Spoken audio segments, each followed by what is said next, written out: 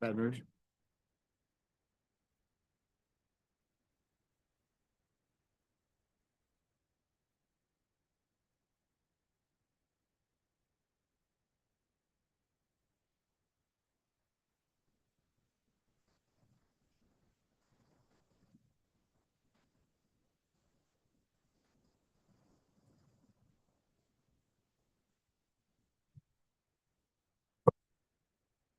Coming.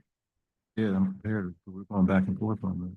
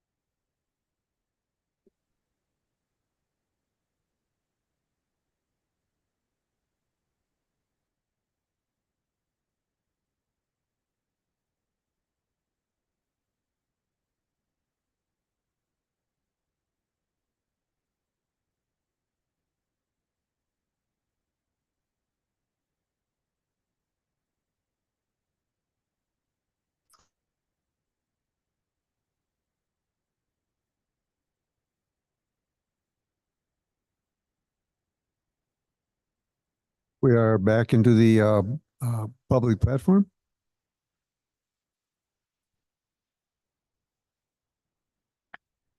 What's going on? Speaker got turned on.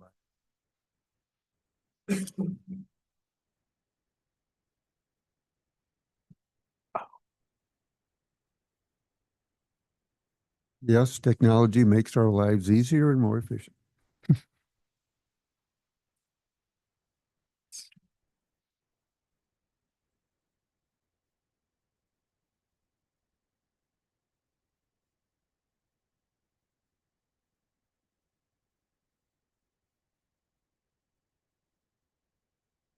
Testing.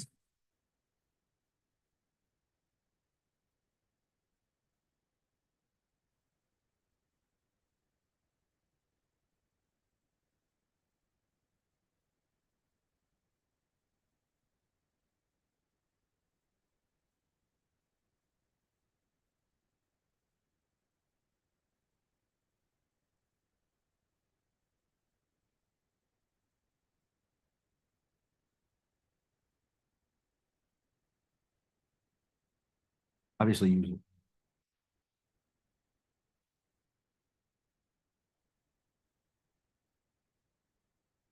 About now. Okay, there we go. We can hear you.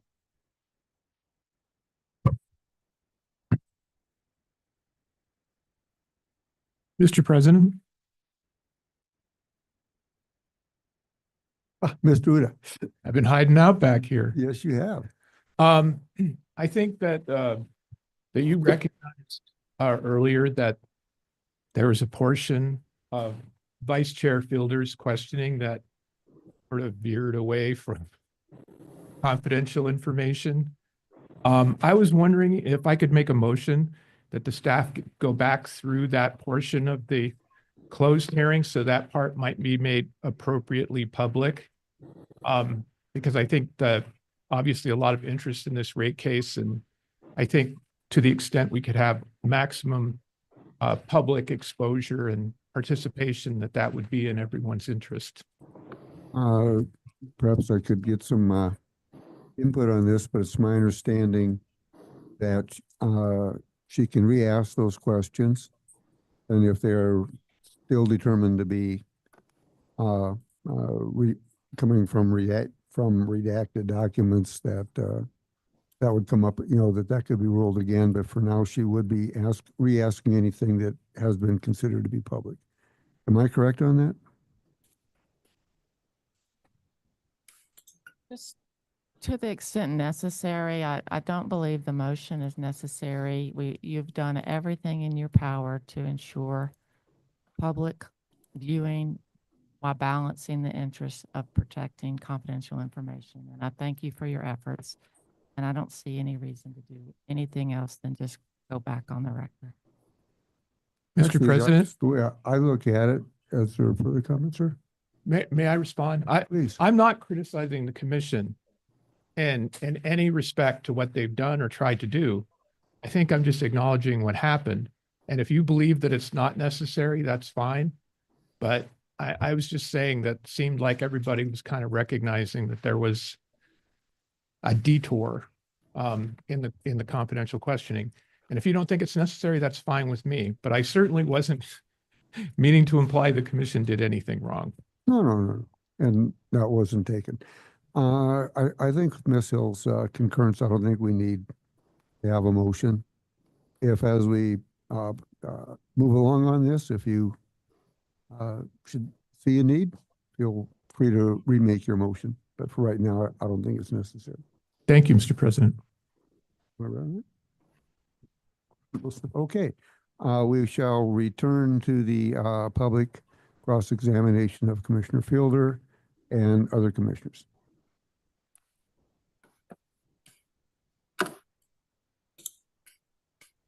Well, Mr. President, I don't really feel like I need to ask my questions again. I think I gained the clarification that I was looking for. Thank you. Are there any parts of those that should be restated so we're back, so the public record is complete? Do you feel, Commissioner Fielder? Well, I guess I could concentrate it into 2 points. Okay, so I'll do that. So Mr. Dismukes, there are oppositional risks. And when I say oppositional risks, I mean that there are members of the public and organizations that could be against or are likely against any type of energy, no matter what the source is. Is that correct? Yes, ma'am, that's correct. Okay. And then on following Commissioner Bukacek's question, there are also unique risks associated with a Montana company relying on energy from another state that falls under a different regulatory scheme. Is that correct? Yes, ma'am. Okay, thank you. I think that covers it for me, Mr. President. Thank you. Are there other commissioners that have questions on recross? Commissioner Bukacek. Thank you, sir. So coming from a liberty-oriented Western Montana district, many of my constituents place great value on keeping control local as much as possible. So is the risk value to Montanans of having an in-state facility like YCGS, is that factored into your evaluation of a resource? No. And is the risk value Northwestern using its own transmission lines not shared with others is like BPA, is that taken into consideration, the value of keeping it within Northwestern owned transmission lines versus shared? Is No. that factored in? No, ma'am. That's all. Thank you. I'll follow up on that. So if this source that wanted to bid did indeed purchase capacity on path 8, let's say. And FERC okayed it. Would that be as guaranteed a source of transmission as other transmission located in state that FERC had okayed? If you've got available capacity that's been FERC approved, I would say that would be it would reduce a significant amount of risk. Yes, sir. Okay, I have a few others, and I'll warn you that I came up with most of these yesterday, and I was solid in rereading them. Okay. I'm having trouble reading my own writing or remembering exactly how I went. But I have the pages. They're not the same as your pages. Okay. So if we need to, I can go back and refer to those, but if you can just kind of remember where we're going with these. Okay. There's, I believe, 3 requests for basically annual review. The wildfire mitigation technology one and the other one. Will annual rate reviews like this increase rates? And I'll make this a 2-parter, and limit future accountability or further prudence review on these investments, as opposed to just having a normal rate case. They can. It depends on how the trackers and their governance are actually structured. I think overall, reviewing those types of costs within a base rate case are preferable to do them in trackers. It's been my experience that has been the case in a number of different states that have tracker mechanisms, particularly for capital investments, whether they be for natural gas pipelines or for electric reliability improvements, resiliency improvements, other things of that nature. And again, as I mentioned in my direct testimony, when you start looking at the criteria that's typically used within a regulation for evaluating whether a tracker is needed or not, they just don't pass the muster on those 3 tests. So thank you for that. Mm-hmm. I'm scratching things off. Others have gotten to where I'm That's going. good for me. And I took my glasses off. I don't know why. This has come up several times. Have you been following the last several days of this hearing? I've been in and out, so more out than in. Okay, lucky man. Northwestern, you claim on my page 1530, Northwestern assets are under recovering about 5.1 million annually through their FERC 2054 regulation products. And so the cost is shifted to retail customers. Do you remember that testimony? Yes, sir. First off, several have testified that's true, but it's less than $1 million. You're coming in at 5.1 million. Can you tell us quickly how you got to that 5.1 million? That was just calculated from the under returning on the jurisdictional side for the company. So it's pretty clear cut. Yes, sir. Can you tell us how that winds up on retail customers when it's a charge to FERC customers?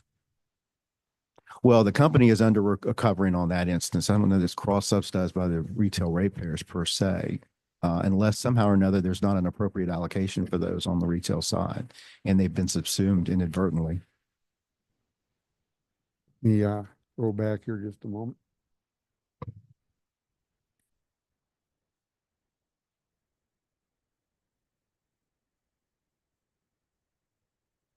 Well, one thing I will say, let me clarify that if we're the way the company is doing this when we're using these offsets, you could wind up having costs in the rate base that are because we're doing that credit approach that are actually being recovered by customers. So yes.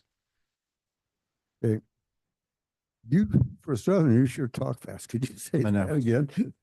You're right. I was to the extent that we've lumped in all these costs, we make a transmission credit to do that. If for some reason or another, those transmission credits and the amounts that we're getting are not adequate enough, then they're not going to be covering all those costs.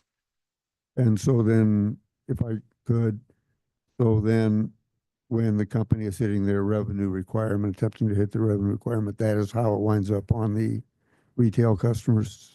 Well, it's because they already start from that point. And if you don't have an appropriate crediting for that, then there'll be a shortfall. Okay. Then I didn't have to look that up. Thank you. Okay, and this is on the next page, so I'm in good shape right now. Did the JCOSS of David Gates establish how retail customers could become responsible? And is it happening still with David Gates and now Yellowstone generating plant? Yeah, if there is a mismatch between the regulation service that generator is providing and what customers are paying for, then there'll be a disconnect and a over recovery from retail jurisdictional customers in Montana. Does this go to using hydro and thermal for regulating reserves before David Gates and even since David Gates? I don't know that I can speak before, but it has to do with the mix of renewables that are in that market that they're having to backstop and they're using for regulation service with David Gates, as I understand it. Okay. So when these are rate-based, the David Gates, full strip 4, and the hydros are rate-based. Right. Do they collect more from customers that are rate-based than they do from those that are receiving regulation reserve and regulation products from those rate-based plants? They may be now due to the under earning. Say again, please. Yes, to the extent we are under earning on the wholesale side, then yes. I'll give you an example. And if you've dug into this, that's fine. If you haven't, that's fine as well. Currently, CU4 is charging customers normally $68 to $69 a megawatt hour. Would you have any idea what the PERC rate for regulation reserve is that would come from that? I don't know. So Okay, thank you.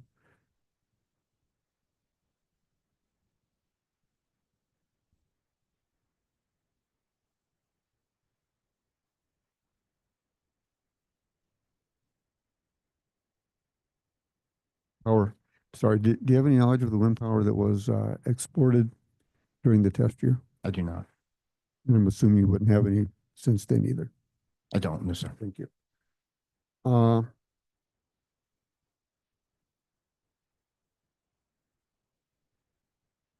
This is an interesting question because I served on tax committee for 2 sessions and I have no idea what you're talking about. Please stick with me on this.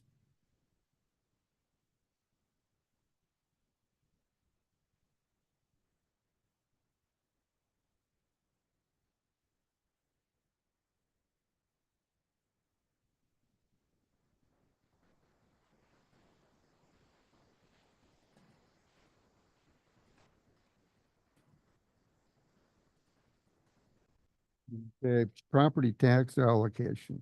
Please discuss the LCG position regarding the allocation of property taxes.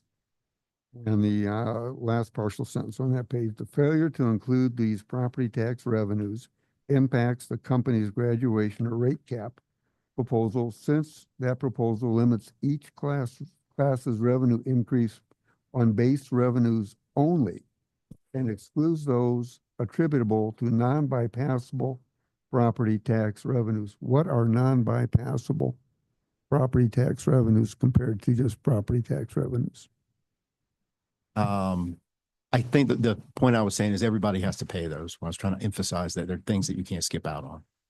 There are no property taxes anybody skips out on. Those are additional costs that have to be recovered and paid for. How are they, is there such a thing as a bypassable? Not that I'm aware of now. Okay. We're good. I was kind of hoping we could find Yeah, something no. there.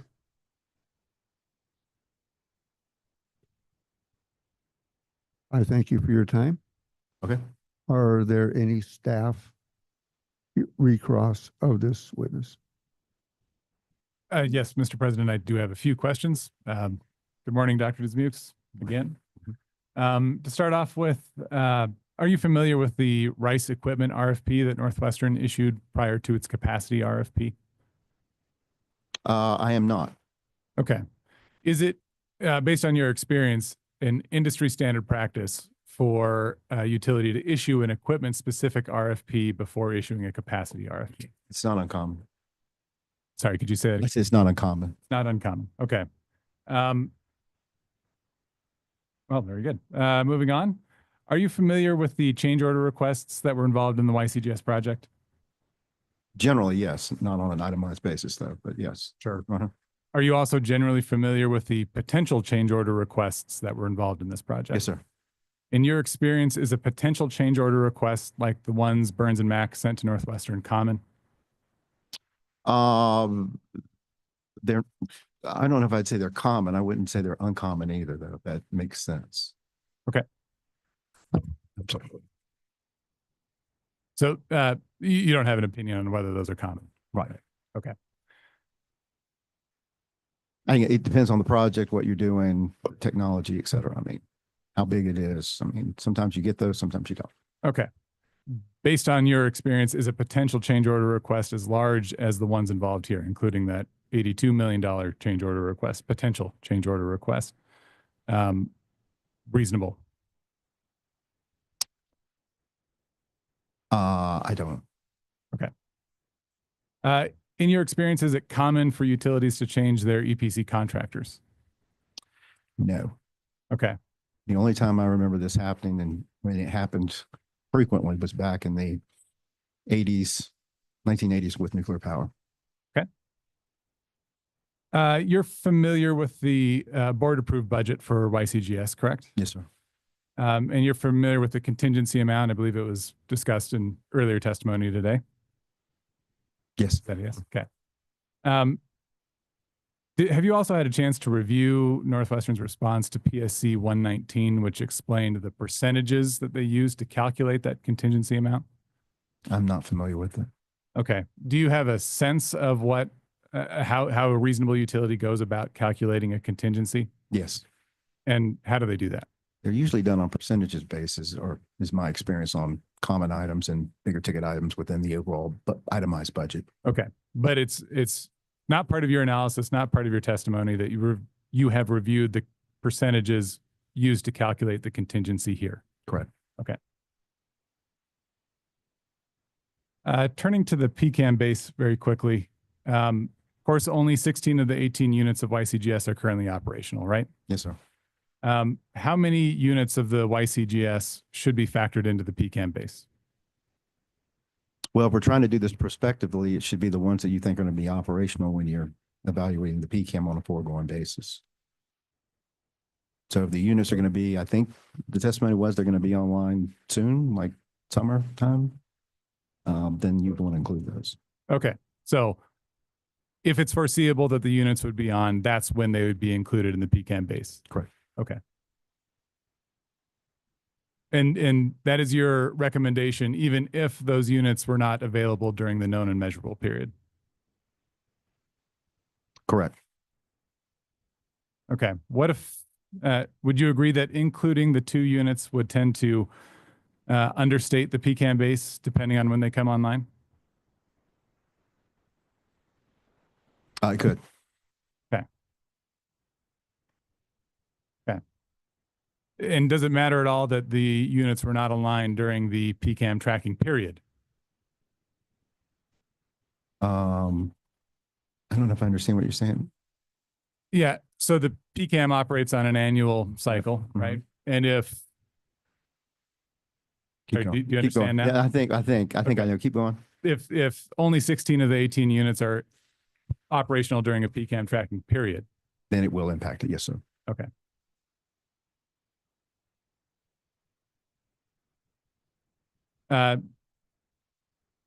Do you have any estimate of what MCC would recommend as a PCAM base if the commission decided not to include all 18 units in the PCAM? Yeah, I would defer to our other witnesses on those matters. Very good. Do you believe that the PCAM as a supply cost tracking mechanism still provides an incentive to Northwestern to control its supply costs? Yes. Do you believe it's an effective mechanism to control supply costs? I do think it's constructed that way relative to other mechanisms. I haven't done that comparison. But because it includes sharing and performance, I would say yes. Okay. Okay. In preparing for your testimony, did you evaluate Northwestern's ride-through capacity requirement and duration tiers that it included in the 2020 RFP? I'm familiar with them. Okay. In your opinion, is Northwestern's approach to ride-through capacity in the 2020 RFP reasonable? Yes. And is that opinion derived from industry best practices? Is it industry best practice to include that sort of ride-through duration? Generally, I mean, utilities are going to characterize that differently one way or another, but that's what you're going to be looking at is what do you need during various peak hours and how do those change? Okay. Are you generally familiar with the commission's comments on Northwestern's 2019 IRP? I was at one time. It's been a long time since I've looked at it. Okay. Do you believe that Northwestern in the 2020 RFP adequately addressed the commission's concerns about the ride-through capacity requirement? I don't recall what Okay. that was now. All right. In this case, MCC's position, your position about the adjustment for YCGS cost overruns is that only those cost overruns should be removed from the revenue requirement, correct? Yes, sir. Is there a reason why you haven't referred to other resources that were bid into the portfolio? And please don't discuss any of those Right. resources, I won't. to base an alternative revenue requirement. So it's a good question. I think what I've offered and put together is on a fair and reasonable basis. There could be an argument for going back and picking a resource and its cost per KW and benchmarking that relative to the actuals and using that as the bogey. And I've seen that happen before. And I've seen that happen in generation prudence investigations before. That's not my recommendation here. I think it's simply based on, look, this is a cost overrun, a risk that you took. You need to incur that. Okay. Are you aware of any industry best practices for weighing price and non-price factors in a resource evaluation process? I'm familiar with it. Okay. Can you explain your understanding? Usually when utilities or any party are securing resources, they'll develop a scoring matrix. They'll have individual items and put weights on them. Some of those items will have cost factors, some will have non-cost factors based on the attributes of the resources, and they're scored that way, and you sum up the scores. Okay. In your experience, is it an industry norm or a best practice to weigh non-price factors equally? That is to say 50-50 with price factors. That's usually not my experience, but I haven't done a comprehensive survey of that, but in the ones I've worked with, cost tends to drive it. When you say cost tends to drive it, how much more of a factor is cost than non-cost? I don't have a percent, but it's more. Okay. 60-40, usually more. Okay. And I think it depends on the utility and the location of where you're at. I mean, I participated some in the Gulf South region and prices a significantly high weight. In other parts of the country, I think those might be different depending on you have RPS requirements, you have other things that you have to consider and think about in terms of emissions and other things that the public policies are in your state. Okay. You just use the acronym RPS. Could you explain? Yeah, Renewable Portfolio Standard. Okay. And so that's one circumstance or condition that would change how you weigh price and non-price factors. Yes. Are there any others that you'd care to mention? There could be reliability considerations in certain states that have unique challenges. For instance, in Louisiana, we're surrounded by a lot of water. So if you're looking for resources in a particular place, you may have a higher weight on the reliability if that resource is located close in proximity because of water bodies and things like that. So again, it varies. That's why I can't give you a fixed percent. And I don't know about the comparability as well. Okay. Moving on to wildfire mitigation balancing account. 3 questions here. In your opinion, are the wildfire costs that will be included for recovery in that balancing account largely outside the control of the utility? Yes. Okay. And similarly, are those costs unpredictable and volatile? I don't know if I'd say they're volatile. I would say there may be some uncertainty associated with them. Okay. I mean, I don't know the extent of wildfire activity in any given year, for instance, that may drive those costs. Okay. Okay. And then finally, are the wildfire costs that are proposed to be recovered through the wildfire mitigation balancing account substantial and recurring?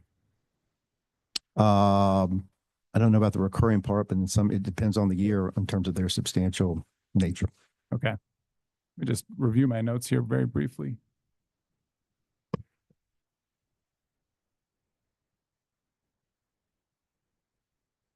I don't believe I have anything else for you. Thank you for your time, Dr. Dismukes. Mhm. Is there any recross from interveners based on issues raised by the commissioner staff?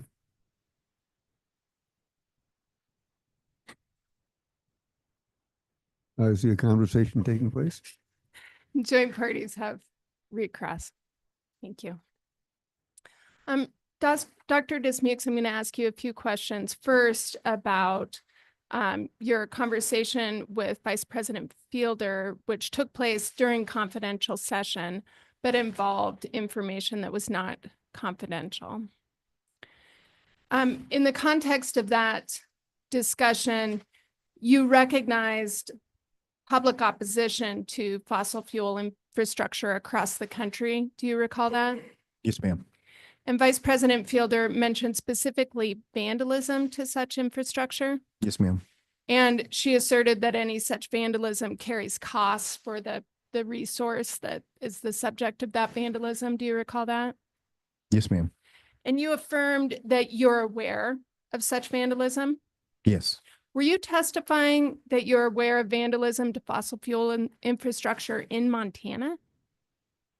No, I know it's happened in Louisiana. Okay. There've been other states where it's happened as well. Okay, but you weren't testifying about that Not kind here. of No, I'm opposition not. in No, Montana. no. Okay. And we should try not to talk over each other, I think here. And you weren't saying that the nature of the opposition to YCGS has involved any vandalism, have you? I'm not aware of any. Vice President Fielder also asked you some questions about public opposition to wind and solar projects. Do you recall that? Yes, ma'am. And you said you were aware of such opposition. Yes, ma'am. I think you noted that opposition is associated specifically with the permitting and construction of such facilities. Is that your experience? Yes, ma'am. And are you aware of whether it would be typical for Northwestern to take on the responsibility for the permitting and construction of wind and solar resources? I don't know if I understand the question. In what context? Are you a self-build option? Are they RFP with a third party build, operate, transfer agreement? What are we talking about here? Are you aware of any proposals by Northwestern for a self-build option related to wind and solar? Sorry. No, I don't. I'm not aware of one. And are you aware of any public opposition to Northwestern Energy signing power purchase agreements for wind? I'm not aware of any. How about for solar? I'm not aware of any.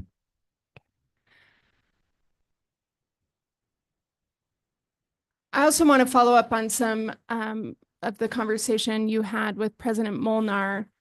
Your testimony described a situation where retail customers are insufficiently credited for FERC jurisdictional transmission and ancillary service costs, correct? Yes. But FERC customers are paying Northwestern this amount, correct? Well, they are through for the credit. You're getting a credit back for the transfer of the revenues that are used to use those facilities. And wholesale customers are paying through for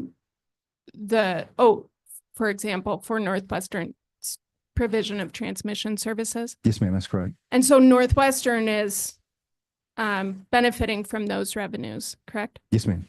And if those revenues aren't properly credited to retail customers, what happens to them? They'll be incurring costs that have no revenue back to them, and they'll be in rates. So Northwestern will retain those excess revenues? I don't know about excess revenues, but there'll be costs that will be incurred by retail customers. Okay, and Oh, I'm sorry. Are you talking about the credit itself? If it's in above the credit, is that what you're asking me? yes, if the FERC jurisdictional costs and revenues to Northwestern exceed the credit, what happens to that amount in excess? Yeah, they would keep that. Okay, so Northwestern in that circumstance would actually be over collecting for these services. Yeah. Is this what you referenced when you talked about a cross subsidy with Mr. Molnar, President Molnar, by retail customers? I believe so. Yeah, that was the principle at least. Yeah. Okay. Is there anything else we should know about how this works? I wasn't sure I understood the cross subsidy terminology. No, not beyond that. Okay. Dr. Dismukes, how many Northwestern Energy rate cases have you been involved in? I don't recall. 3, 4, 3. 3. Okay. This issue of allocation of transmission and ancillary service costs between retail and wholesale customers, it's come up in the past, right? I think it's come up in the last 3 I've been in. Yes. Okay. And have you concluded in those past cases that retail customers are insufficiently credited by Northwestern's proposal? I believe in most of those instances I have. Yes. And have you, in those instances, recommended reducing the cost for retail customers to ensure they're not overpaying for FERC jurisdictional services? I don't know the specific recommendations. If it were reducing costs or increasing the credits associated with revenues, I think would be a better characterization. Okay, but each case has resulted in a settlement between certain parties, including MCC. Yes, ma'am, that's correct. Would it be helpful for the commission to provide direction to Northwestern in its final order in this case as to how this issue should be addressed in future rate cases? Sure. Yes. Okay, no further questions. Thank you. Is there any further recross from interveners on anything raised by the commissioner staff? I have one question, Mr. President. Please. Dr. Dismukes, you were asked a lot of questions about your direct testimony in this docket. Do you recall that? Yes, ma'am. And you filed that direct testimony before reaching the settlement with the parties, correct? Yes, ma'am. Do you believe the settlement results in just and reasonable rates? Yes, ma'am. Do you fully support the settlement? Yes, ma'am. I have no further questions. Seeing no further. Sure. Mr. Brown, would you like to redirect your witness? Thank you, Mr. Chairman. I guess just to follow up on that last question from Ms. Hill, are you saying that the settlement results in just and reasonable rates regardless of the commission's resolution of contested issues? No, just on the settlement terms that we agreed to. Okay. And then I think I heard you say with respect to price and non-price weighting of factors that you didn't really have a specific percentage in mind. But is it your position that the weighting of non-price factors was too high compared to price factors in this RFP? No, I think the point I was making is it tends to be I think Mr. Hamilton was asking me what is the typical weight in industry trends, and it tends to be more weighted towards cost than it is to non-cost or non-priced weights. Okay. Can you give us a ballpark of what that ratio might be? I don't. 60. I don't know. It's hard to say. Like I said before, it can vary, but it's usually a majority. So 60, 40, 55. 50 is usually significant too. I think not 55, 45, but usually a 60, 40, 70, 30, somewhere in those ranges would probably be the median. Okay. Thank you, Mr. Chairman. That's all I have. Seeing no further. I'd request that Dr. Dismukes be permanently excused. Without exception, my concern is that he has given a lot of very weighty testimony, and there might be reason to recall him later. I'm not positive about that. Do you see any problem with having him temporarily excused? And if something should come up, we could let you know it's coming up, and we could send him a link and he could testify remotely. Well, I guess I would ask Dr. Dismukes when his flight back home is. Yeah, I'm more than happy to accommodate if we could do it remote. I've got to go to West Virginia to testify from here. At least as of now, I do. And then I need to get back home. But I'm more than happy to do it remote if I can. And if you were somewhere else, how much time would you need to respond? If you were in Virginia or whatever else is on your schedule?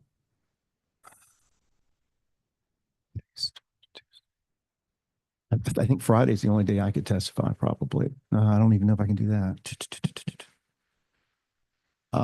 We might be done in a day or two, and frankly, I don't have any questions. I'm just saying that there was a lot here. I could make Wednesday available if I needed to. So if I could have,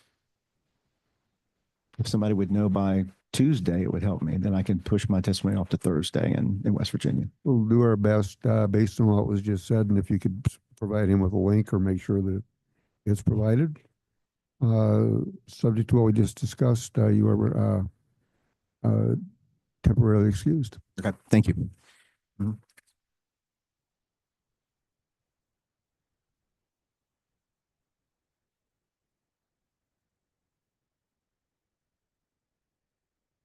Okay, actually, before we take a quick break, I would like to reopen public comment. We have a young man that drove 80 miles to be here. He was relying on the Monday schedule. That was the first Monday. And I'm not sure about this Monday, but he was a little late, and we certainly would like to give him his opportunity. So we are going to back to public comment. David Nurk, please approach.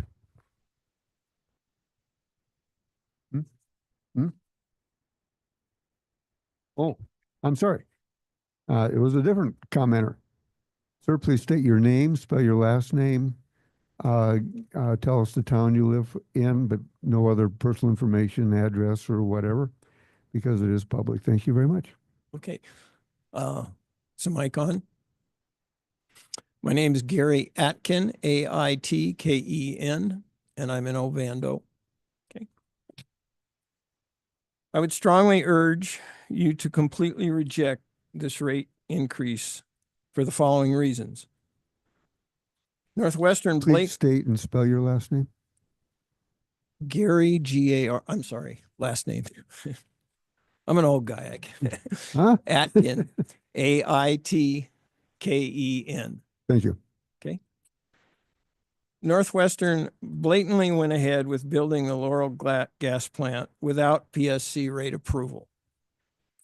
It is already overcharging its customers for energy based on obsolete, poorly maintained, derelict coal-fired equipment that has the worst maintenance and uptime ratio in its portfolio and has been down exactly in those times when Northwestern claims it is needed most.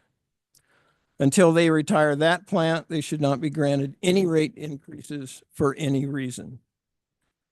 Northwestern is already milking the average Montana ratepayers to subsidize its large customers who pay a reduced rate. You have or will have already heard testimony in favor of this rate increase from large customers. Those large customers secretly negotiated their own special sweet deal at the expense of ordinary Montana citizens and ratepayers, both small businesses and individuals, who are generally unaware of rate case issues and how they will be affected directly. Northwestern's proposal is based on the assumption it will sell 5 to 6 times as much power into the export market as it has historically. If that is actually the case, it is tantamount to admitting it had no need to build that plant in the first place. It was built on speculation with a new large customer in the offing, and they are hoping or proposing to give that customer and other large customers a break while recovering costs from its long-standing captive small business and residential customers, customers who have absolutely no need for that power plant. The Laurel gas plant facilities are simply not needed. What Montana needs is better transmission and storage capabilities and restrictions on highly volatile cryptocurrency and artificial intelligence data centers to locally supply their own power requirements at their own cost. As a former investor in this company, I can tell you Northwestern's proposal is a blatantly sweet deal for its investors at the expense of its residential and small business customers. Unfortunately, those customers are captive and have no choice but to suffer whatever costs the PSC agrees to. So I urge you not to simply settle on a lower rate, but to reject this increase in its entirety. Otherwise, going around the PSC will become, if it has not already become, standard operating procedure. Blatantly ignoring law and good policy and asking for forgiveness later is not good governance. It is simply a well-confirmed path to corruption and bad governance. The losers, as is too often the case, are ordinary, hardworking Montana citizens. Thank you. Thank you very much for your dedication to public involvement. We are going to take a 15-minute break. So that would be 11:10. We'll be back. Thank you very much. We're adjourned.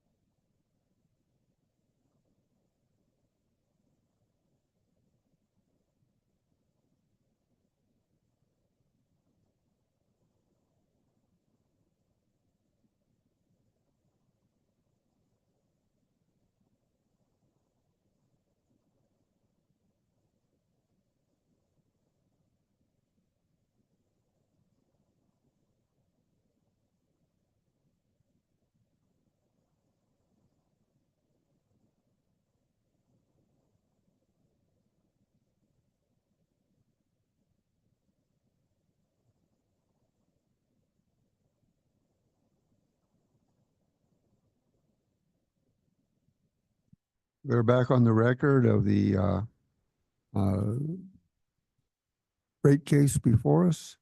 I believe that Northwestern would like to call a witness. Yes, thank you, Mr. President. Northwestern would call Jason Merkel.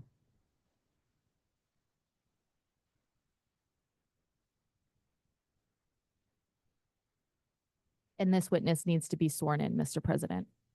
Mr. Merkel, please raise your right hand. Do you affirm that you'll tell the truth, the whole truth, and do so without purpose of evasion? Thank you. Thank you. Merkel, if you would make sure the blue light is on.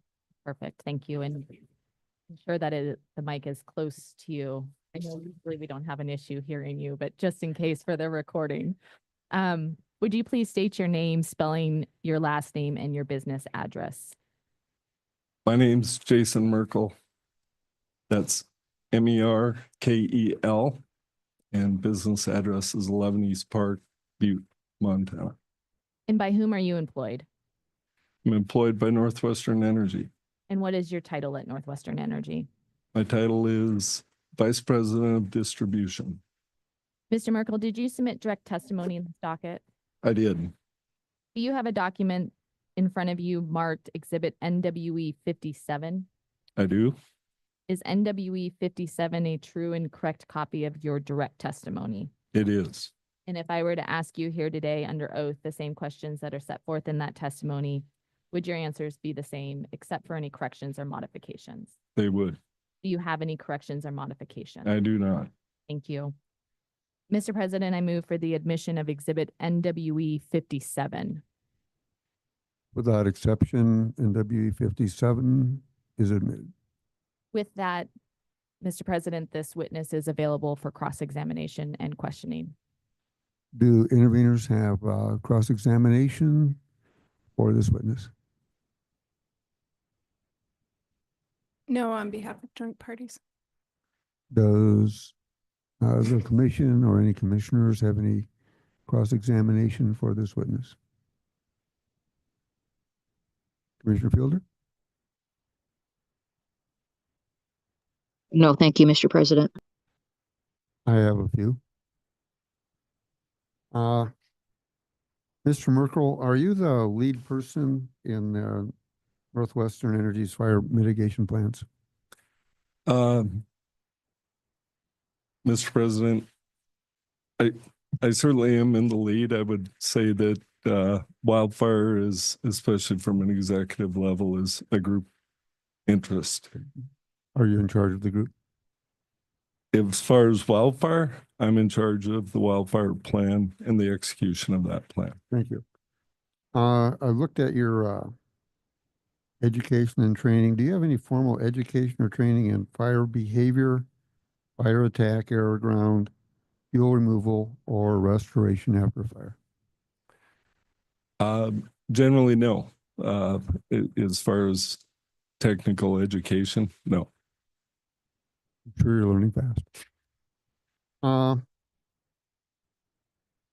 We received testimony fairly recently from, I believe, a person that's part of your team that while studying the ignition of fires around the state over a period of time, that ignition by transmission and distribution was not undertaken. Do I understand that to be correct, and is that your understanding? Could you ask that one more time? I'm sorry. During recent testimony, Yeah. it was stated that while studying the ignition source of fires around the state, the transmission and distribution ignition was not studied for Montana. Is that correct? That is correct. And it's not that we didn't take a look at it. The issue that we had was all of the data that we've taken for a long time has been very reliability focused. And we really didn't separate what we needed to in order to truly understand it by ignitions.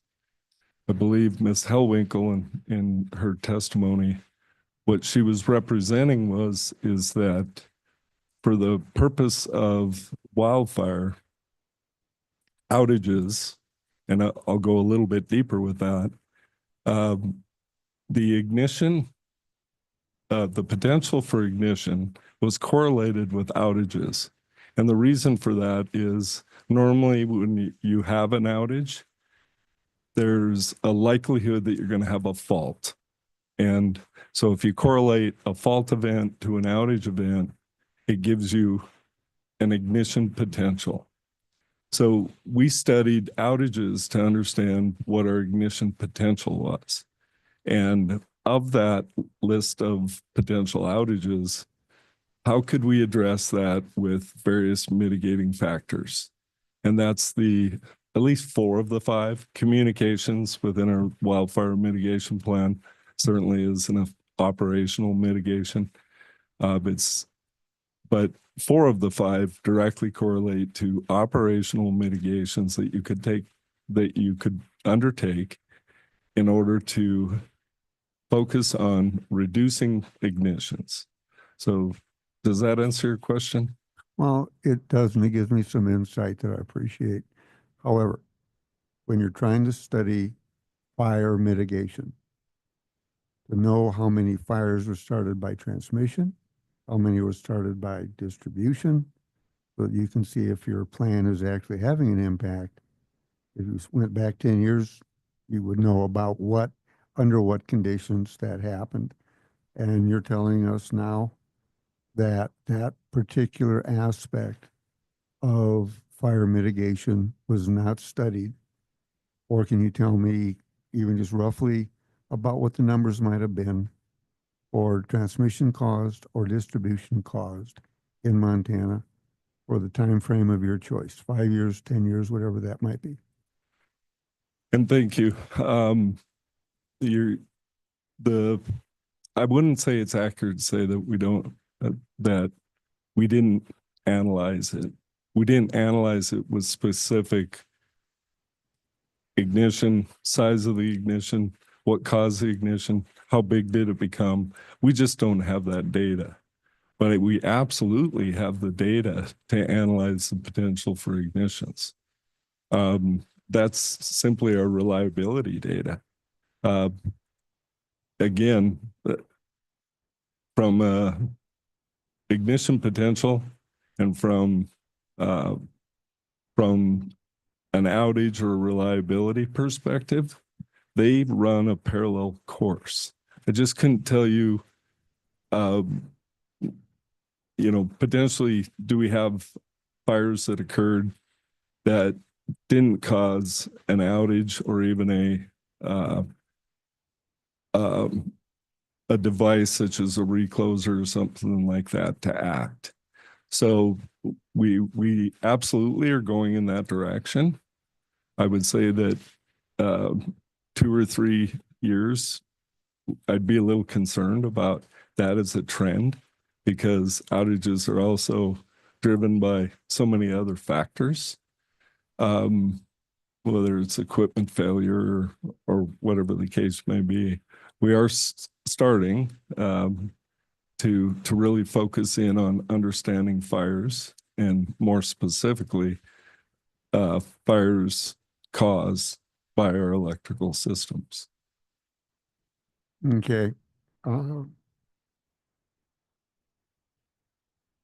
I think we can agree that a condition for a fire is not the same thing as a fire. Apparently you don't want to guesstimate, can you get for us the number of fires that were started in Montana and possibly by Northwestern, because that would be different. BPA has a large transmission system, etc. The co-ops have a large distribution system. Can you get us the number of fires that were caused within whatever time frame you can get us by transmission or distribution, and specifically by Northwestern? I think we can agree that somebody called the fire department, somebody called the Forest Service, somebody called the insurance company. These numbers have to be available. Can you get them for us and submit them? We really can't. Not with any. I think it would be a very flawed data set. because again, until probably the last 5 years, it really hasn't become a focus, or was a focus, more than the reliability information. We were very operationally, we were very reliability focused as an organization. I've been part of this company and part of operations for nearly 30 years. And it was through most of my career, it's when the power goes out, get it back on.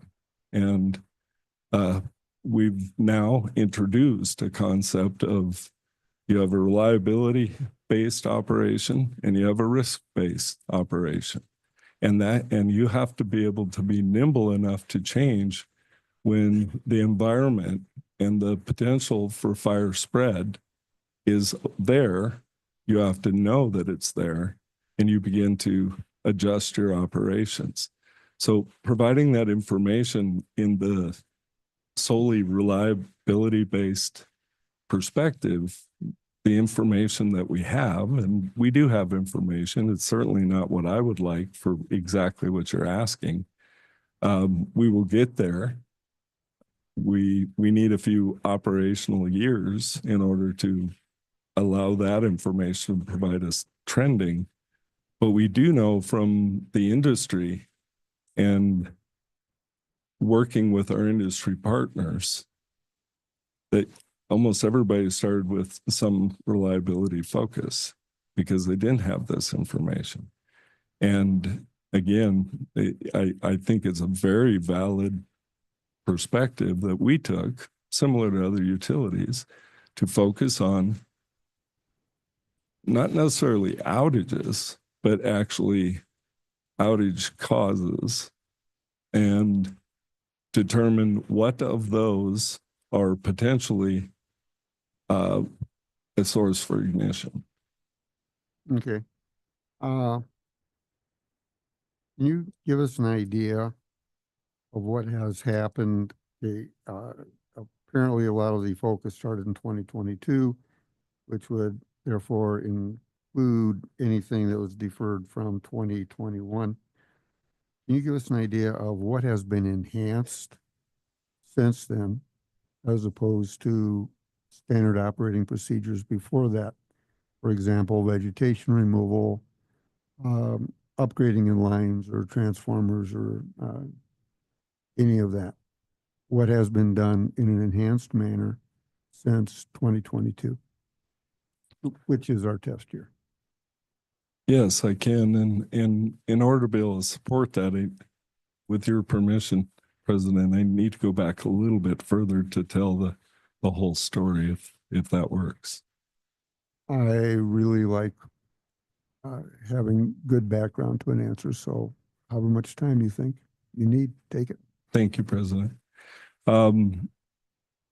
Although it wasn't Wildfire, when we started in DSIP, what we were doing in those days was actually setting the stage for us to serve our customers with an advantage on dealing with wildfire. The DSIP days, we were starting with those around 2011, 2012. And if I may, reference to the 4 categories that are now in our wildfire plan. Actually, there's 5, and I don't want to miss one, but in terms of the effort of your question, communications, I'm going to slice off.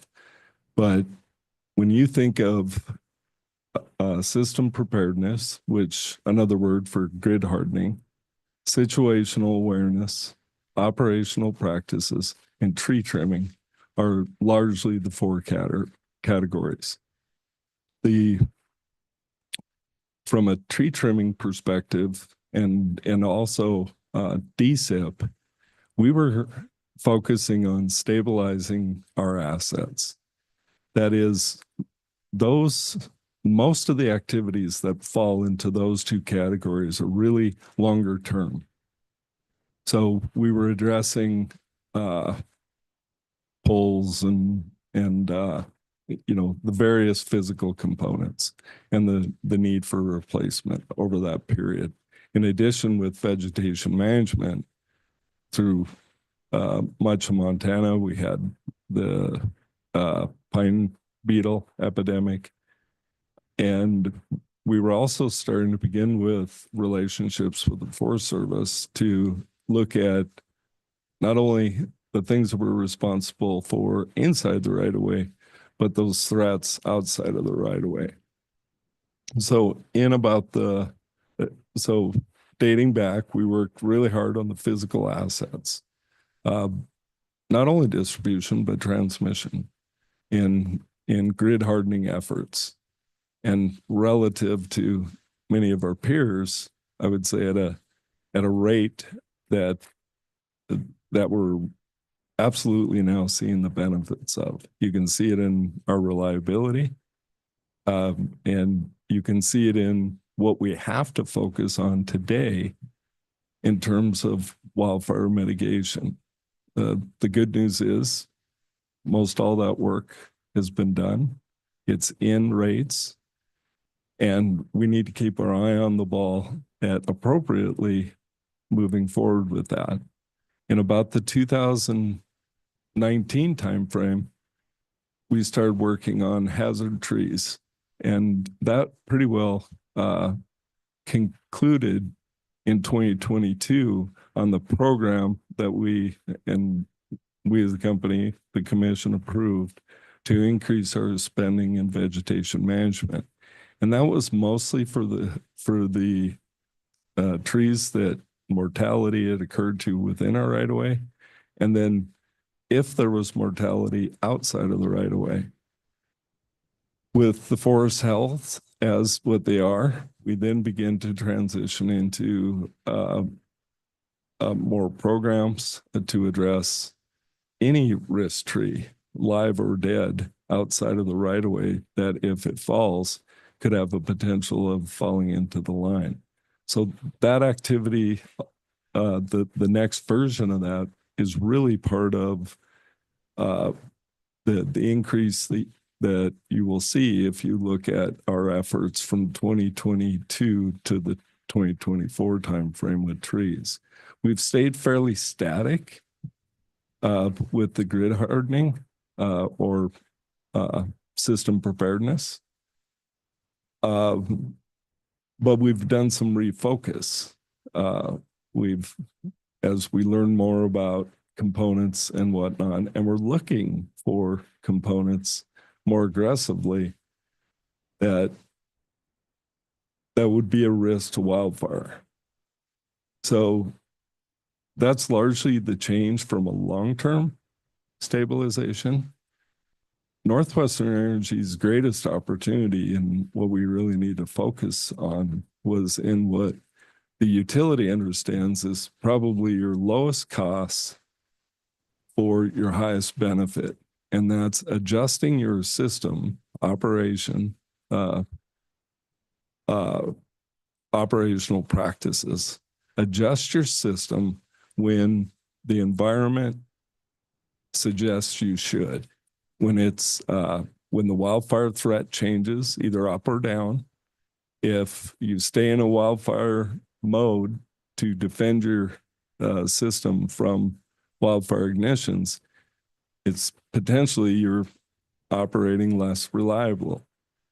So if you monitor the environment and our systems, and then adjust your operational practices to the threat as it exists, you're kind of swinging from one end of the bookend to the other between being operationally minded and risk-based.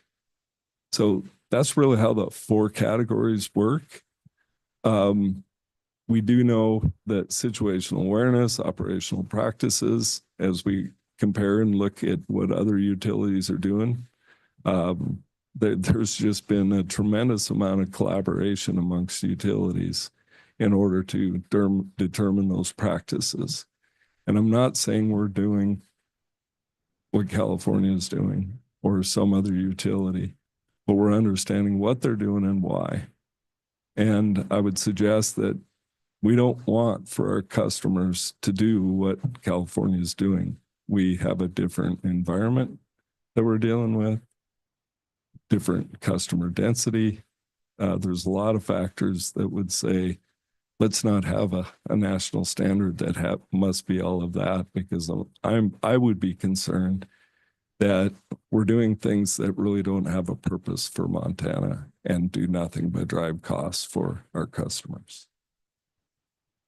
Thank you. Is there a difference in your fire remediation plans between Montana and South Dakota, which is also which is under a different commission? There absolutely is a difference, but not to the objectives or the categories in which we focus on. I can tell you their system is different. Their system and the way we operate in South Dakota, and I know this is going to sound really odd, but it is more urban in its design and function. It has many of its service or its circuits loop, they tie together. So because it's more urban, where in contrast in Montana, we're much more rural. We have many of our distribution circuits that are just lateral, radial lines. They don't connect to anything at the other end, and they can have higher impact when you lose a particular circuit. So and that's just our system. When you look at the environment, it's different. It's more farmlands. It seems to be greener longer. You know, it's checkerboarded. You have in the area that we serve, it has a road every section. And, you know, so all of those factors say that for South Dakota, this is how much you need to do and what you need to do. And it's a perfect example of how we are using best practices on what tools you have in the toolbox and how do you apply those. And you need to choose value-driven applications. So yes, they're different. Thank you. You touched quite a bit on here in different format, the energizing and de-energizing protocols for transmission and distribution. Have you changed those? Are they upgraded? Is there a new protocol now, an enhanced protocol? What's the story with that? Because that seems to be the crux of a lot of the problem. I would say we have an evolving protocol. So even before we had a plan, there were times of the year that we would put things into what's called non-reclose.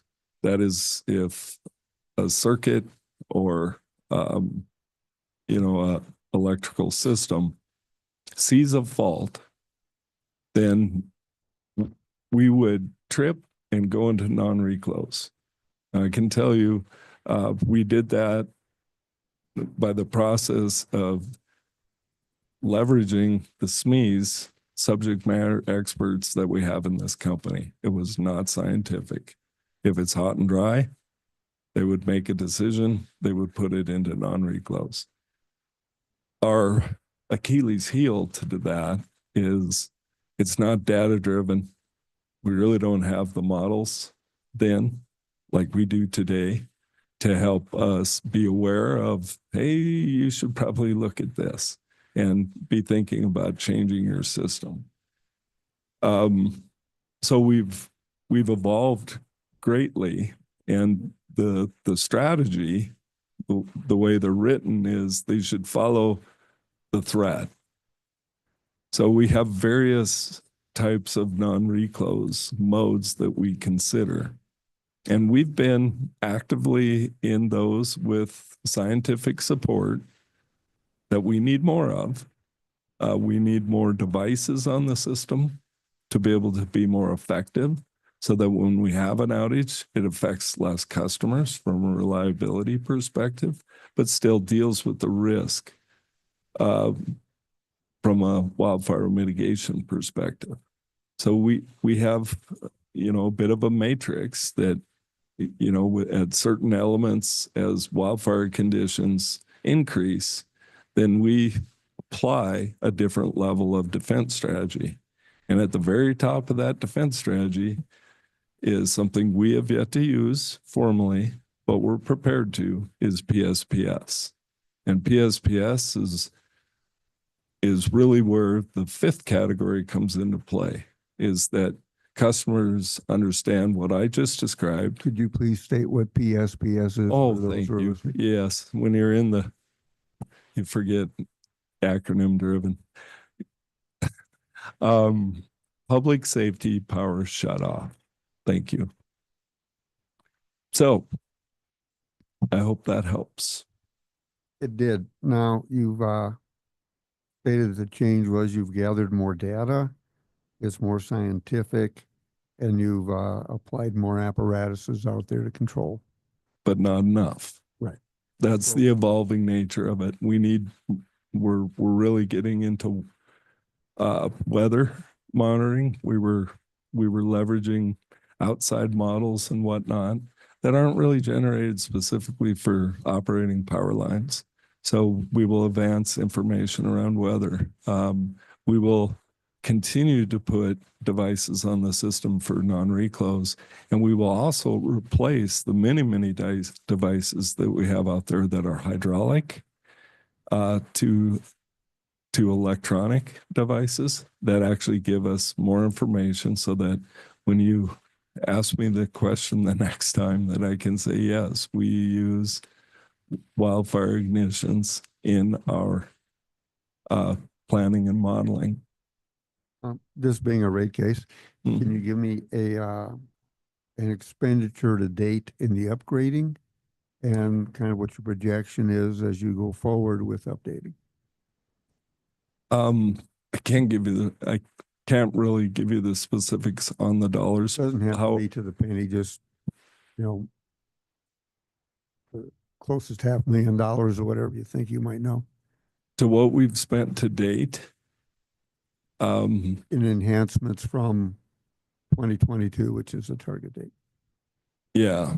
All of those costs that we initially had working on the BSIP, the enhanced component that you asked about were those dollars in addition to all of our prior costs. We evaluate them and we said, does this fall into a wildfire mitigation activity? Is this something that we would do if we were starting anew with a wildfire?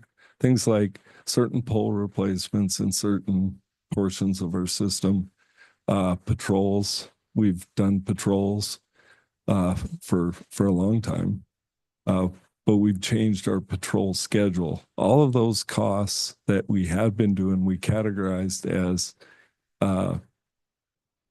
as historical. And then the enhancement component is what we looked at. This is what we need to do in addition to. The period from 2022 to 2024 was a period of ramping up. And again, specifically, I know you have a witness coming up that would be able to walk you through those specific examples of where we're at today. Can you give us that name? That is Miss Rich. So you would prefer that Ms. Rich answer that question? I do. Okay, I thank do. you. Just about done here. It's really not, and these aren't very difficult.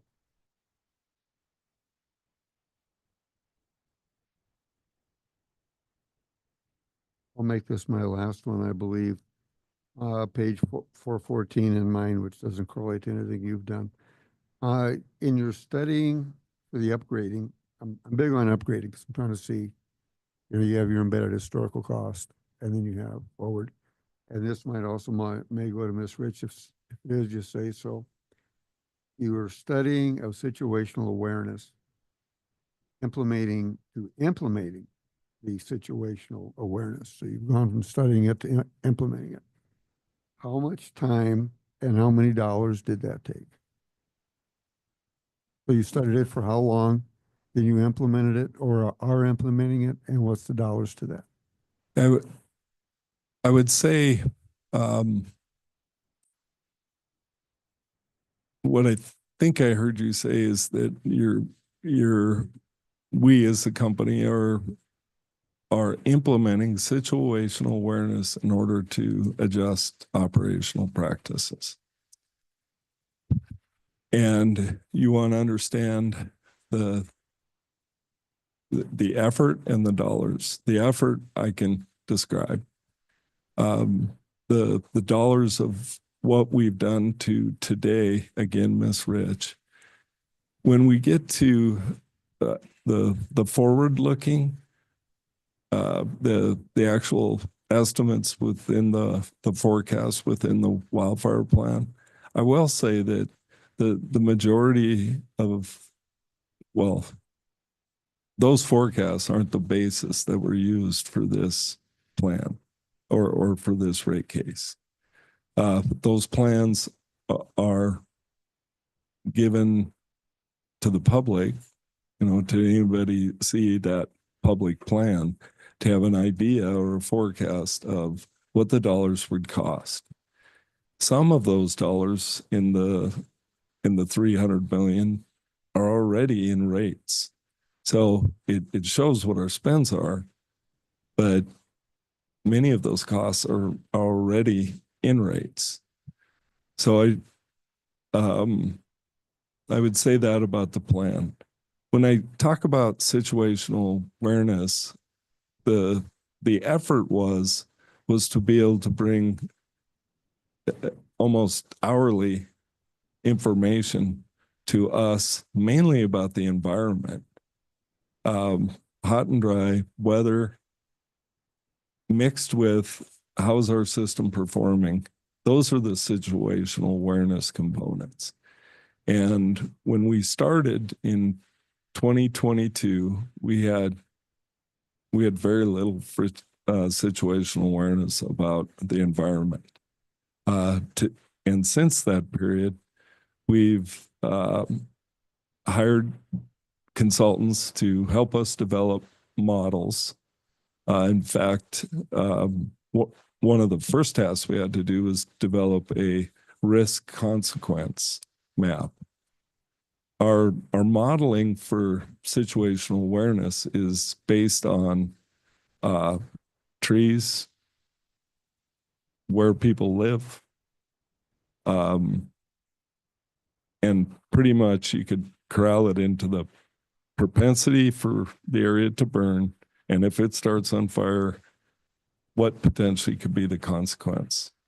In order to get there, we, through modeling, ignited a fire every 200 feet under our distribution lines and our transmission line, and applied historical weather data and a number of modeling processes per ignition through a Monte Carlo type analysis that we understood where the consequence of, or what the consequence of that fire would be. We then, that kind of gave us a scale of, this is the biggest consequence, this is the smallest consequence, but even the smallest consequence in Montana has the propensity to burn. So it went into 3 tiers just so we could manage all that information and data. It went into low, medium, and high consequence. So we've established that. We then took our consequence model and we layered on our system health data. So what you get, and I think if you look at the wildfire plan, it explains some of this, but what you get is a bit of a 4-quadrant tier. And all of that information helps guide us to understand this might be in a brand new, just built, constructed. You would expect the reliability to be quite high, not perfect, but quite high. But it's operating in an area that's just tremendously consequential. And so with that, grid hardening's not going to do you much. We probably just reconductored that near Ant Park with high carbon or carbon reinforced conductors and all the structures to support that. But the consequence there and the potential for it to burn, it's just going to, nothing from a grid hardening is going to help you. The only thing you can do at this point then is adjust the operation of that system so it matches the environment that is in at any given time. In order to get that, you need consequence, you need how the system performs, and then we always have to be monitoring for that wind event or that event that can be so consequential that it's going to be tough for our lines to survive that. Absolutely. I lied, one more question. Okay. When your team is determining the data to gather, how to interpret that data, how to deploy resources, do you save a spot at the table, so to speak, for your insurance carriers so they're getting the information they need to have a higher level of comfort with being your carrier? That's a good question. It's insurance is not really in my lane, but certainly I understand because I've been asked to go speak to the insurance companies or certainly people from my team. And what they're really evaluating is not so much what we do from a performance or decision basis. They want to really understand, do we have the tools that seem to be consistent in the industry in order to be able to maintain it? Do we have a wildfire plan is really what they're looking at. And then, as our sophistication is growing and parallel to the industry's sophistication, the insurance companies are becoming more sophisticated and understand for this region, you probably need this or that or the other. Kind of yes or no, do you reserve a spot at the table for the gathering of the information and the distribution of resources? I'm sorry. You save a spot at the table for your insurance company. Discussion on data to be gathered and distribution of resources. Well, that's largely what we're doing. I wouldn't say that they're at the table as we're operating, but I would say in understanding what we're doing, absolutely. So they're comfortable with the interaction? I think they are. Yeah. We're very responsive to it. We're trying to manage that as well as we can. We're aggressive about, do they have the information? Are they aware of what we're doing so that, we can stay insured? Okay, thank you. I see a commissioner that just might have a follow-up question. I do. Thank you so much.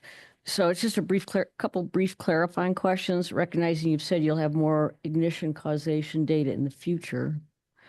In your study of outages and your reliability focus, if ignition in your current studies and what you have available with your various devices, if ignition had been caused by or appeared to possibly be caused by Northwestern distribution and or transmission lines or something else Northwestern caused, would that have shown up in your current method of study? Would an ignition showed up in our current? Ignition that had been caused by something having to do with Northwestern or appeared to possibly be caused, would that have shown up in your current method of study? Not in a past tense, Commissioner. The concern we had largely is not so much about the fires that we knew we had, it's the fires we didn't know we had. And really that gets down to all that information comes from the field. And realize, I'm going to defend them here a little bit, realize that many of them have kind of grown up with this phenomenon throughout their career. So if a device sparked or arced and did cause a fire that hit the ground, from the data perspective, today we want to know that information. Then You know, years ago, they would look at it and go, caused a small fire. How big? I don't know, foot or two, ignited, and then it went out. Historically, there was no driver to get that information. So the biggest concern that I have with past data, today we would want to know about that because we want to know about the device that caused it. And so we could categorize that and say, is this specific device something that we should be programmatically working off the system? So the biggest problem with our data, or one of the problems with our data, looking back, is we don't know what we don't know. And it was largely driven because from a reporting perspective, they didn't see that as significant from a reliability perspective.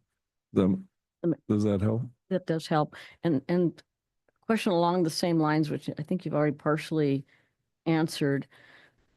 And this is, again, going forward, I realize it doesn't relate to this particular case, but some of the other questions you've been asked don't relate to this particular time frame. So I would still like to know, as far as a driver, now that utilities in Montana for fire mitigate, they don't have strict liability. They will be held liable if they are thought to cause the fire. That's been kind of this last legislative session. So I would think that would be a driver to further increase supplying ignition data. Would you agree? Yeah, and I think just understanding that more and more could have, benefits beyond that. Certainly for as we manage legislation and the newest legislation and what we need to do for that, but also for the system. Yeah, the information I think can be multifaceted on what it can support. But we also have to be careful that like when you're comparing from an industry perspective, is everybody's standard for what they report the same? Like some are only interested in the fire that potentially hits the ground. And I know of several utilities that's kind of where they draw the line, is just tell us what hit the ground or the fire in the ground near our facilities. And it has to be a fire of a certain size. Then it gets reported. At least initially, I think we're starting with, if there's evidence of fire and of recent fire, report it. And like, for example, we have structure fires that often occur after a long, long dry period. Insulators might crack. Devices might fail during that period. We don't see them until the rains hit. And then we'll have a structure fire above ground. Well, at certain times of the year, that can be an ignition potential that I think we want to know and understand. So I think where we're starting is, let's start big so we get everything, and then we can focus it to the need. Thank you. You're welcome. Any other commissioners? Oh, Commissioner Panucci. Thank you, Mr. President. So fire risk today is very different than it has been, say, 10, 15 years ago. And I think based on what's happened in California. When I look at the responsibility of public service commissioners and they say, hey, this is a big problem. I raised my hand and said I wanted to help with that. And I look at these fire risk maps that they're showing me. How would you think Montana rates to other states on how high a fire risk Montana is? I'm not sure how it rates in comparison. I would say there's different drivers. For example, the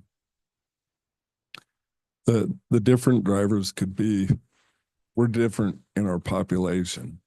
I think we're one of 4 states that has the highest that the highest percentage of new development in the WUI or wildfire urban interface.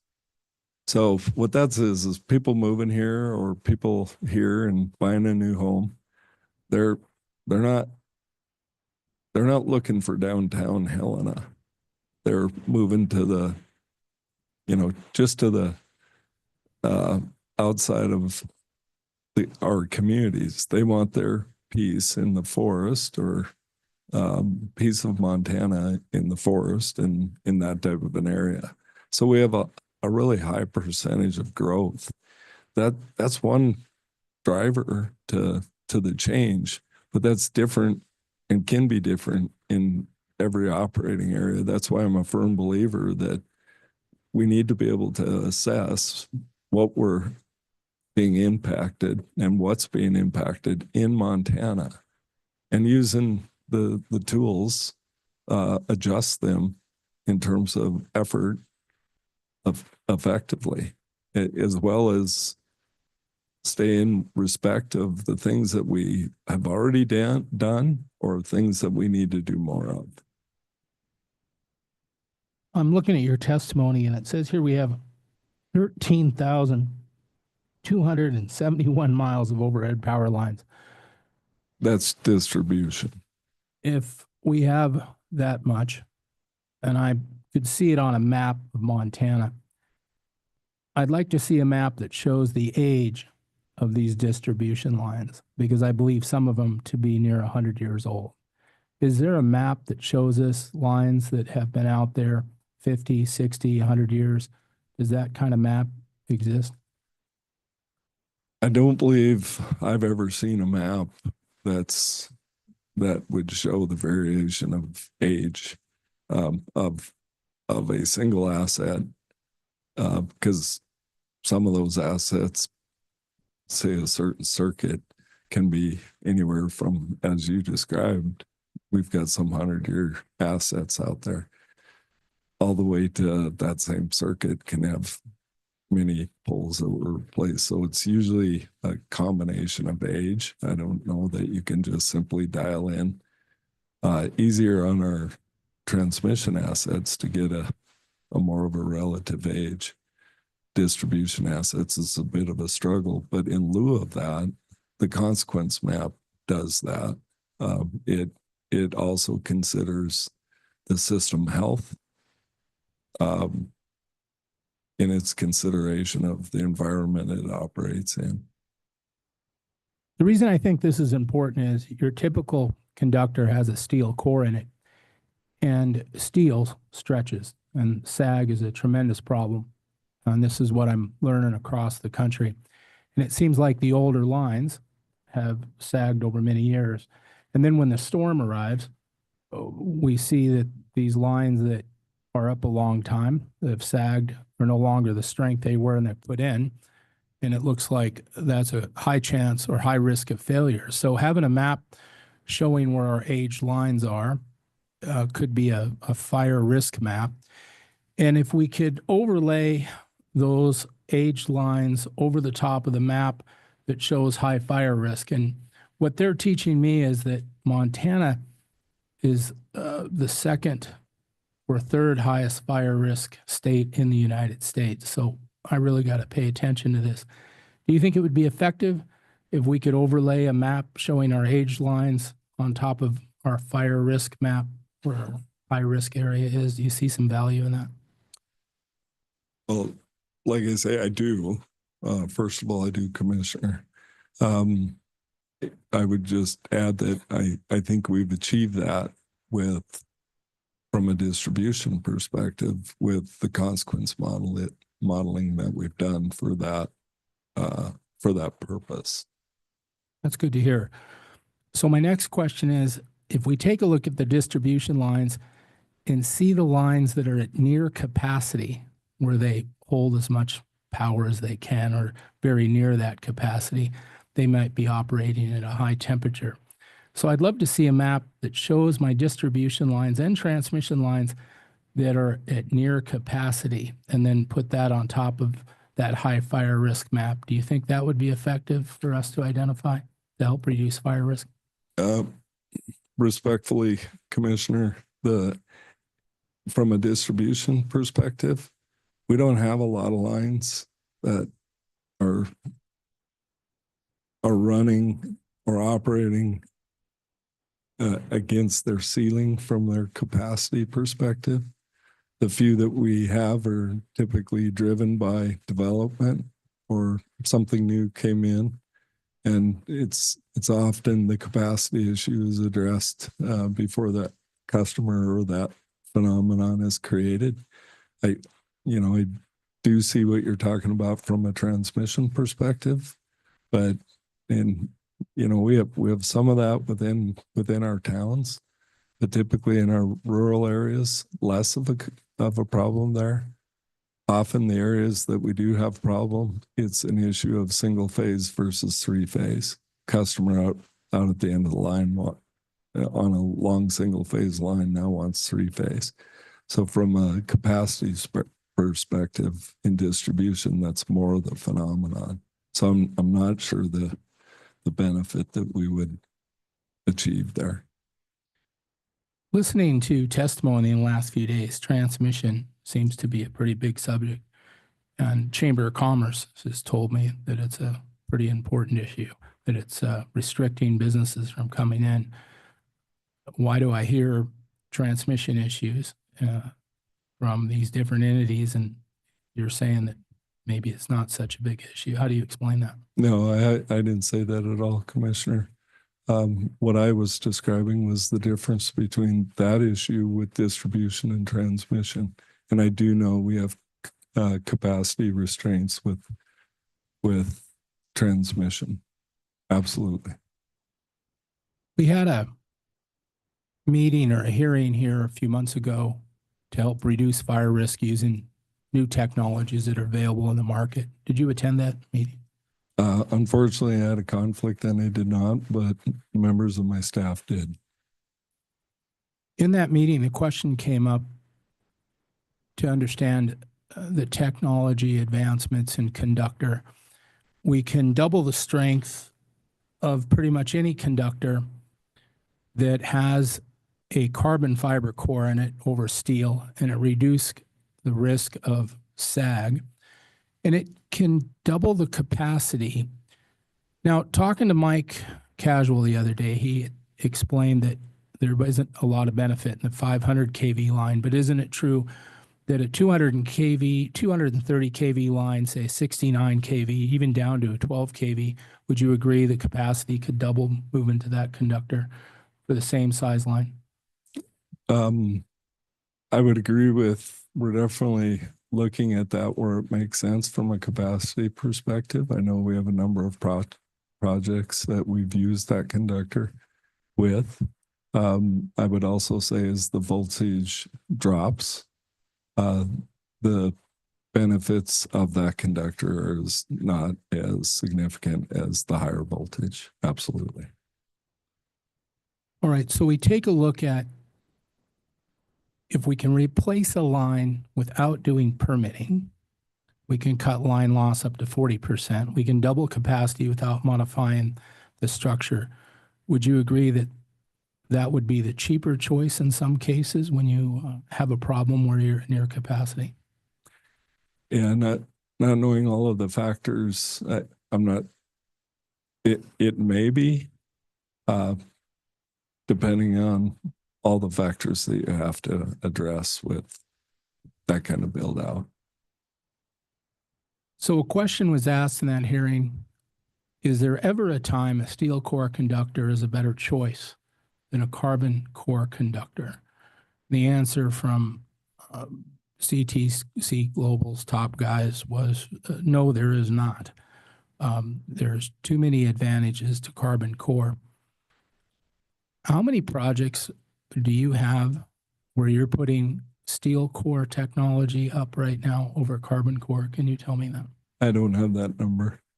And anything that is in transmission where they manage the higher voltage projects, that would be a question for Mike Cashel. I asked that But here's a good time for this question.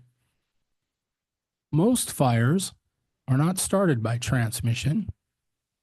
They're started by distribution lines. Would you agree with that? I know that distribution line has a larger probability for fire starts just because of where they reside and more consequential fires. But I can also, you're asking me this question, I can give you a number of examples that throughout the Northwest and West that were actually started by transmission and ended up very consequential. So I'm not sure that I can answer that question. Well, I'd like to take a look at the Denton fire. It was December 1st, 2021. There were no really forested areas in Denton. It's grass. I think the fire started about December 1st, which is very odd because that's the middle of winter. That was a distribution line, wasn't it? The Denton fire was actually, the fire itself was on November 30th of that year. And it was not started by a distribution line. It was actually, I'm trying to think if it was 50 kV or 69, but it was one of those two voltages. Wouldn't that be a distribution line? No, that would actually be a sub transmission. What really changes a transmission between a distribution is a tap to an individual customer without some sort of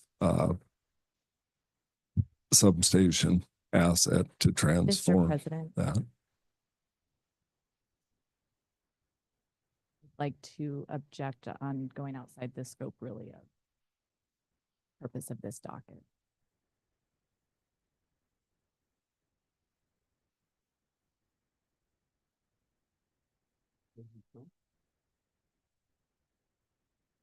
If we're spending money for the rate increase to prevent fires, I think the public would like to know how come we're not using a carbon fiber core conductor on all applications when we had a hearing that says that that is going to reduce fire risk. And if we're going to continue to use steel core, how serious is Northwest Energy about reducing fire risk? President and Mr. Commissioner Pinocci, all due respect, and I'm not trying to argue with you. It's a very important conversation, just not for this docket. And the hearing that was had was not testimony in this docket or evidence in this docket. And so I think we're just going far outside of what is the scope of this docket. All right, let's stick to your testimony here. Page 5. JCM 5. Distribution system technology provides for effectiveness in operations, opportunities to improve safety, to meet today's customer demands, requires technology to improve real-time situation awareness. The carbon fiber core has fiber optics inside of it that lets us know the condition of the line. In your testimony, is this talking about this, or what exactly are you trying to say the use of technology in reducing real-time situational awareness of the operating system? Would that apply to the fiber optics inside this line?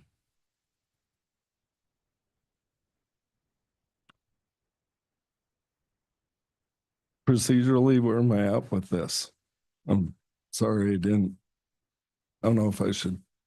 He rephrased and gave you a different question, so you may. Thank you. What I'm talking to specifically in this testimony, just so I'm clear, this is roughly line 9 through 15, I guess. 15, that paragraph. Yes. It sounds like you're talking about this technology, but I'm not sure. So I guess I'd come out and ask. Yeah, specifically in this question, we were talking about, or what I'm talking about is the technology to get how the system is operating, getting that information back to a control center, or to deploy additional devices, electronic devices for that purpose, to have more awareness of how the system is operating. Could I ask you if you think the fiber optics inside the carbon core would meet what you're asking it to do here? Again, it may, depending on what system it's applied to. And yeah, it may have some value. So I guess my answer is maybe. Again, depending on the situation. But we are evaluating, as I know you know, because you've visited a couple of the sites. We are deploying carbon core conductor. I think that's great, but when I read your testimony, new infrastructure needed to support new connections in urban requires longer line extensions associated with each connect, with increase by almost 20% in recent years. It seems like if we could double the capacity without going through the permitting process while cutting line loss by 40%, like back to the question, why would you use a steel core conductor? And when I read this testimony, I'm thinking that's a great question. What are your thoughts? It is a great question. And I think those are, from project to project, are questions you have to ask yourself and answer. I think our standard is that when we're doing a total rebuild on certain segments, that we will look to advanced conductors first.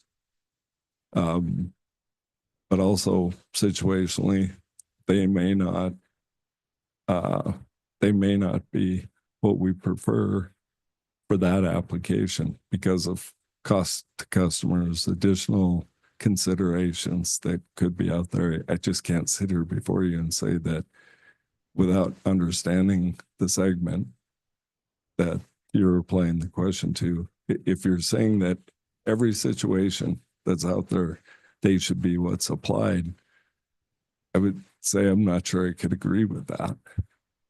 But I do agree that in situations, specifically in transmission, that it's more likely that they would be used. In the hearing on reducing fire risk, the question came up, is there any time that a steel core conductor should be used over a carbon fiber? And the answer was no. When reading your testimony, it looks like the carbon fiber is a great fit, but it doesn't come out and say that, especially when the testimony was given that the new conductors that are coming out from several companies can sense where a tree branch is touching or where there's resistance in the line. It can even measure temperature. Steel core is always going to stretch. Carbon isn't. But with the data that's available in the new conductor, according to the testimony that I'm reading here, looks like the obvious and only fit. So back to the question, and I do think it fits because it looks like you're talking about it here, but you're also telling me that you're still continuing to use steel core conductor. If you do, that doesn't fit your, well, it doesn't fit your testimony of the goals that you're saying you're trying to meet. So it is a fair question. When in the hearing, they said there is no time to use a steel core conductor anymore. To meet your goals that your testimony says, I don't think a steel core conductor can meet those goals. What are your thoughts? Well, you mentioned a few things that, let me first say that it really comes down to the economics for the customer. And we're always looking to gain the most benefit to the customer with whatever solution we come up with. you mentioned several things that aren't only to advanced conductors. In other words, many of the things that you talked about still has features with standard steel cord conductors. Open conductors, one of them. We're deploying those. In fact, I believe we're the only, at least as of about 6 weeks ago, we're the only company that's tripping where we have open conductor. Every other company that's using open conductor technology is alarming on open conductor. So we're one of the first ones, and many of the lines that we have that on is steel cord conductors. So, you talked about 40% better line losses, and I agree with that. But that's generally comparative to the line losses on other conductors, which is still relatively very slight. So you're looking at 40% of a small number. So again, I'm not disagreeing that advanced conductors should be in your consideration for any and every project that we're doing from a large project scale. Certainly, we're not looking at it from a small project scale, 1 or 2 poles, 3 poles.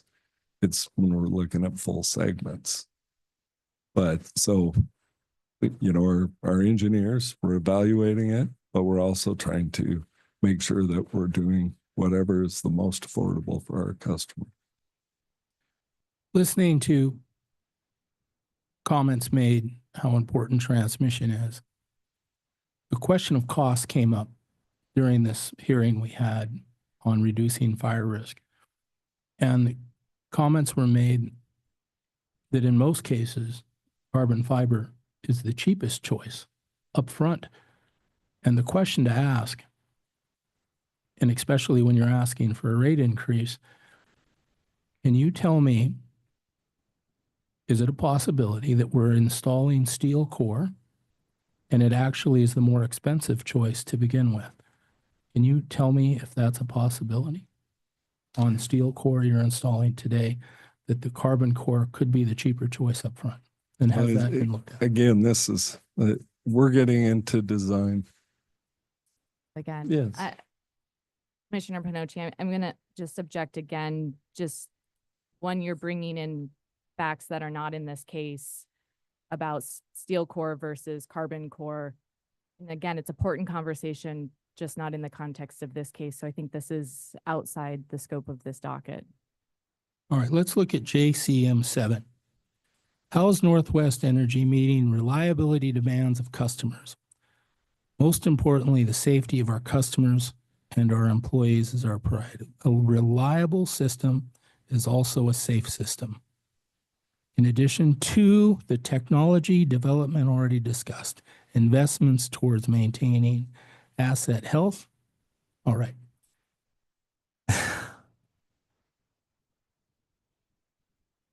This fits that. It's twice the strength. It's double the capacity. It has the fiber optics inside. Distribution systems, infrastructure, DSIP from 2013 to 2018, a plan specifically designed to stabilize the overall health of our assets, remain focused on maintaining the progress that was made. Okay. So why in the world would we install steel core conductor? When I'm reading this, it seems like this is the technology that would have to fit that. If you're going to use technology that's 80 years old, that's going to continue to sag, don't you think that this is a good fit for JCM 7, line 10 through 22? What are your thoughts? Yeah, as I've testified, it absolutely may be. Okay. But it's not an every time. That's all I'm saying. Okay, well, I'm back to the question. If we're installing steel core, I don't think you're meeting these goals and you could be spending more money. What are your thoughts about that?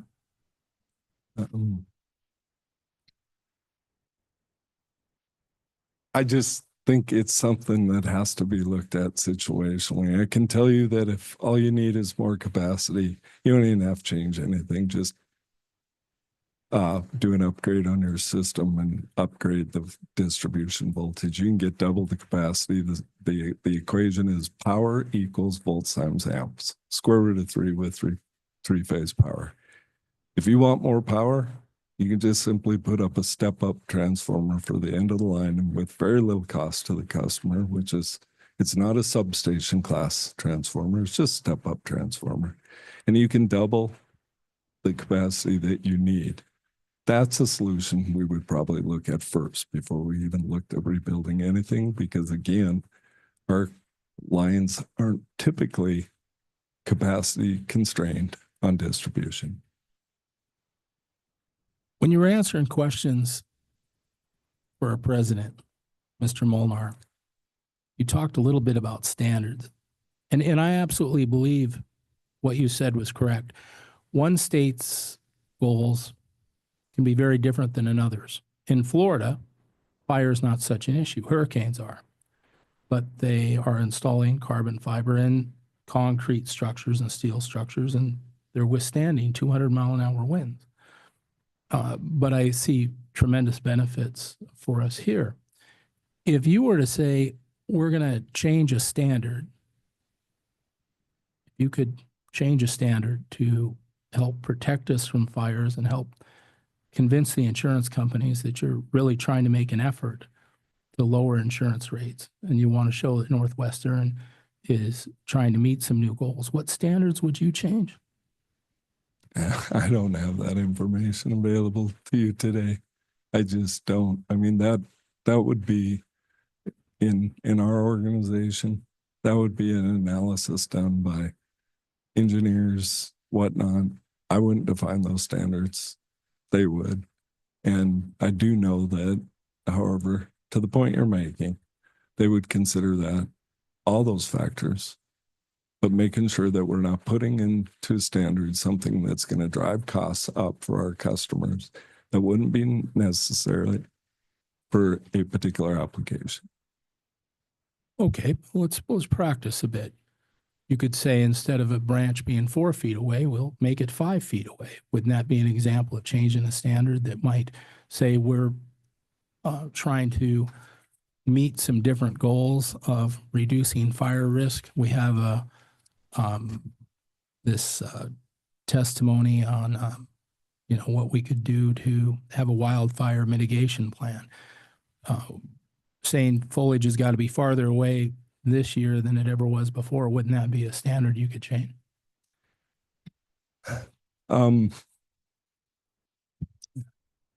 Respectfully, it feels like we're measuring with a micrometer and cutting with an axe, 4 feet or 5 feet. Maybe the answer is 10 feet, so we don't have to go back for a few years. You're providing situations to me that, are so specific without all the specific information. So I'm sorry, Commissioner, I don't have an answer for that.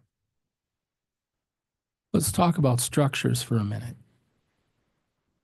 They got this new material they wrap around a structure that doubles the strength of any pole. Is that something that would reduce fire risk? And is that something you guys are looking into, or maybe you're using? I don't know about. Is that part of your wildfire mitigation plan? Well, it's not part of our wildfire mitigation plan, and this is why. Most of those type things, and I understand why you bring it up, were important. It's important to us to understand that. It's just not something we're focused on in wildfire mitigation. Where we focus using those materials, and we have those materials throughout our service territory, is typically on critical line segments. The reason why it's not in the wildfire plan is we're trying to prevent everybody else from wildfire ignition, versus that device is preventing from whatever the source of the fire, whether it's an encroaching fire started way away from us and burned up to us. we use that. I can state a couple examples. We're using it in Billings for the 2 critical feeds that feed into the Billings area from Broadview.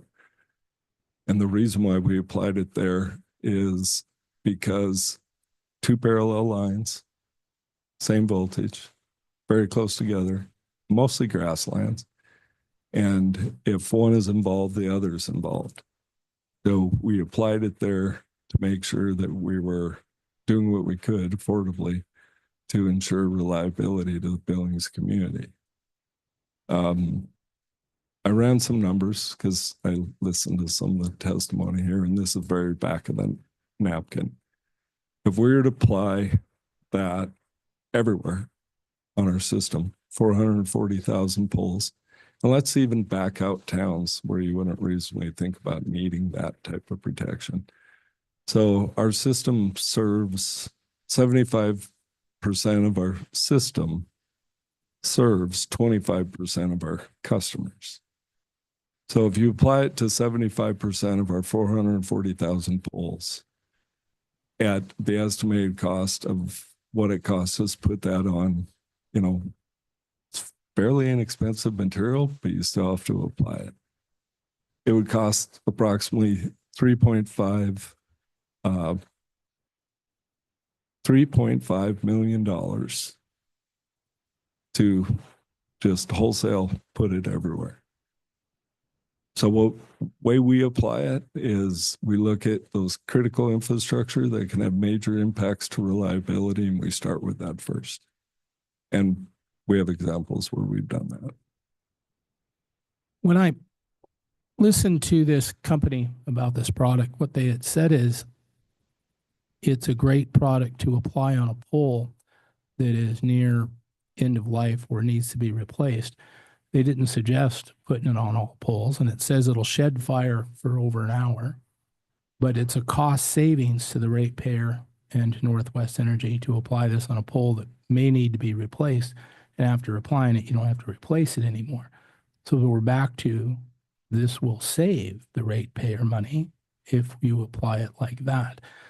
And it also reduces fire risk. So could that be part of your wildfire mitigation plan? Upon the conclusion of your answer, we're going to break for lunch.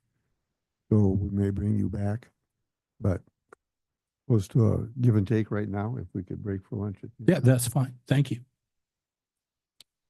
Oh, sorry, I'm recalling the question. Did you? I could repeat that. No, I think I can work through that. Again, it's not in our wildfire mitigation plan because most of those products are to protect, so the fire is already there. And the wildfire mitigation plan is absolutely directed toward making sure that we avoid a fire starting in the first place. Those mitigations, and in many places, are valid. When we look at a single phase pole in the rural that might be aged, the time it takes to get to that pole to apply this material, we are probably evaluating if we shouldn't just change out an $800 pole with the labor to do it and change out the whole structure and modernize it if we're going to send a crew out to do that. So again, it's very situational. It can be a very complex pole, expensive pole. It would be a pole that we would evaluate whether we should use that or not. I'll save my questions for after lunch. Thank you. It's 12:30 right now. We've been doing 90-minute lunch. So if that's what everybody desires, we'll meet back here at 2 o'clock. We are adjourned.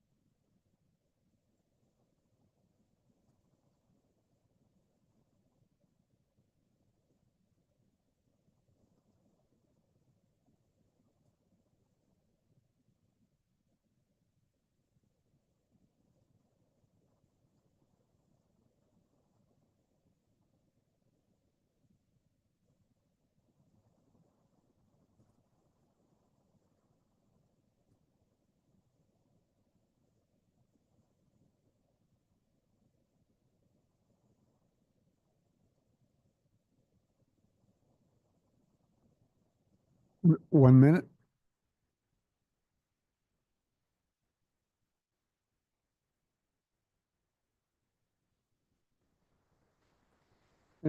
It rained here, not hard, but I was surprised to see the smoke up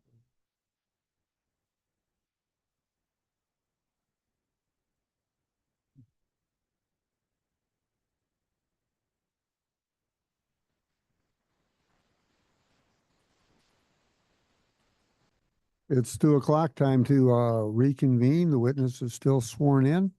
Is there further cross-examination of this witness by commissioners?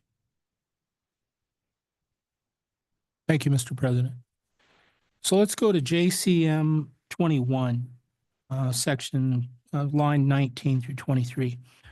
Are there other operational benefits you'd like to discuss? Yes, another significant benefit is with customer safety alerts and the early detection of power quality problems that could lead to damage.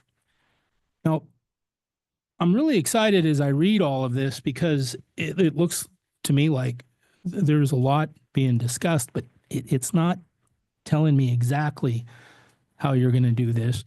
And to me, it looks like a conductor made by several companies that has the ability to check the condition of the line, check the resistance where you could go see a tree branch touching or a loose connection is exactly what you're talking about. But steel core conductor does not have that technology. Am I correct in that? I'm sorry, Commissioner, I didn't hear where you directed me to my testimony. JCM 21. So I got it as page 21, line 19. Question, are there other operational benefits you'd like to discuss? Yes, another significant benefit is with customer safety alerts and the early detection of power quality problems. Now, this seems to me that we're talking about the ability to sense a problem in a line, which is available with fiber optics, or another company, I think Epsilon, is able to detect where a tree branch is touching. It seems like you're talking about this. Am I correct in that? And if not, how would you explain we're continuing to use a steel core conductor that can't give us that information? What are your thoughts there? In this section of my testimony, I'm not specifically talking about advanced conductor.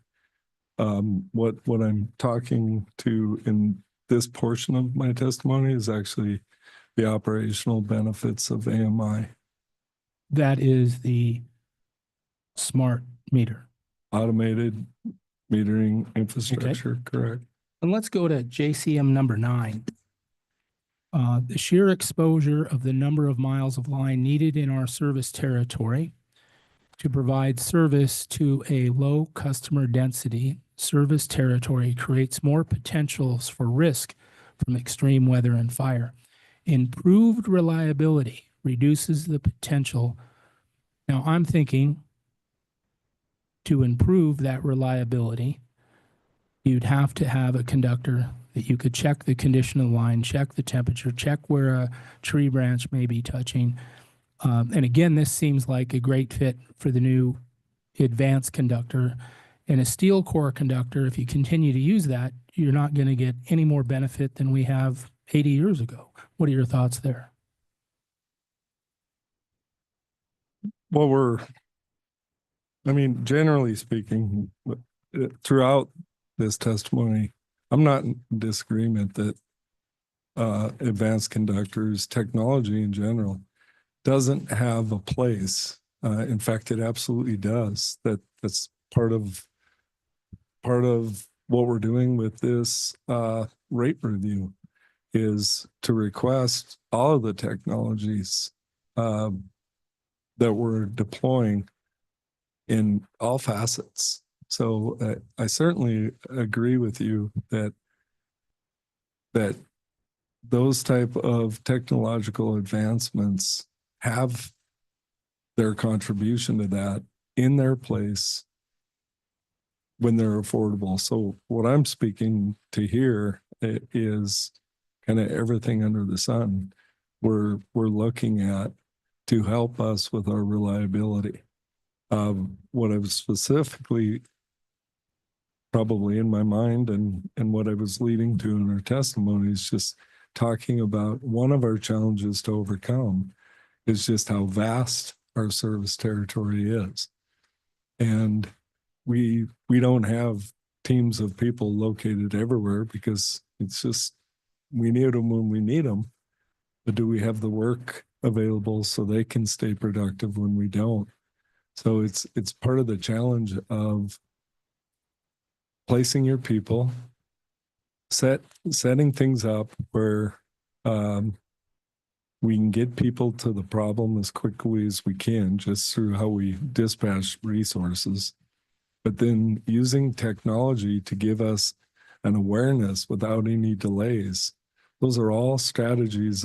Those are all things that we're doing and employing to try to better our SAIDI number, to better the disruption to our customers. So, I think fundamentally we're very aligned on all these discussions. The place where we would probably have a discussion, and I know we do, is discussions just like this that happen with our engineers, with our managers in the company, to make sure whatever we do is the least cost, greatest gain for our customers. I think that Northwestern has a fantastic track record of getting things up and running. But when I read this, I'm thinking that we've got to change to a product that meets what you're claiming you want to meet. And I'm back to the question, when you're going to put in new line or replace an old line, if you want to meet these new standards, if you will, that you've got here in your testimony, improved reliability, reduces potential for spark emitting. How are we doing that if we install the old steel core conductor, and why would we continue to use it? What are your thoughts there? Again, we're doing that analysis when we're doing projects. I would say that this and many other brand new change to the industry. I've heard you talk about open conductor. I mentioned that. We have that. We're looking to employ that more and more. I think that there'll come a day where as we rebuild the system, it's not going to be rebuilt this year or the next decade. It'll take a long time to rebuild the system. So we avoid stranded cost kind of things. All I can tell you is that I can't guarantee you that every time we put a new piece of wire in there, it's going to be that, because it can impact the structures that you have to deal with. It has to be, there's just so many variables to it that I can't sit here today before you and give you a guarantee that every time wire goes in the air, it's going to be an advanced conductor. Well, I didn't ask you to guarantee it. I'm trying to understand why we'd use a steel core conductor. And let me ask this question. This carbon fiber conductor weighs much less because the carbon fiber weighs almost nothing compared to a steel core conductor.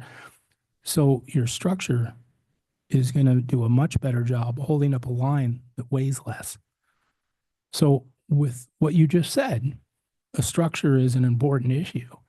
By installing the carbon fiber, it's much less the weight, and the structure is going to have a much better job of holding that up. Would you agree with that? I would. Okay. Let's talk about fires that aren't started by the utility. Lightning, and the fire passes under the line.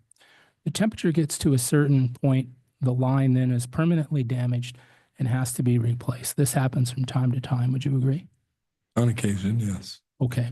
They tell me in the fire risk meeting we had here a few months ago that the carbon fiber has the ability to withstand a much higher temperature when fire passes underneath it, which means you have less work to do. the chances of you replacing the line is much less when fire passes under the line. Would you agree with that, and were you aware of that? Not to the specific knowledge that you have, but yes, I am. And I do know that there are those on my team that will do that. That are aware of those things. To your point, I'll give you an example where we would consider this, that advanced conductor for all the reasons you're talking about on strength. For a time, before this product was available, if we had concerns of icing, for example, that would run on a ridge or something, and the one I'm visualizing is an example out of white sulfur, where we had a situation of icing on our distribution. And our solution to that was to go with a heavier conductor. Now, the benefit of going with that heavy conductor, you're probably not going to have a conductor problem. You're going to have a structure loading problem. But it does bring you to a much higher degree and probability of operating. That's a perfect application that we would be considering today that we didn't then to use this product. But we don't have, I mean, we're serving Ringling. I couldn't tell you how many customers, but I'll bet you it's only a couple of hundred at best. So that application's not necessarily capacity driven. So we would look at that from a strength situation. If we're looking at capacity situations, I've heard Mr. Cashel, and I've already conceded to that's actually, in fact, I thought I heard Mr. Cashel say that for rebuilds, the standard is to use an advanced conductor. So I think we're on the same page. It's just application to achieve the objectives that we need to achieve and do it responsibly for the cost to our customers. So I think we're singing from the same hymnal, as they say. Well, reading from your testimony, and I was going to go to ice load next, and whether or not climate change is truly underway, which I think climate change has happened throughout the history of this planet, because ice core samples show that, and we've had an ice age. I had 400 feet of ice over my house a couple 100,000 years ago. So it's going to withstand ice load better because it's twice the strength of steel. It'll withstand fire going underneath the line with a better survivability rate without you replacing it. And then we'll meet what your testimony says in another area where you want to be able to keep in communication. So I'm back to the question, why would we use steel at all? And we had testimony and during our reduction fire risk meeting that said steel just shouldn't be used at all. If we got all these benefits plus cutting line loss by 40%, do you believe I should encourage the discontinuing use of steel core with all of those facts? Mr. President. Thank you. Apologize. I'm going to object. I feel like, again, we're outside the scope, but this has been asked and answered several times now, and I'm trying to give leeway to the commissioner to get his concerns addressed. It's just not the appropriate forum. I'm going to state the objection so that it's understood.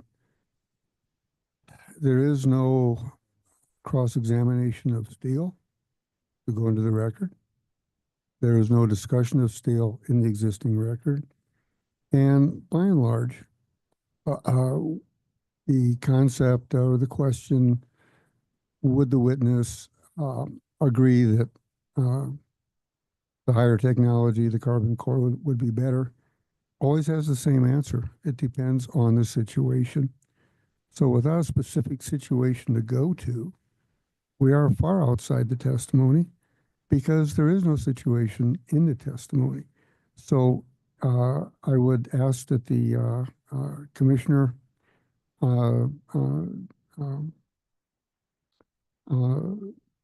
form any new questions within these boundaries.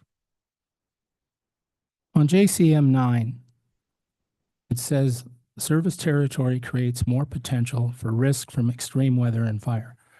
I've never asked the question about ice load till just now, so I don't think that's been asked and answered, but it has now. But I think that's the first time that's been brought up. But we can certainly move on from there. Let's go back to this fire risk map. Is there a map that could be shared with the fire department that shows the age of the line, the high fire risk areas, where lines are maybe are near capacity that you could share with the fire department so they're aware of where these overlaps are to help reduce fire risk? Is that something that's being done now or could be done now?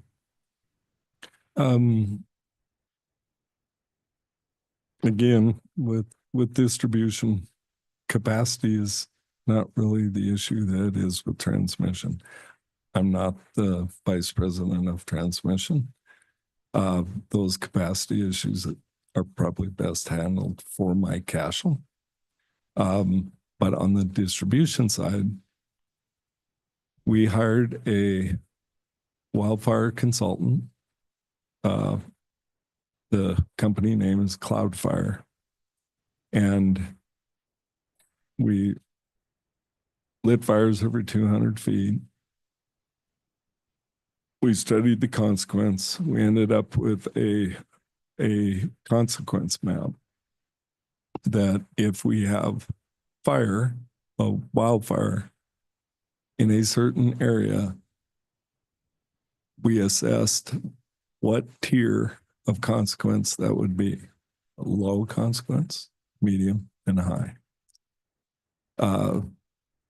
That drives many things within the both our organization, and to your question, we've extended to agencies so that they have an understanding.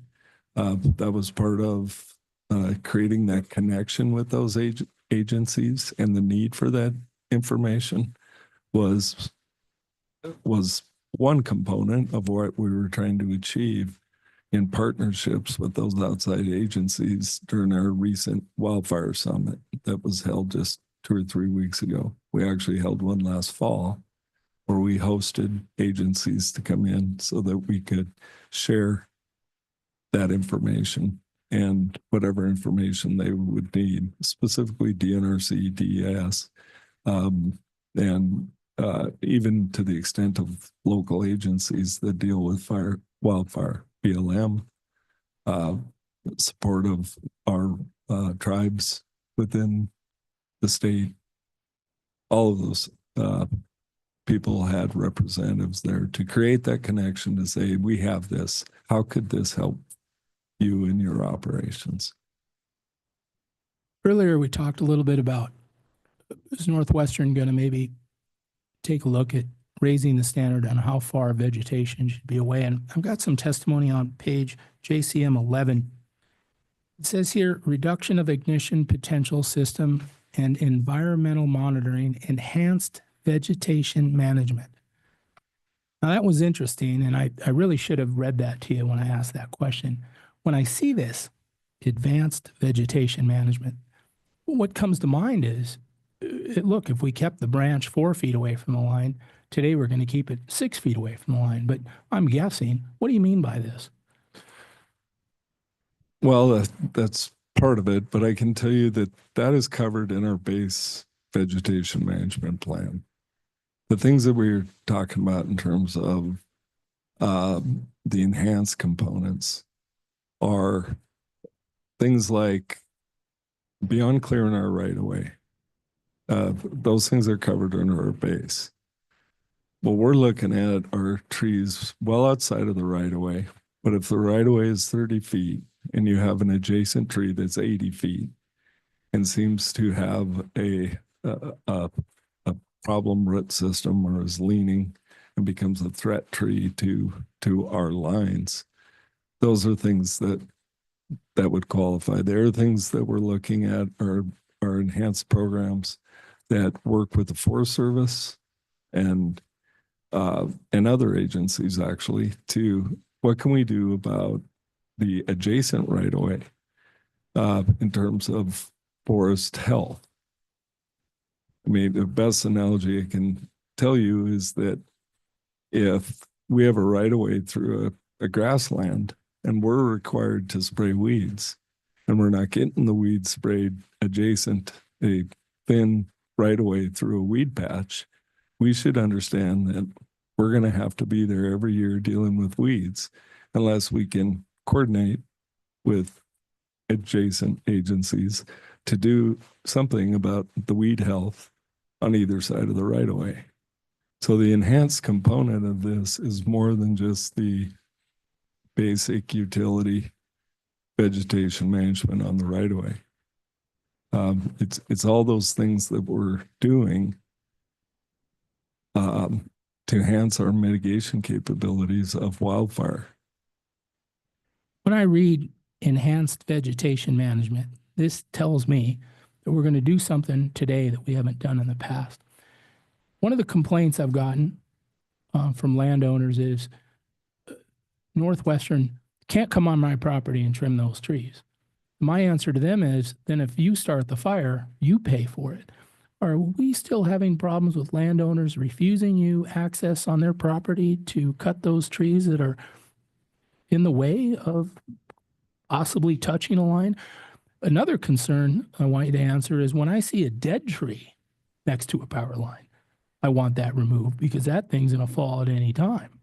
And one of the reasons third question I've got for you, back to the advanced conductor, if the carbon core is twice the strength, it's going to withstand that tree hitting it and leaning on it more than a steel core conductor. Can you answer some of these questions and how that fits in the advanced management of vegetation? The enhanced management of vegetation is your question? Sure. Just the last line. Does that help with these three issues? Or can we put the blame of the landowner to the fire if they don't allow you to trim the tree that starts the fire? I'm not in the blame industry, if you will. I think some of the other types over here are. But I'll try to answer those three. No, yeah, absolutely. I don't know any of their names. So, Commissioner, you asked that the first question I think you asked was, do we continue to have problems with landowners?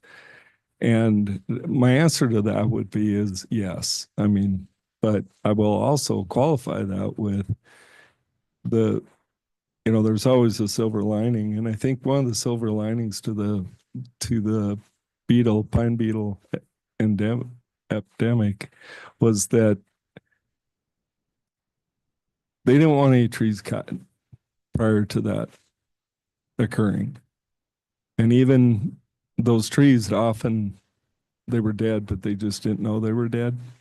And even during that period, they didn't want them cut.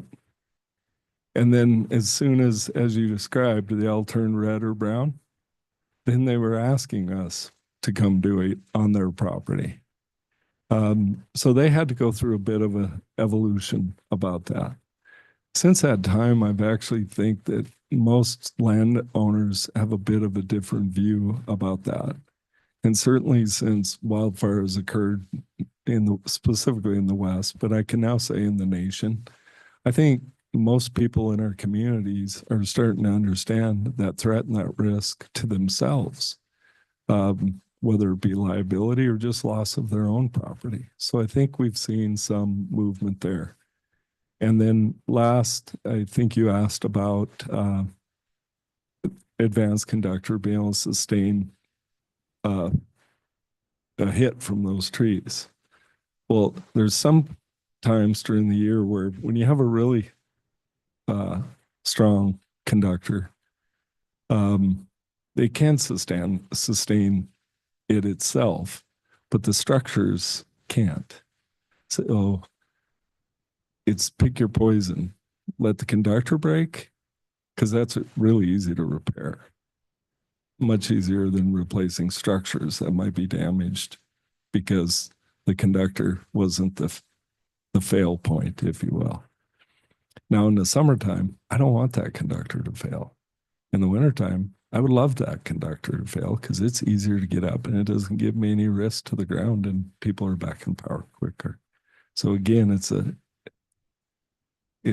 depends kind of question. And I know that you don't want to hear depends kind of questions, but it really falls into that.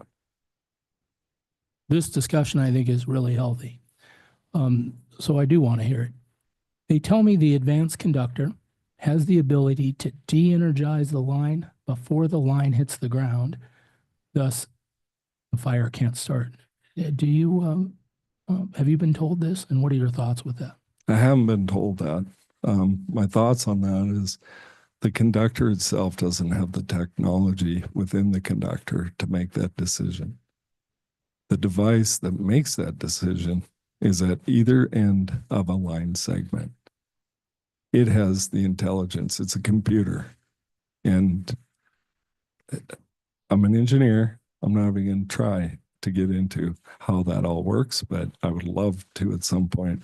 We have a presentation about how that technology works, but it's not in the conductor itself. It's the devices and technology on either end that says you have a problem. You need to open up the segment. The testimony on reducing fire risk with technology. Now I'm talking about open conductor, telling it, tripping a line as it breaks, that type of technology. The technology assists in the overall process, but it'll do that with any conductor. The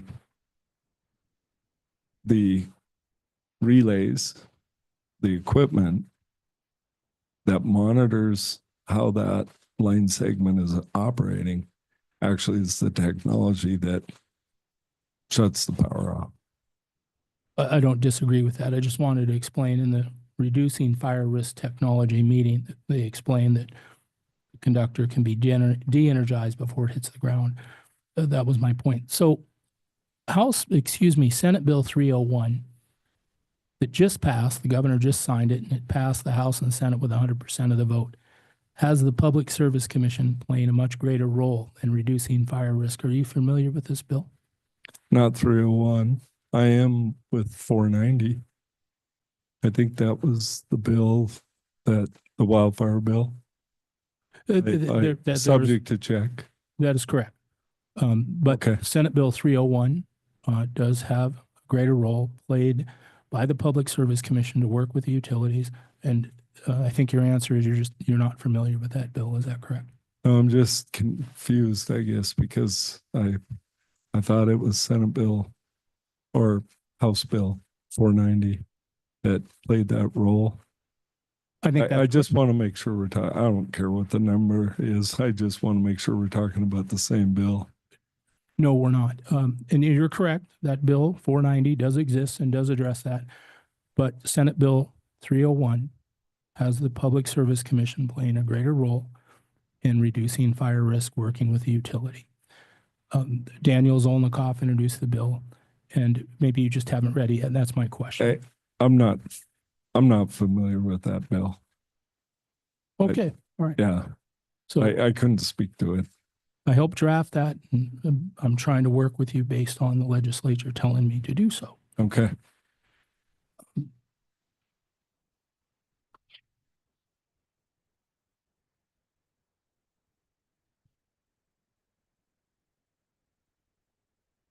Well, for the respect of time, I'll save my questions for another time. Thank you, Mr. President. No more questions.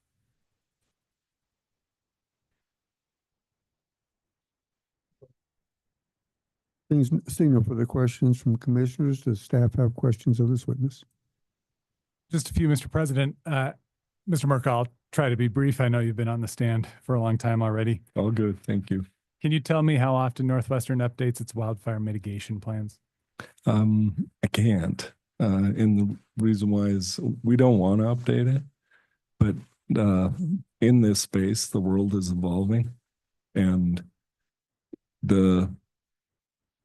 so I would say that right now we're on a cadence of looking at it, at least kind of a major revision, minor revision, kind of an approach where we can, if something comes up that we just need to address or get into the plan.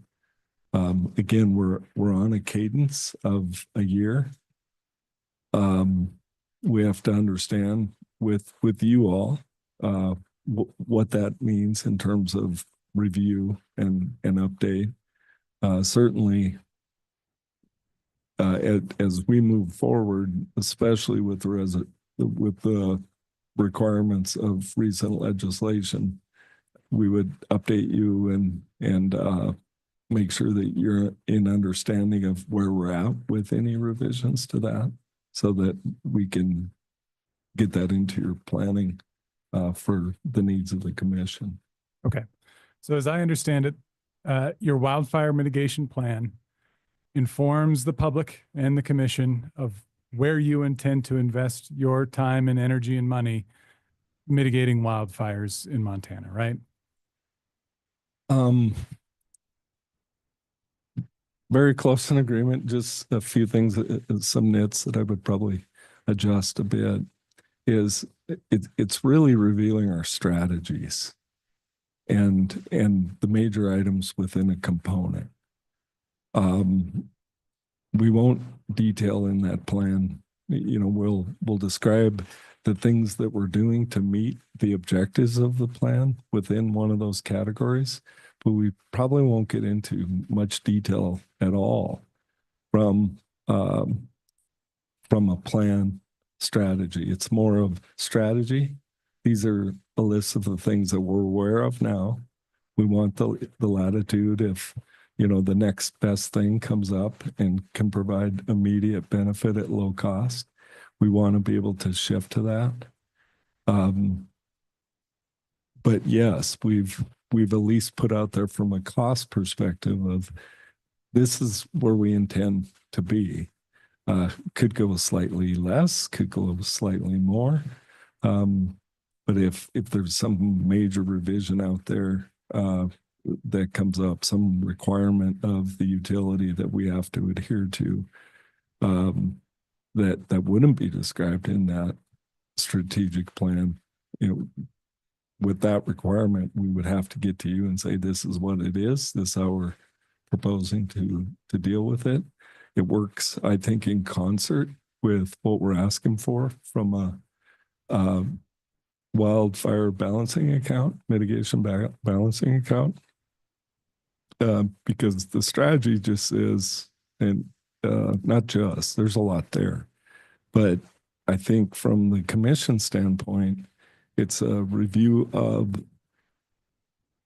are the things that we're doing consistent with the industry? And more importantly, yes, we're using the same things. How are we applying them? That's right for Montana. That's the opportunity with what we've proposed with the wildfire balancing account, because that gives the commission with commitments of updates of where we're at each year. You'll have the opportunity to understand specifically the commission staff and commissioners what we're doing. And then you'll also have the updates throughout the year of how we're doing against that annual plan. So the wildfire balancing account gives you as staff and certainly the commissioners an update of how are we for target. And so there's some level of control possibility with that on a going forward basis from staff. And you're not surprised by anything that comes up. The benefit to the utility is obviously we can work our way through rate recovery timely so that while still giving you an opportunity for prudency review. Sure. I appreciate that. So if your strategy changes and you file a supplement or a major revision, let's call it, to the plan, is it your understanding that the costs associated with your new strategy, your new major revision, will be rolled right away into the wildfire mitigation balancing account? Or will Northwestern come back to the commission in a rate case to present that change in strategy and then roll those costs into the wildfire mitigation balancing account? It's my understanding for operational costs only that the right now the deferment number that we've the number that we're looking for in this rate review, that would stay the same until we come in for another rate review. That excludes capital. We're asking for the normal treatment of anything capital within wildfire, so it would only be with operational costs. So that would be kind of the target, if you will, until we come in to adjust that target. And the discussion would be around prudency of either the over or the under. Okay. I want to make sure I understood that correctly, though. The target changes in a general rate case? That's my understanding, but I would like you to confirm that with Charlie Lane, please. Okay. All right. You've discussed at length some of the operational characteristics that you account for when making a decision about whether to invest in certain wildfire mitigation efforts or technologies. Can you describe for me the financial considerations that Northwestern takes into account when determining whether that particular investment is affordable to customers? I can't go through the financial components. Ms. Rich can. The way our processes work is we have that target, if you will, that we're working towards. And from the operational side, if we need to do something more, we have to state our case. But what we're doing is we're trying to stay within that budget amount, keep it as flat as we possibly can, and apply as much mitigation. So when we look at each activities, there's some activities that you can do that, yeah, it'll lower risk, but it won't lower risk like if we spend more in this area. And from an operational perspective, that's the balancing that works between what we're trying to do from an affordability standpoint. Another way said, financials is, I think this is more in the affordable range. What can you get done with that? If we just say, hey, we need to do more, we have to have that discussion. There's probably times where we're going to be in that category. We've done enough and move to something else. Okay. So within Northwestern, you have a process or an internal control where you're not just spending money on everything that could mitigate wildfire risk. You're having a conversation with your accounting and financial side. They're providing you on the operational side with an analysis of affordability. That's the way I would put it. Yeah. Okay. All right. Thank you very much, Mr. Merkel. That's all I have. Thank you. Is there any cross-examination of things covered by the commission or staff? Seeing none, you may redirect. Thank you, Mr. President. I just have two brief questions. Mr. Merkel, before lunch, there was a conversation about the expenditures to date that were spent between the last rate review and this rate review concerning wildfire mitigation costs, and you directed the president to Ms. Rich. You did also mention $300 million. Is Northwestern asking for $300 million in wildfire mitigation costs in this rate review specifically? Absolutely not. And Mr. Merkel, also before lunch, when you were talking about, I apologize because I don't know the official name, but wrap that goes around structures. And you mentioned that if we were to wrap our entire system, you estimated that would cost $3.5 million. Is that number correct? Counselor, you're picking on my ability to do math now, aren't you? Sorry. It's all right. I told Commissioner Pinocci that we were talking about the fire prevention wrap, and I said I did some back of the number or back of the envelope type math, and I said 3.5 million for 75% of the system. What I did wrong was I dropped to zero, and unintentionally. It's actually 350 million for that one function. Thank you. Appreciate that. And with that, Mr. President, I would ask that this witness be permanently excused. There's a motion to permanently excuse this witness, subject to, is there any objection? Thank you for your indulgence, your time, and your knowledge, sir. You are permanently excused. Thank you, Mr. President.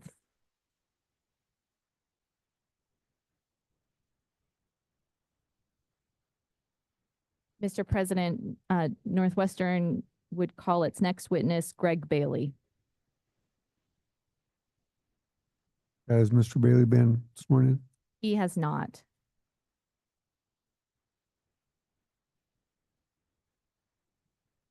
Mr. Bailey, please raise your right hand. Do you solemnly swear to tell the truth, the whole truth, and to do so without purpose of evasion?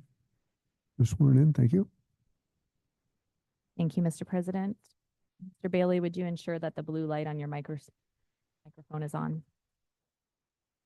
Bring it close to you just to make sure those online can hear you. Mr. Bailey, would you please state your name, spelling your last name, and your business address for the record? Greg Bailey, Bailly, address 208 North Montana, Helena, And by whom are you employed? Northwestern Energy, What is your title at Northwestern? Director of Project Management. Mr. Bailey, did you submit direct testimony in this docket? Yes, I did. And do you have a document in front of you marked Exhibit NWE 58? Yes, I do. Is NWE 58 a true and correct copy of your direct testimony? Yes, with minor changes. Okay, let's address those changes. What changes do you have to your direct testimony? Yes, on page 3, lines 19 and 20, it should have stated using a third-party vendor, not plural. It says vendors, should be vendor. Do you have any other corrections? Yes, page 13, line 12, the bullet item starting with 2023 should have been 2024. Thank you, Mr. Bailey. So if I were to ask you here today under oath the same questions that are set forth in your testimony as corrected, would your answers be the same? Yes. With that, Mr. President, I move for the admission of Exhibit NWE 58. The exception in NWE 458 is admitted. Thank you. This witness is available for cross-examination and questioning. Is there any cross-examination from the interveners? Seeing none. Is there cross-examination from commissioners? Commissioner Fielder?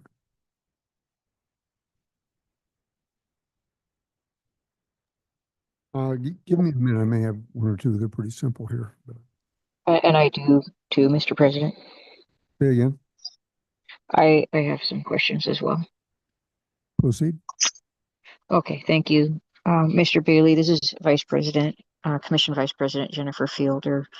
I just wanted to ask you about some of the details of the incremental wildfire mitigation activities to date. And I'm curious about, I think we've heard a lot about Northwestern's focus on preventing ignition and trying to enhance its planning so that the company can better prevent ignitions. And I'm wondering what on the vegetation front you can tell us as far as coordination with public agencies on reducing wildfire threat to your system, that may not be caused by the utility, but may impact your utility. Can you speak to that at all?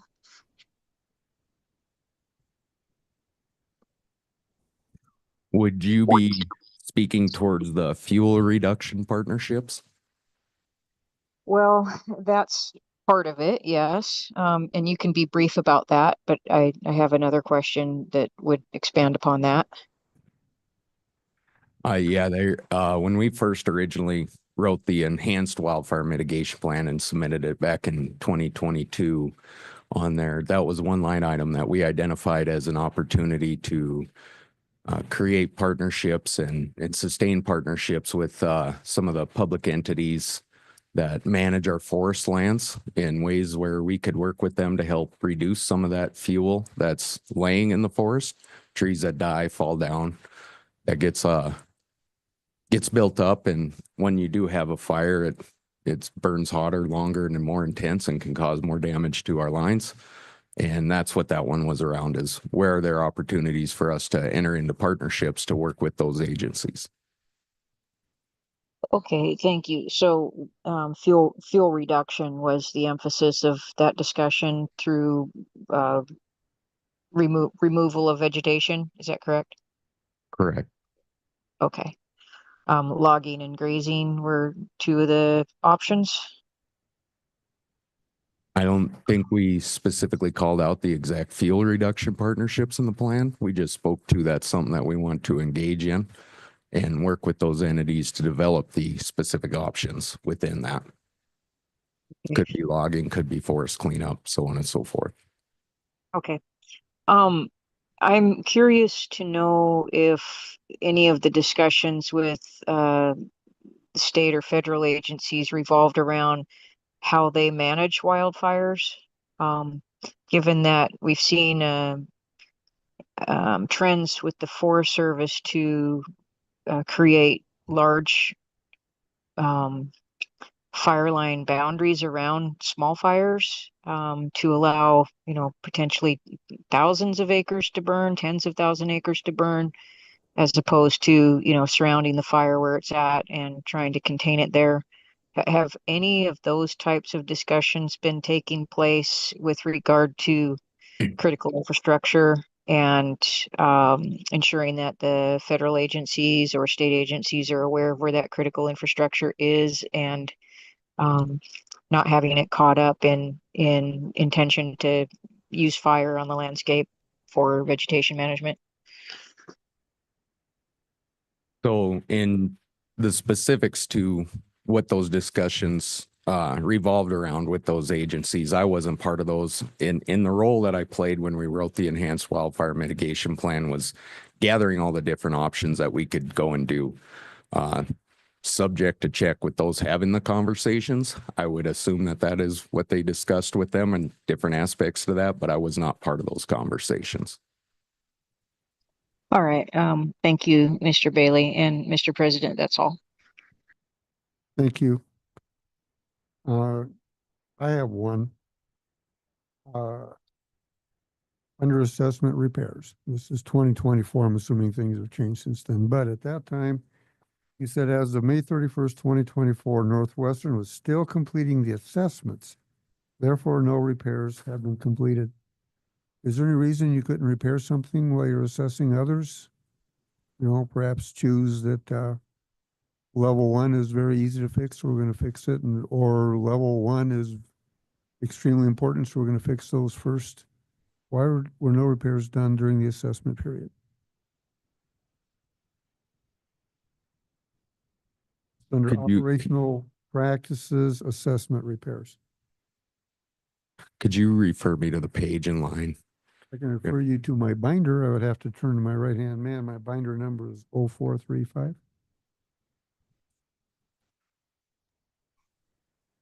GFB 5. Apparently it's GSB 5.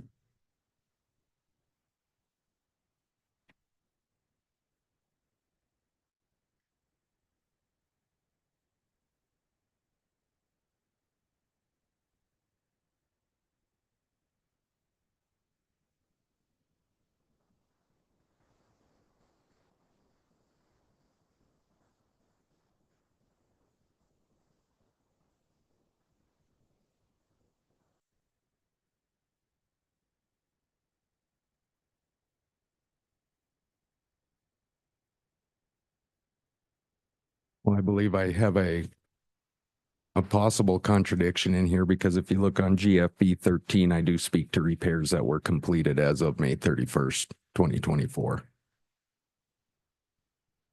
But to save me having to have somebody tell me just what that is, can you tell me the repairs that you got done?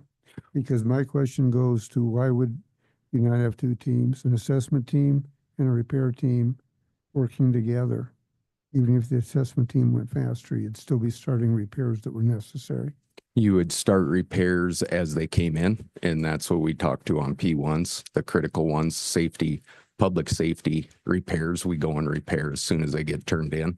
The assessment team is sometimes made up of contractors that are not linemen, and the repair is usually by certified linemen. So it wouldn't be the same team. And a lot of times those contractors come in with work packets, point out to those assessments, we get the work packets built, and the team goes out and builds them. That was the answer I was hoping for. Thank you very much. Yes. Because seeing no more questions from the cross-examination from commissioners, does staff have questions of this witness? No questions.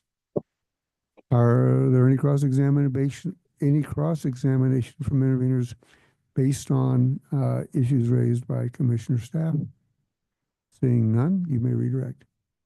Thank you, Mr. President. I have no redirect for this witness and would ask that he be permanently excused. Mr. President, Yes. just technicality here. Is there a correction needed on GFB 5, given the response to your questions? I believe there may be. Could council address that? Thank you, Vice President Fielder. If I might have a moment to confer with my client on that, though, please.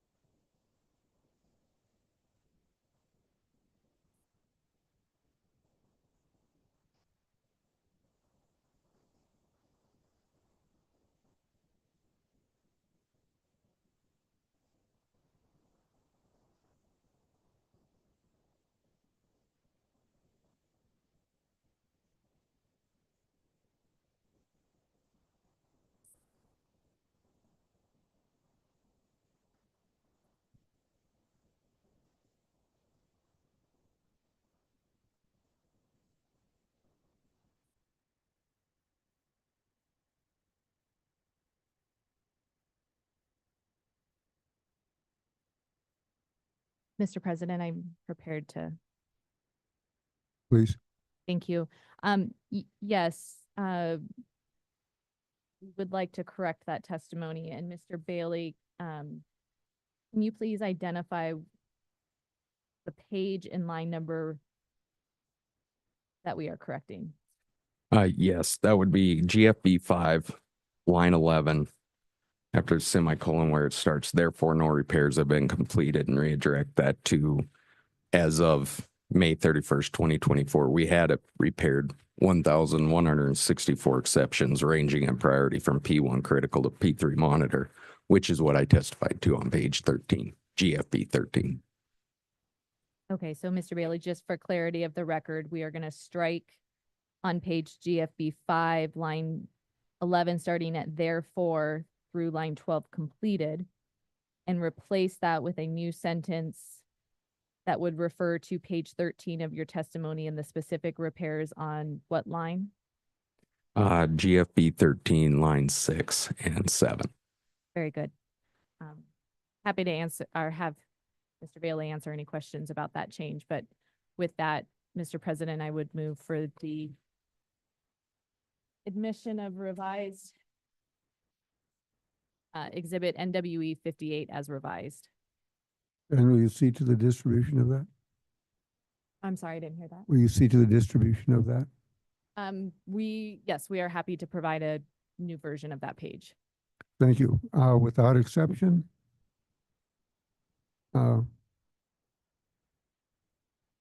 Admitted. Very good. Thank you. I'm getting lost in all this here. So with that correction, I would now ask for this witness to be permanently excused. Without exception, this witness is permanently excused. Thank you for your participation.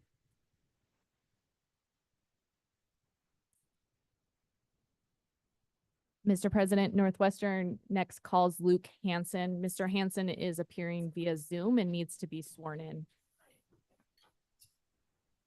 Mr. Hanson, would you raise your right hand? Do you solemnly affirm to tell the truth, the whole truth, without purpose of evasion? I do. The witness is sworn in. Thank you, Mr. President. Good afternoon, Mr. Hansen. Would you please state your name, spelling your last name, and your business address for the record? Luke Hansen. Last name is Hansen. Business address is 11 East Park, Butte, Montana. And by whom are you employed? Northwestern Energy. And would you provide the commission with your title at Northwestern? Manager of Gas Supply Production and Storage. Mr. Hansen, did you submit supplemental direct testimony in this docket? Yes, I did. And do you have a document in front of you marked Exhibit NWE 51? Yes, I do. Is NWE 51 a true and correct copy of your supplemental direct testimony? Yes, it is. And if I were to ask you here today under oath the same questions that are set forth in that testimony, would your answers be the same except for any corrections or modifications? Yes, they would. And do you have any corrections or modifications to this testimony? No, I don't. Mr. President, I move for the admission of Exhibit NWE 51. Without exception, admitted. Thank you, Mr. President. This witness is available for cross-examination and questioning. Do interveners have cross-examination of this witness? Seeing none, do commissioners have cross-examination of this witness? Commissioner Fielder? No, Mr. President, I'll sure speak up if and when I do have questions. Thanks. Okay, thank you. I have one. Mr. Hansen, you talk about the prices in Montana during Storm Uri. And Uri was down in Texas. Katrina before that was in Louisiana, but the affected prices clear up into Montana, much of which comes out of Canada. Can you tell me how that price distortion happens? Yes, Mr. President, thank you for that question. There are numerous natural gas pipelines located within the United States. And when there are supply disruptions down in Texas, there were not only supply disruptions there, but there were some supply disruptions in the Rockies, in Oklahoma, even up in the Bakken region in North Dakota. So when there were supply shortages throughout the United States, coupled with that additional demand, natural gas has to be transported to try to fill in those shortages. And thus the price of natural gas is affected almost nationwide in that event. So how much did natural gas move to in Montana as far as price goes through Northwestern Energy from Uri? The highest price that Northwestern paid was supply that came from the south end of our system. We paid north of $170 per MMBTU off the Colorado Interstate Gas Pipeline.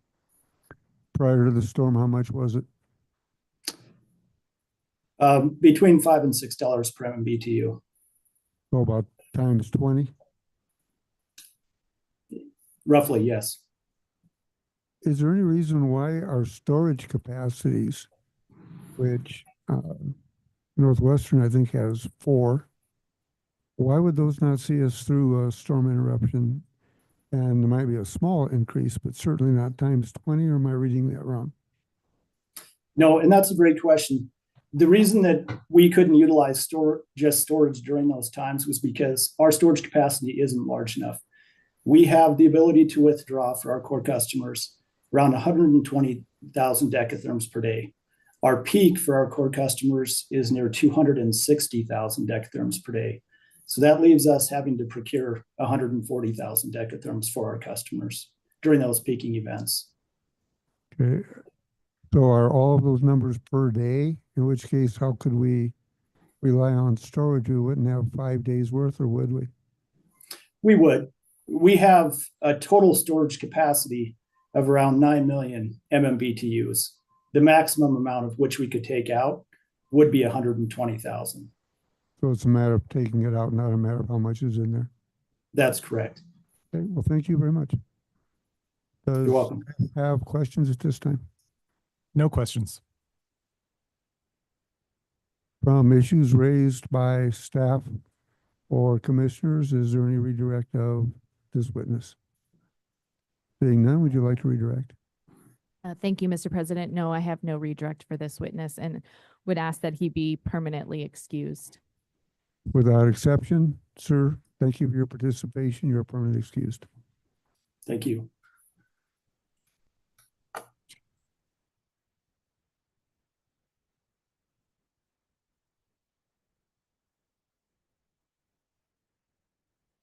Mr. President, at this time, Northwestern would recall Charles Lane. You're already sworn in? Yes, sir.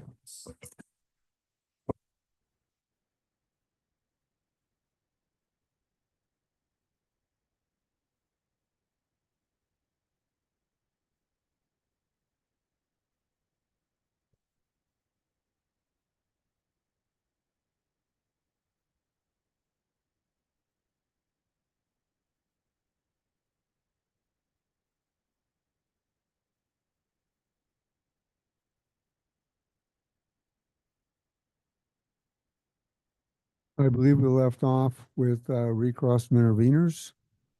So assuming that to be correct, is there further recross interveners of Mr. Lane? Mr. President, I don't think we had gotten to recross yet. Joint parties had asked questions. We don't have any further questions on cross-examination, and we may be at commissioner questions at this point. I'll just double check. Is there any further cross-examination of this witness from interveners? Seeing none. Do commissioners have any cross-examination of this witness?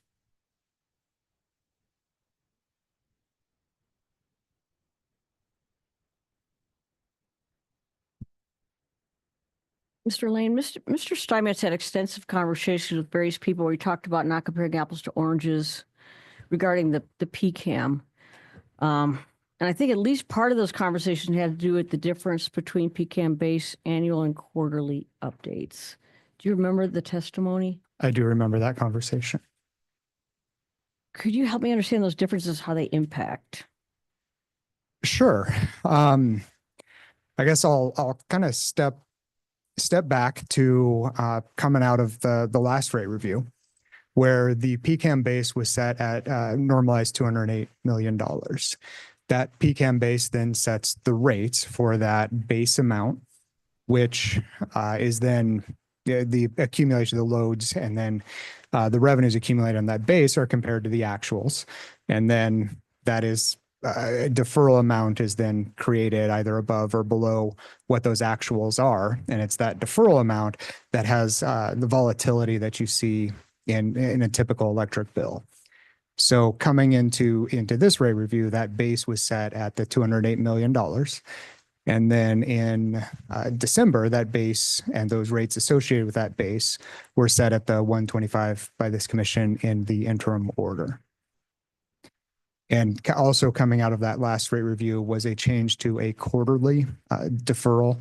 So it was trued up, or I guess the deferred amount was determined quarterly rather than historically what was a annual true up. Is that driving at the crux of the question there? Yeah. Okay, thank you. Anything else you want to say about that? Not at this time. Okay, thank you, sir. Thank you. Any further commissioners? I have a few.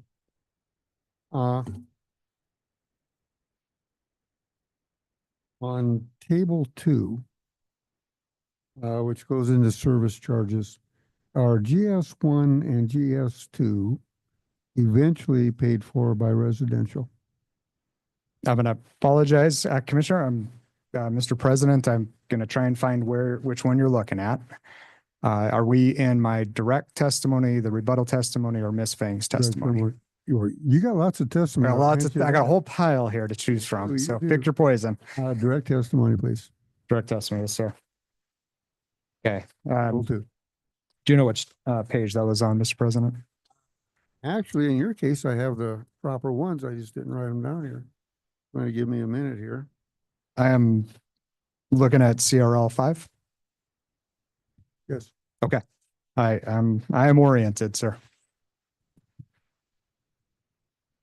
Okay, on table 2, GS1 and GS2, are they eventually paid for by residential customers? Well, without trying to assume the question, no, they're not paid for by residential.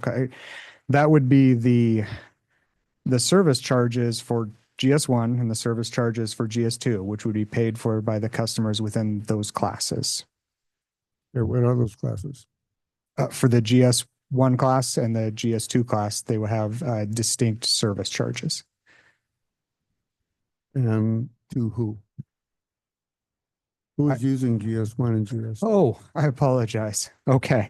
So it depends on where they connect to the service system. So a GS1 customer, depending on if they are secondary or primary, would be where they connect along those lines. And GS2 would be the GS2 transmission would be at the transmission level, and GS2 substation would be right after a substation off of the transmission system. Okay, so a substation, say outside of Billings, would not the residential customers, retail customers in Billings pay for that substation?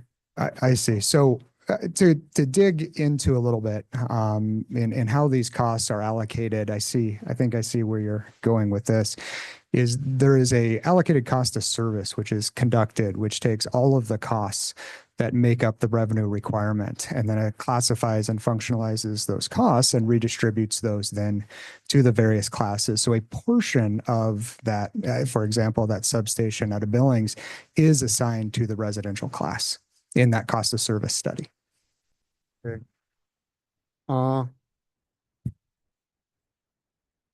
So eventually it comes down to the users who would have to pay for that service.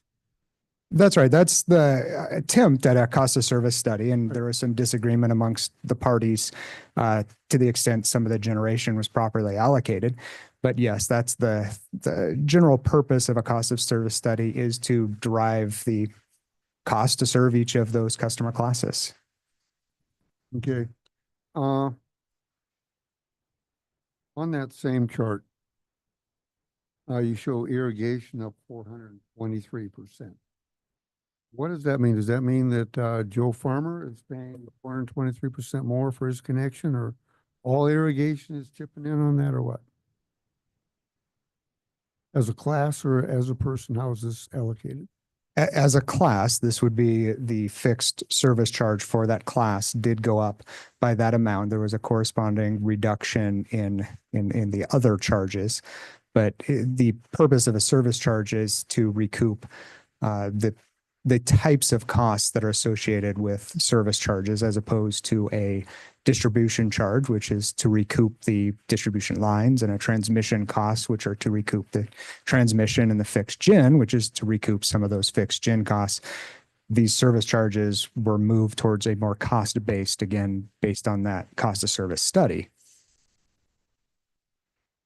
Okay, moving right along. Table 11. Shows residential, and this goes back to like 2020. That the increase would be $9.11. Then we the commission came up with be about $18.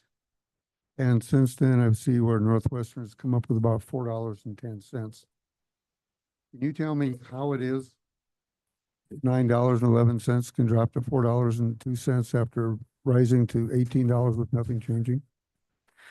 Sure. So to walk back through, I do think it's an appropriate metric for this commission to look at the impact to a typical residential customer.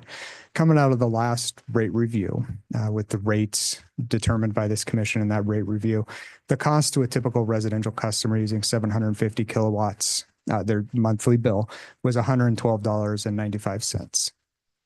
When we entered this rate review, when we filed back in July, which seems like forever ago, when we filed back in July of 2024, the cost for a typical residential customer was $110 and change. Since in that intermediate time, there have been fluctuations to a typical residential bill, which come from changes in the trackers. The PCAM deferral cost, which you asked about earlier, went from about $2 down to about $1.24, up to $8, back down to $6 in that time period to when we filed. Since then, in the duration of this rate case, a typical residential bill after the interims, which went into place on December 1st, a typical residential bill went down. Well, I guess let me back up one step prior to that. In October, prior to interims going into effect, a typical residential bill dropped a little over $6 due to that PCAM quarterly and end of year filing. So the PCAM itself, that deferral amount, dropped from that $6 to a little less than zero. It was actually a refund at that time. That dropped a typical residential bill down to about $103, between $103 and $104. When the interims went into effect in December, there was a further reduction to that base portion of the PCAM, which further reduced that bill by about $8.24. So a typical residential bill on December 1st was around $95. And I've kind of walked through a lot of it, and I'm hoping I'm getting to your question here, but to look at that table 11, where our proposed was at 119, that was with our as filed rates as holding constant the PCAM deferred as of July 1st, 2024. Part of my problem with your testimony is that you have more tables on more things, none of which agree with each other. Is there a table that is accurate to today that we can use for comparisons from where we were to what is proposed under, we'll go with the original filing or your interim, which would match the original filing? I will quickly check here to go back through my settlement testimony and see if there is a table associated with the history.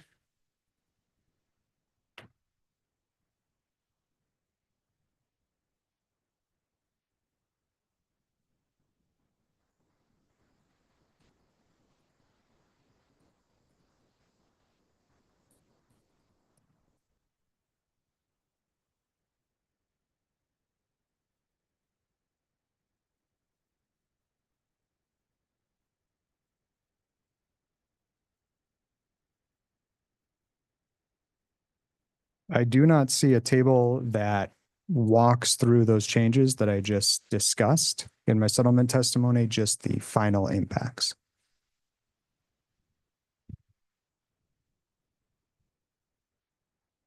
That's the one I need.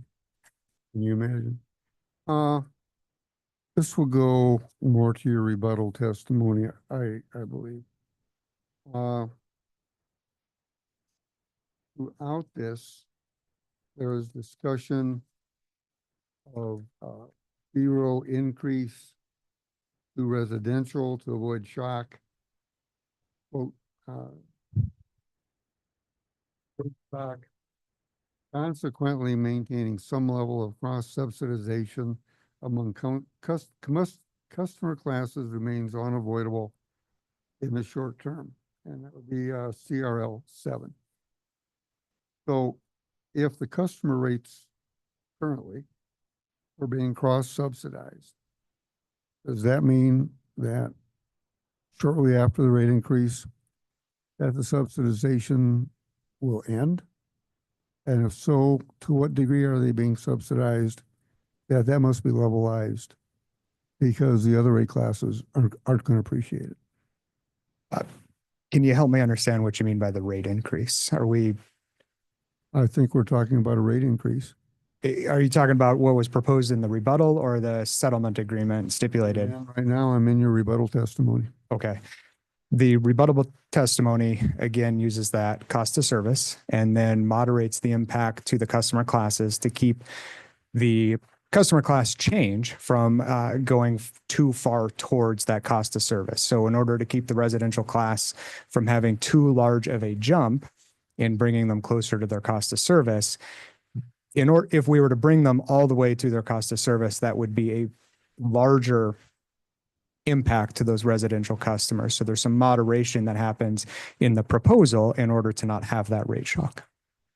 Yes, I understand that. Okay. My question is, at what point, if we're going to cost of service as a standard, which is probably a pretty good standard, but residential is not going to cost of service, rather it's going to be feathered in, I guess.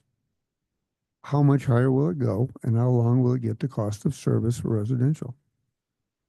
I think the intent of this rate review and the settlement agreement, but in the rebuttal testimony, was to stay within the intervener testimony's recommendations of that maximum change.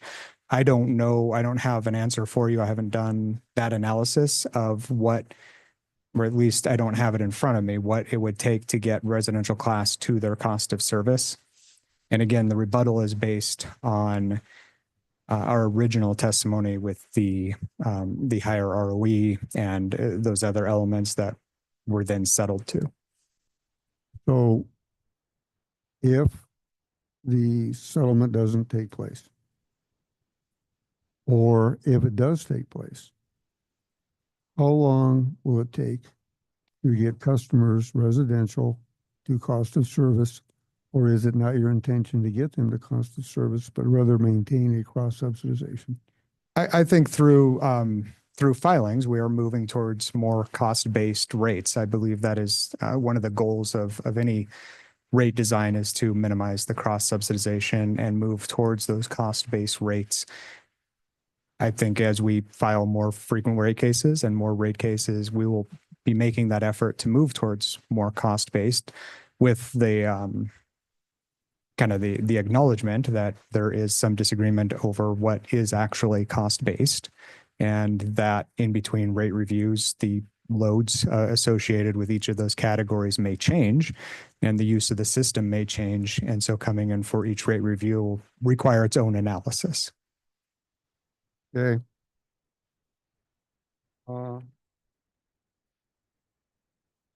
Apparently, according to my notes, CU 28, I'll try to get there. Okay, CU 28 talks about, starting on page PRL 28, you say, are you aware of any other state commission that has recently approved a regulatory tool for a utility to address wildfire prevention? And you say yes, January 15th, 2025. The Washington Utilities and Transportation Commission approved a wildfire prevention tracker for Puget Sound Energy. Are you aware that at about the same time, South Dakota, which also regulates you, their legislature tabled very similar legislation 6-1. Can you tell me why it was tabled? I do not have that information. I'm aware that that legislation was tabled. I do not know why the legislature did that. Would you agree with me that with South Dakota, which regulates you as well as us, is more germane to this conversation than Washington PUC and Puget Sound? I don't have an opinion on that. I think to the extent that there is wildfire risk across the Western United States and that the Washington Commission has recognized it as being a significant risk and granting both Avista and Puget Sound these wildfire balancing accounts is relevant to this case. This will go to slightly more recent. No, it's hard to get more recent than January of this year. This is. And that would be the self-imposed rates, interim rates. Can you tell me who made the decision for the self-implementation of the interim rates? That would be the executive team. Who's on the executive team? Do you want me to name them all the vice presidents, or? So it's all vice presidents, and I assume Mr. I'm not sure who exactly made that decision, Mr. President. It would have been a high level decision. Did they confer with you and say, is this okay? I was consulted on my thoughts on it, yes. Are you aware, or do you recall that the Montana staffers for the PSC plan to have a work session to address a larger PSC interim based on your request for information on how to file an interim? I'm not sure what you're referring to. Did you have a conversation with our staff about how to file an interim based on the 1977 law? And then they requested a work session to address an interim. Were you aware of that work session request? To the extent that work session request is the work session that was scheduled for later in May, yes, I am. And you filed about 2 days before that, 3 days before that. Would that be true? No, timeline's not quite correct. We filed the settlement on April 14th, the partial electric settlement. Included in that was a motion for revised interim rates, which were agreed to by the settling parties and supported that motion. I did have discussions with staff because this was a unique filing. And as you state, as something that Northwestern hasn't done prior, on what staff would need to see in such a tariff filing so that they could efficiently process that tariff.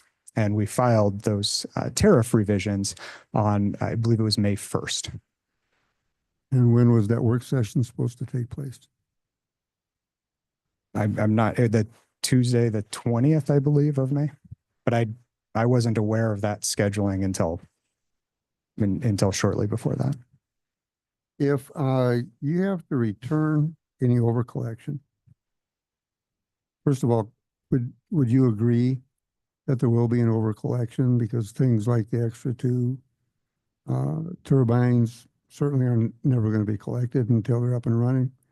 There's agreement that employees that aren't working, open slots would not be paid for, etc. So will there be an overcollection no matter what we do? Under the current as filed rates, as Northwestern implemented them with the stamped tariffs, under those rates, that was for our initial ask. That amount is significantly higher than what we had agreed to with the settling parties as the ceiling for that stipulated settlement agreement. So to the extent that not going to the settling parties because you filed for the original amount. So do you think that logically the things that you've already agreed to, not necessarily with the settling parties, just you're not going to charge for turbines that don't work, people that aren't there anymore. Therefore, would there be logically an overcollection? What I was attempting to inartfully say was that, yes, under the as filed revenue requirement, it is higher than the stipulated settlement agreement. And if this commission were to adopt Northwestern's requested amount in that stipulated settlement agreement, which there are contested issues that would bring that down, that would result in a refund, assuming those as filed rates are still in place. Now, I think what was expressed by Mr. Byrd earlier, I guess that was a week ago, was that Northwestern is looking at options and is open to filing those the settlement rates based on that found precedent from this commission, that there is a precedent for implementing the settlement rates. So, whatever the overcollection would be, assuming there is one, you would then pay a 10% rate of return to those that paid the overcollection. Is that your understanding? Not quite. What is your understanding? The statute 693-302, the last sentence in that statute this is for the implementation of the as filed rates statute. I'm not going to get the language quite correct, but I'm sure we can correct that. But it's the last approved ROE. Okay. So, which would be about 10%. It's my understanding that we can do the 10%, not necessarily in that statute, but in other statute. Would that be your understanding? That is not my understanding, but I don't know 100%. Okay. So if you have to give back the money that's over collected, then you have to pay a percentage based on ROE or whatever it's based on. It confuses me as to why you would want to basically, we'll use the 10% as a hypothetical. To me, it's like 9.65 or some darn thing. So why would you do that, knowing it's going to cost you 9.65% for basically a loan for 6 months from your own customers? Why not just wait and see what the commission says? That is a fair question. And I think the answer to that question is if you go back to December 1st, when the interims were put into place, there was a reduction in the PCAM base at that time that took about $10.40 off a typical residential bill. There was a increase for the operations and maintenance at Yellowstone, $18 million in a revenue requirement. That was about a $2 increase, so about an $8.50 decrease to residential bills at that time. So the base amount, the revenue requirement and the base amount, the rates set on that December 1st have stayed in place all the way through up until that May 23rd. If Northwestern were to not implement the as filed rates on May 23rd, we would continue with that base revenue collection. When the commission's final order comes out, you would take those final rates and put them back as if they were in place on that May 23rd. There is a significant difference between what those interim rates were and what that final rate will be, that if we did not implement the as filed, or in the better case scenario, the settlement rates, if we are allowed to do that, that amount would not be collected until the final order in this case. And that would be uncollected, unrealized revenue for Northwestern. And what happens to that? That would not be subjected to the 10% because it would be the amount as if the final order had been in effect as of May 23rd. And if there is no settlement, so now the time goes on, the collections go on, rate of return goes on. At some point, and I don't know if we're talking about going to court and challenging this and that and the other thing, 6 months, a year, both are very possible. Your shareholders would be paying 10% for something that you could have waited to see what the outcome was. Is there a reason why the decision was made by your executive committee? To the extent I understand it. Well, if they talked to you and consulted you, I would guess you would. It's your job to be the liaison for regulatory affairs. I'm assuming that you've been briefed and you understand it. So yes.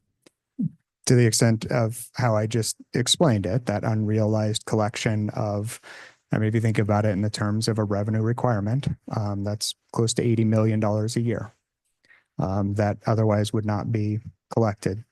So from that perspective, that was the information that I understood from our executive team on the reasons for that implementation of the as filed. I would like to thank you. Do commissioners have any further questions? Commissioner Bukichek. two quick and easy ones. The percentage change in the average residential bill that's being predicted, it depends on the time in which you measure. And that's why we hear numbers like 70%, 18%, 8%, 4%, and so on. But all those percentages refer to the same dollars plus change increase per monthly bill, correct? I The estimate? Commissioner, I hope I'm answering your question. Yes, the percent changes as presented in this rate review, and especially in my testimony, most of those are keeping the deferred PCAM and the tax tracker or the QF numbers, the smaller amounts that are in somebody's bill, keeping all of those constant to then show the impacts of the changes approved by the commission. So those percentages are then off of that, what was a typical residential bill as of July 1st, 2024 of $110. Yep. I mean, the other percentages that we see, it's still because people measure at different points in time. Yes.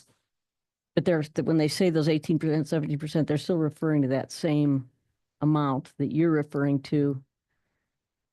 I can't speak to what other people might be referring to. There are a lot of numbers. Oh no, I apologize. There are a lot of numbers that are referencing the actual revenue requirement for the class. So earlier in my testimony last Thursday, there was a conversation with Ms. Harbine that referenced those revenue requirement increase numbers, which are different than that typical bill impact percentage increases. Okay. Thank you. Okay. I'm going to jump back in. Were you here during my conversation with Mr. Dismukes? In and out, I apologize. I was in and out and I was right. That just encourages me. Would you be aware in your position of the amount of the FERC revenue credit? No, I am not. And what, the dollar amount per megawatt and the amount of cost to produce that amount of regulation product? I would defer that question to Ms. Gibson. Ms. Gibson? Yep. That's what he said too. She seems to be the go-to person for this stuff. Thank you. Yeah. No, if there's no further questions from staff, from commissioners, does staff have a question? Yes, thank you, Mr. President. Just a few, Mr. Lane. I'm going to start with cleanup on some things that I think were deferred to you by other witnesses. First, can you tell me or explain to me Northwestern's position why it's appropriate to include all 18 units of YCGS in the PCAM base when only 16 of them are operational during the known and measurable period? My understanding is that the PCAM base is set for an ongoing forecasted period, and my understanding is it'd be appropriate to include all of the units that we expect to be in service as we move forward with that PCAM base. Okay. That helps. Next, moving on to the wildfire mitigation balancing account. Could you explain to me why Northwestern hasn't included a list of eligible costs in that balancing account tariff like you have in other supply cost tariffs? I think the intent of the wildfire balancing account is to use as a basis both the test year revenue requirement that's included as a reference point. I hesitate to use the word base because I think it does create a little bit of confusion, but that test year revenue requirement associated with wildfire expenses that are consistent with the wildfire mitigation plan that Mr. Merkel and Ms. Hellwinkle spoke to. My understanding is those activities may, as Mr. Merkel testified to, may change over the years and while still maintaining consistency with that plan. And because the plan's intent is to look at the incurred costs over the prior year and then present those to the commission for a prudency review, that those costs would then be subjected to the commission's review for the prudency to be consistent with the plan and whether those costs were prudently incurred. Okay. As I understood Mr. Merkel's testimony, though, the plan itself doesn't get into the details of individual costs, correct? That is correct. It's more about broad strokes strategies, right? That is correct. So if Northwestern pursues a strategy by incurring different types of costs from year to year, that would all just be rolled together in the wildfire balancing account, correct? I think the costs as they are incurred that are consistent with the plan that is currently approved by the commission would be reviewed by the commission in that wildfire compliance the compliance filing for that wildfire balancing account. And the commission would have an opportunity at that time to review those for prudency. Okay. Let's say, though, that Northwestern changes a broad stroke strategy in your plan. Would you be seeking recovery of costs incurred under that new strategy in between general rate cases, or would Northwestern have to come back to the commission for a general rate case to revise the parameters that are provided in the plan? I think the general rate case establishes that threshold, that base amount, and not necessarily the specific activities within that plan, or that would be reviewed for prudency in future filings of compliance filings with the commission. It would be those specific activities undertaken in that prior year that would then be reviewed, not against the activities that make up what is currently in this revenue requirement for the base level, but rather whether or not those activities were prudently incurred under the plan in achieving the wildfire mitigation goals. Okay. So in a general rate case like this one, we set a target. Northwestern is permitted to recover that target under the balancing account, correct? That target amount is the amount that is currently set in the revenue requirement for wildfire mitigation activities. So the incremental above and or below that is incurred in that year would then be presented to the commission for either a surcharge or a refund based on those expenses. And a prudency review. And approved, yes, on correct. an annual basis. Correct. Okay.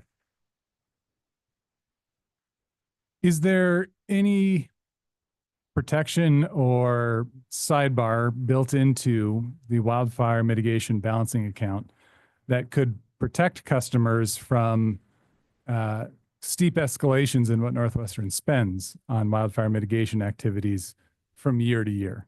I think the inherent design of the wildfire mitigation balancing account, which sets that base amount that we are currently doing in this test year with known and measurables of the 26.2 million, uses that as that threshold against which activities for the next year will be reviewed, in that whether it's above or whether it's below. But it's that presentation then to the commission for review of the prudency of those, that the commission has the authority to then review those activities as whether or not they were in fact prudently incurred. Okay. All right. I appreciate that. Turning now to customer bill impact. Would you agree with me that in this rate case, there are essentially three major pieces that are changing? You've got a property tax base, a PCAM base, which is your supply cost tracker, and then actual investments in transmission, distribution, and generation, or what we would consider the base rates. Correct. Okay. So the property tax tracker, for example, we may set the base, but Northwestern does get to true up against that base as your property taxes change. Correct. And likewise, with the exception of the cost sharing mechanism, Northwestern gets to true up actual supply costs against what we set as the PCAM base. That is correct. Okay. So I'd like to focus then on just the base rates, the transmission, distribution, and generation element of the case.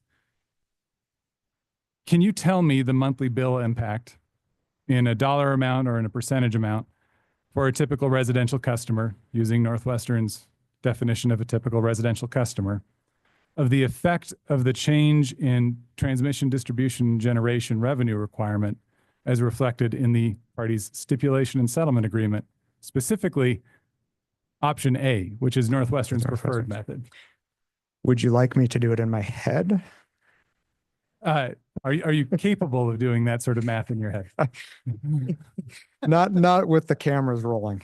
Okay. Okay. I do have some numbers in front of me for the base costs associated with a typical residential bill. And on 7/1, the base portion of that $110 was about $64.33. You say 7/1 of what year? 24. Thank you. Yep. Northwestern's proposed settlement. So and then just to kind of fill that out a little bit, on that 7/1/2024, it was about $64.33. And these were derived using CRL 16, my exhibit in there, and pulling those appropriate rates out and making those calculations. The proposed final settlement rates, that base cost would be about $80.23 of a $113 typical residential bill. So a $3 increase overall, but the base portion does increase from the 64.33 to 80.23. Okay. Can you give me that same breakdown of base rate bill impact as compared to rates that were effective December 1 of 2024? That is the commission approved interim rates. I'm really glad I did these calculations. Yes, I can. Again, using CRL 16 to derive that. So the interim rates on 12/1/2024, the base costs were $66.49 and the flow through costs were $29.15. And again, that was for a typical residential bill of $95.64. And just to kind of emphasize that those base rates were in place from December 1st all the way up until May 23rd. Okay. And just so I'm clear, you've done these calculations. You have a spreadsheet in front of you? Yes, because I couldn't remember all of these, so I do have one. Okay. Is this different from the spreadsheet as presented in CRL 16? The total numbers are not, and the derivation, the rates used to derive them are not. However, the presentation in this is, and I'm happy to share. Can we get a copy of that distributed? I have no objection. Okay. Fair enough. Fair enough. It would be valuable to us as we evaluate this information to have specifically the changes in base rates. So just so I'm clear, Ms. Norcott, is this something that Northwestern would intend to move as an exhibit when you get back to your redirect? That's some thought. Okay. Mr. President, Commissioners, Mr. Hamilton, the joint parties would like to move that as an exhibit, MEIC 9. All right. Mr. President, you've got a motion. Without exception. I have exception. If I could, I'll just register an objection only because I haven't seen what it is that we're talking about. I have no objection if Mr. Lane wants to share a spreadsheet with the parties. I have no objection if then any council wants to move it, but I would appreciate seeing it first. And I'm happy to defer that motion until we've all had a chance to review I'm it. confused. It is what it is. Why do you have to see it first when you will see it? Oh, so as I understand the testimony, Mr. President, Mr. Lane was referring to an electronic spreadsheet and identifying a couple of the numbers that are on that spreadsheet. I have no idea what else is on that spreadsheet. And so to the extent the entirety of a document that has not been provided to the parties is now being moved into the evidence, I think it's fair that the parties see what else is in that spreadsheet before we agree to allow its admission. Is your concern for proprietary information? My concern is I have no idea what's on that spreadsheet. I have no idea if there is, I just don't know. I have no idea what my objection is because I have no idea what's there. So I think if we could just have a moment to review what the document is. So when you say a moment, if Charlie Lane hands you the document, you can look at it and we can move on. Mr. President, would it be helpful to take a 5-minute break so we can all just take a look at this document and then and we can register, or any party can register an appropriate objection at that point? That would be fine, but if it's not proprietary, as far as I'm concerned, it's public and anybody can challenge any number they want to. Mr. President, if I may, I would recommend we're at a good time here for an afternoon break anyway. If we could just take a 15-minute break and then parties can look at this document and we can come back and resolve. Is that your way of telling me to calm down? Not at all. We are going to take it's 4:43. We'll pretend it's 4:45. We'll come back at 4:50.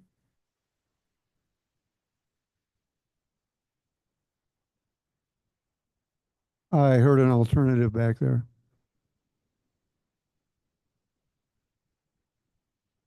Okay, 3:50.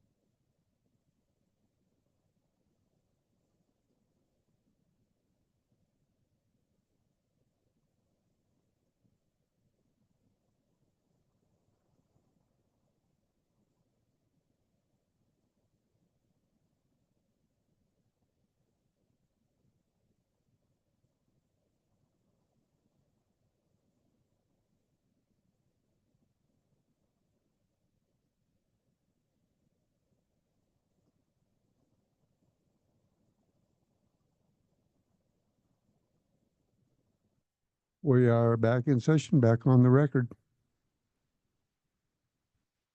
I believe Thorvald is going to take a look at this and decide whether or not he thought we should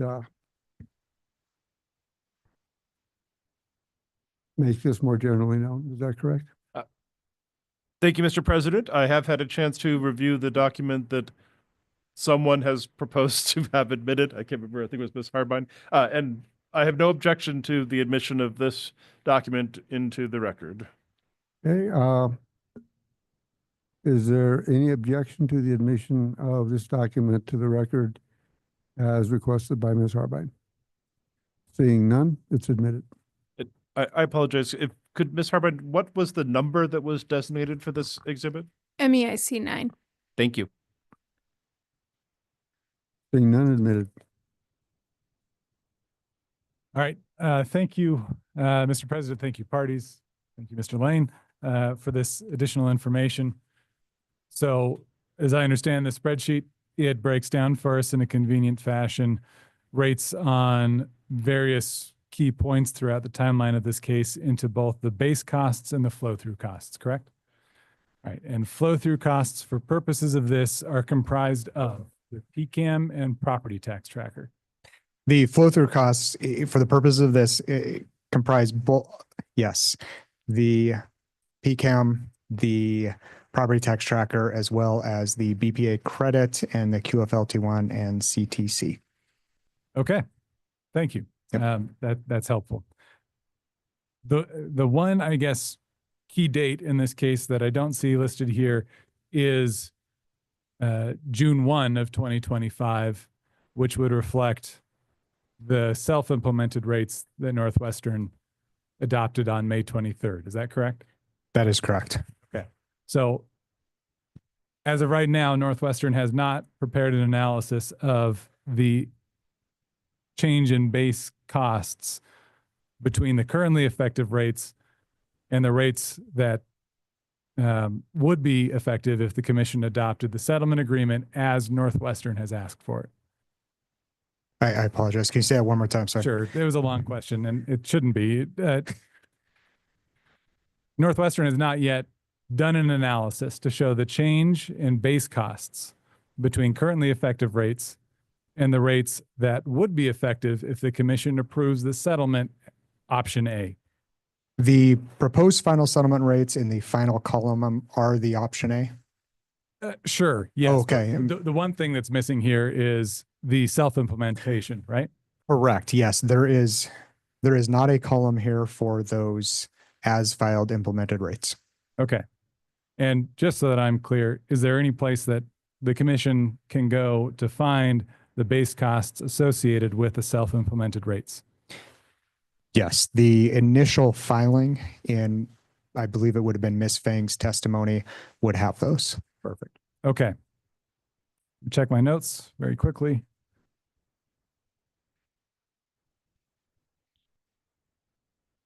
I think that's everything I have for you, Mr. Lane. Thank you very much. Thank you. Would counsel care to redirect this witness? Recross. Is there further recross? Yes, the joint parties have just a few questions here.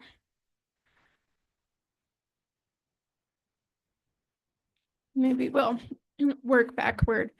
In Exhibit MEIC 9, the other column that is missing here is the PCAM Q4 update. Is that correct?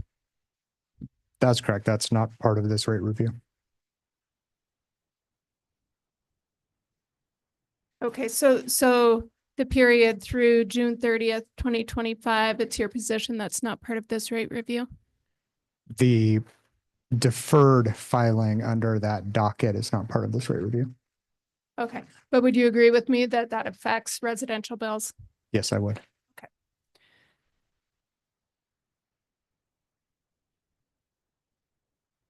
And so you talked with Commissioner Bukacek about the quarterly true-up reflecting the deferral amount in that PCAM base, or sorry, not the PCAM base, but the PCAM amount. Yes. Okay. And through April 2025, do you recall what the PCAM base plus deferrals amounted to just through April 2025 actuals? I'm going to try to answer this question. I don't off the top of my head know what the PCAM base and the deferrals are. I guess to kind of walk through from the beginning a little bit is back, if you're looking at the rates on 11.3, that base would have been the 208. So the rates, PCAM base rates were set to collect the 208. Between that 11.1 and that 7.1 date, that PCAM deferral bill impact changed from about $2 on that 11.1 down to $1.24-ish, up to about $8, back down to about $6 when we filed on 7.1. After that point, you can follow through on this chart to see what those PCAM deferral impacts are. Okay, let's turn to attach. Whoa, this is not in.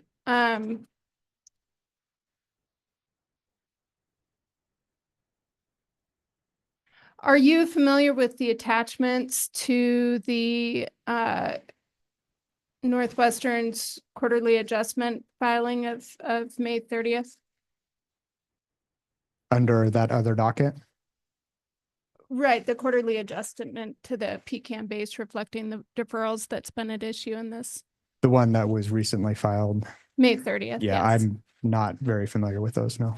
Okay, so you couldn't tell me what the current total costs and credits are year to date. Is that correct? Current total costs and credits year to, no, I couldn't tell you that. Okay, you couldn't tell me whether they're well above the 125 million approved by the commission in interim rates?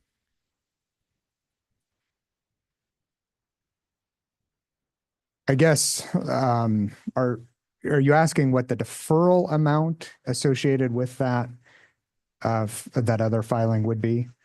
Right, year to date. Well, I don't know the year to date. I do know that the deferral amount's about 26 million, which is in line with historic deferral amounts in that PCAM. Okay, and that's the deferral amount just in this quarter, correct? It's a cumulative deferral amount.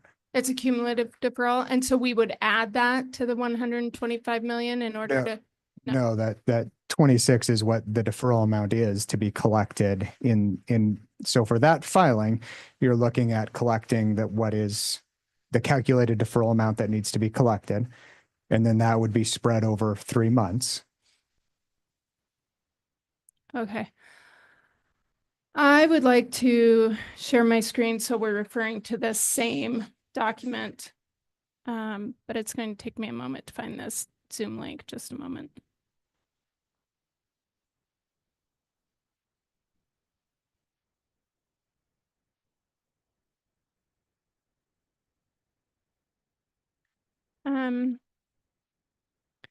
I can grab it here, Phil.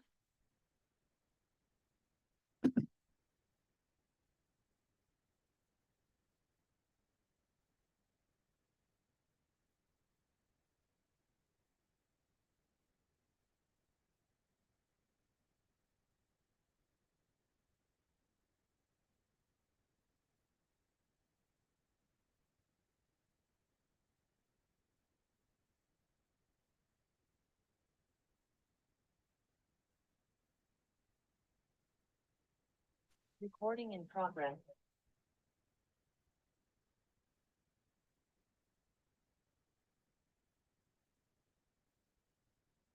I'm connected to the Zoom.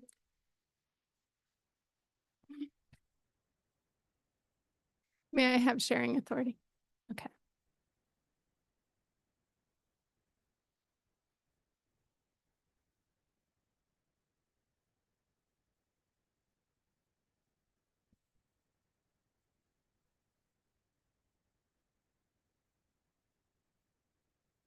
Does the format of this document look familiar to you?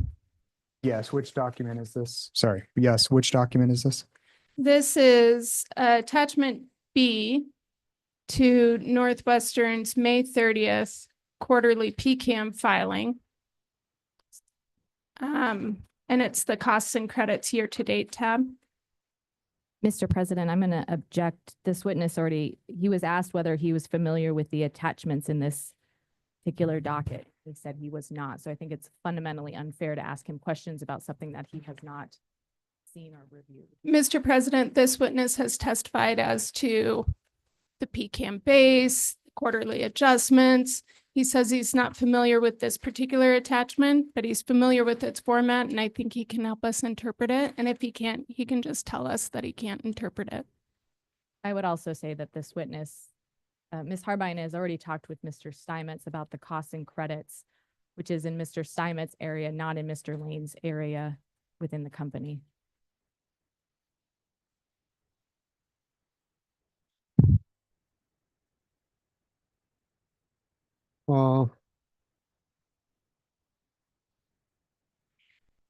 If it's helpful, I could just ask about a single number on this spreadsheet, and Mr. Lane can tell us if he What the doesn't. problem is that, in my mind, and then you can rephrase your question however you want to, is that to this document specifically, he has said, the witness has said he is not familiar with it. So to say that he is familiar with other things and therefore should be able to answer, I would have to agree is inherently unfair. So I'm going to sustain the objection, but you may re-ask the question based on what he does know or should know. Okay, thank you. And I'll attempt to lay some additional foundation here. Exhibit MEIC 9 includes a column that reflects a Q3 PCAM adjustment. Is that correct? That is correct.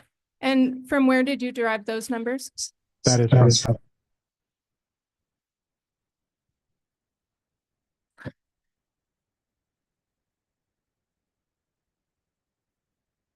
Can't take you anywhere. Northwestern maintains on its website the rates associated with every month. And so the rates associated with that month were taken from that publicly accessible. Okay, and you indicated that you're familiar with the format of the document I have up on the screen. How are you familiar with the format of that document? I have reviewed similar documents. And in what context have you reviewed similar documents? Prior to their filing over the last year. Prior to their filing in connection with quarterly adjustments? That is correct. Okay, so am I understanding that correctly that you are familiar with these types of filings? That is correct. And would you be capable, if asked, of telling us the meaning of the total costs and credits row? And you don't have to answer it, but tell us what the meaning is now, but are you capable of interpreting that for us? To the extent I understand the quarterly filings, yes. However, probably the better person to ask on the meaning of these would be Ms. Rich. Okay, well, to the extent you're familiar with these filings, why do you review these quarterly filings? As the Director of Regulatory Affairs, these come across my desk. Okay, they come across your desk because they're within the scope of your professional work? Yes, they're filed through our department. Mr. President, I would like to pursue just a couple of questions of this witness in the interest of time to just identify what the total costs and credits are reflected in the quarterly filing based on his representation that it's within his professional purview at Northwestern to review such filings. Right. I'm looking here at column N50, which is very small, but it's that 181,000 number or 181 million number. What does that represent? I'm going to be honest, I would probably want, excuse me, I would probably want to look at the cell and see what it is summing, but I do believe that it should be. It doesn't look like it's summing anything. Right, it looks like it's, It should be summing the total costs and credits over those months. okay, and so that would be the actuals through April 2025, correct?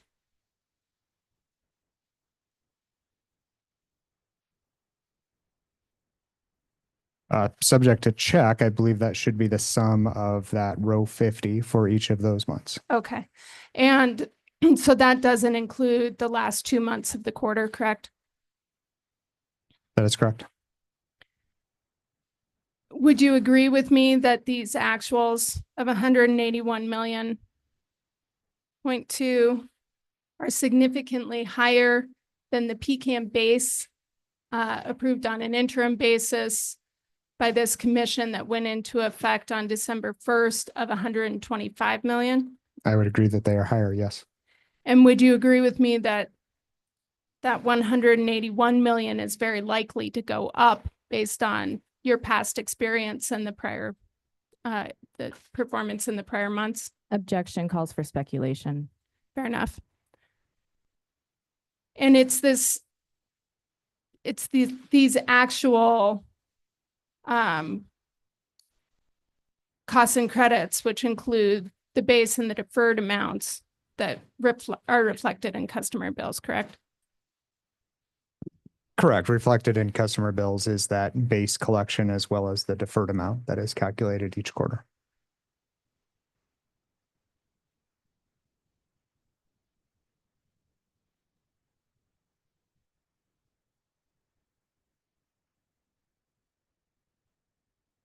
And you had a colloquy with President Molnar about moderation of residential customer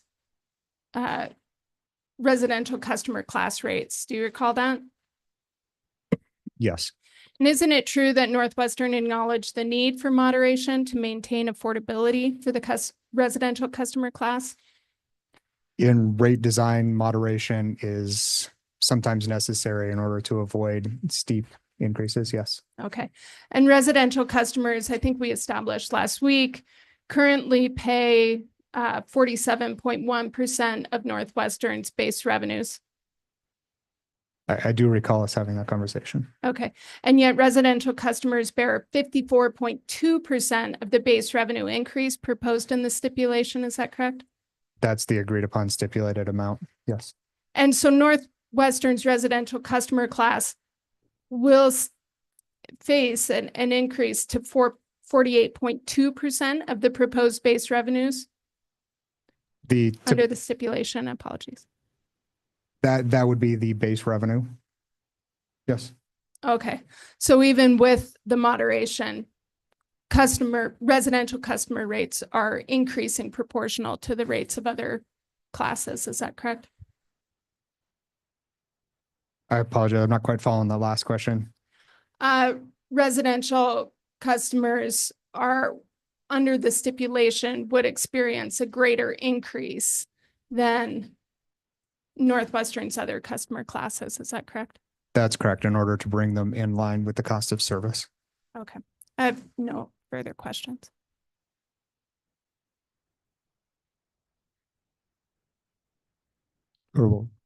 Thank you. I do have one area for recross. And you heard my little sound because I'm attempting to sign onto the Zoom so I can share my screen.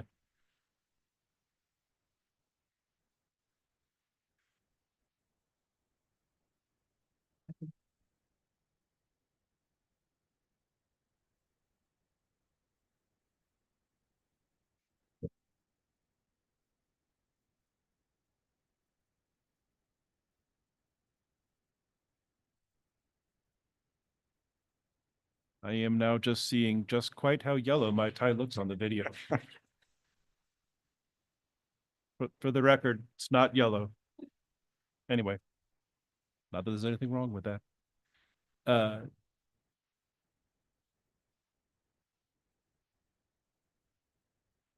Thank you. Okay, so now I do that and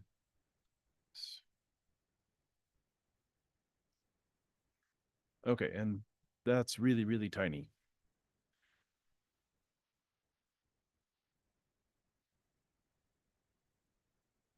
Okay. Mr. Lane, I don't know if that's big enough for you to see. I just wanted to close the record while we were here and follow up on a question from Mr. Hamilton about the missing line of data, which would be the rates that were put into effect on an interim basis on May 23rd. So I thought it would be helpful to the record if we actually all came to agreement on what that was, hopefully. So what I've put up on the screen is the Appendix B to the company's initial filing, which, just for your benefit in the record, is a 4-page document, which I'll sort of scroll through. There's 2 pages of electric rate impacts and 2 pages of natural gas bill impacts. And it's all for the electric part. Do you see here at the top that this is a calculation being done for a typical residential customer at 750 kWh? That is correct. Okay. And is this the analysis that was incorporated into the initial filing that you were referencing when you had the discussion with Mr. Hamilton about how it would be that if we wanted to figure out what the impact was of the May 23rd revised interim rates, what that number would be? That is correct. Okay. So I just, going back to this, and I'll skip page 1 and go to page 2 of this document and maybe zoom up a little bit so people can see it.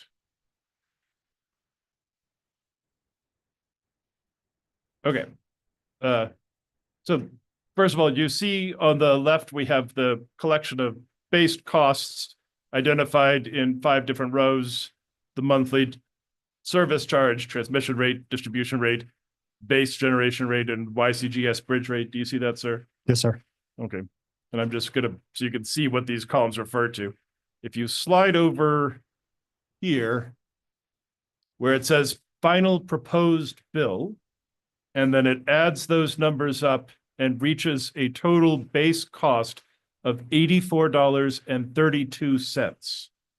Would I be correct that that would be the number that, as far as your questioning with Mr. Hamilton, would be the number that we would now see in effect following the May 23rd interim rates? That is correct. Okay. And then just for, again, for completeness purposes, if you scroll down and you see a $34.86 figure on the flow through portion of this Exhibit B, excuse me, Appendix B, do you see that, sir? Yes. Okay. And that would be sort of the comparable number to the way the as filed flow through worked. That is correct, with the caveat. With the caveat that these are the bill impacts as holding constant, those deferred and tax tracker. Right. Okay. Okay. But so I understood that. That's what I wanted to clear up. So, but for purposes of apples to apples, focusing on the base cost, and then maybe just to wrap around and fill out one detail based on the questions you had from President Molnar. So the interim rates, if you go back to MEIC 9,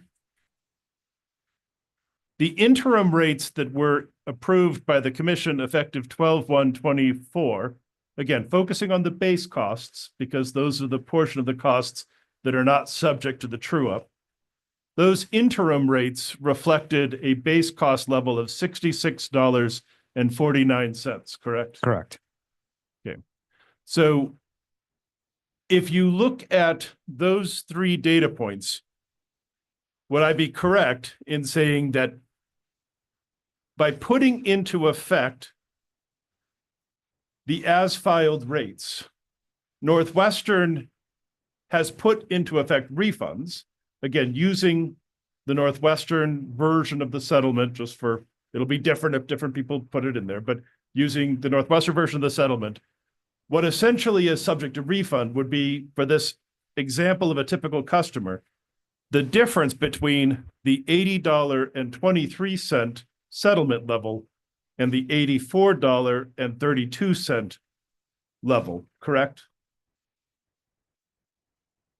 I want to make sure I'm following you. So the $80.23 would be the proposed final settlement rates, which is also Northwestern's ask under the stipulated settlement agreement. If those rates were to be approved by this commission and then be treated as if they were in effect all the way back to the May 23rd, that is correct. That would be the difference between that and what you referenced as the,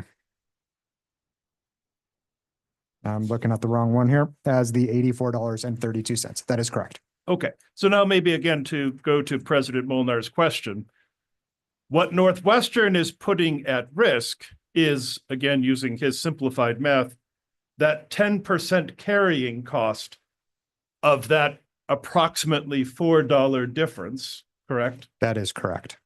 But what Northwestern is gaining is that $16 difference between the $66.49 level of base cost and interim rates and your as filed, if approved, settlement rates of $80.23. Is that fair?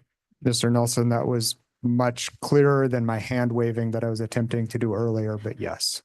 Okay. Now, from the LCG perspective, you understand, perhaps, would you agree with me that from a customer perspective in general, the settlement contemplated implementing the start over again. Would you agree with me that from the customer perspective, the customers would be better off today paying the $80.23 level than paying the $84.32 level? Absolutely. It would be better off to implement the stipulated settlement interim amount. Okay. Thank you. I appreciate that. And that's all the further recross I have.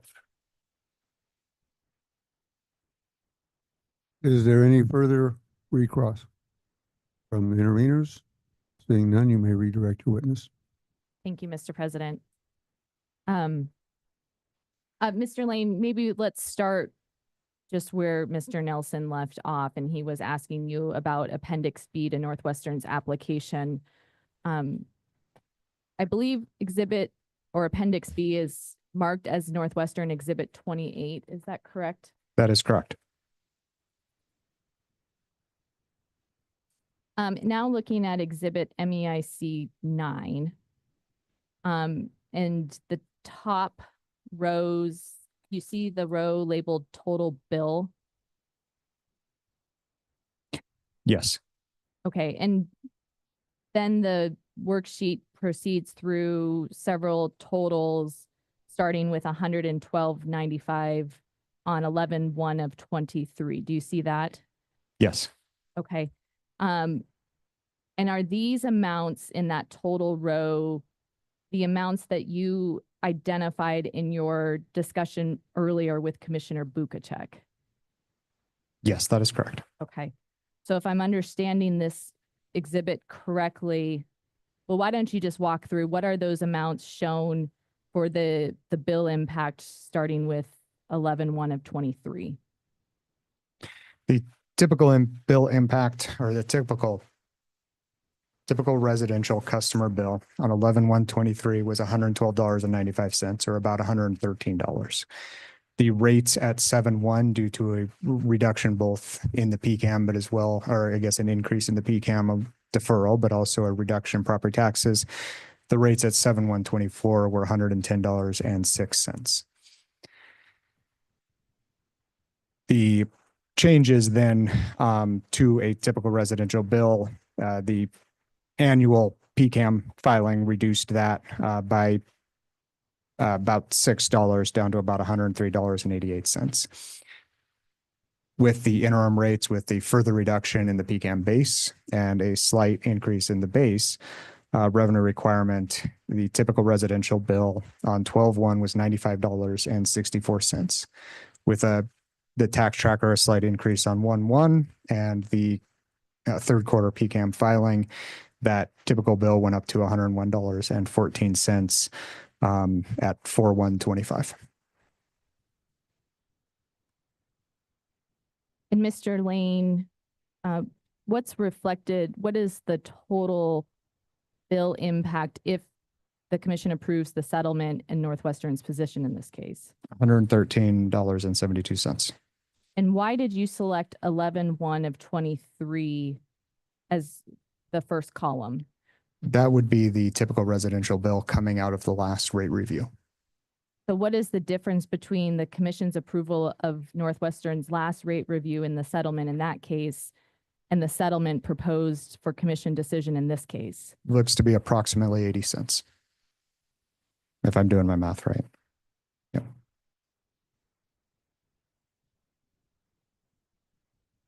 And am I correct in looking at these columns as you've walked through them? They reflect actual bill changes?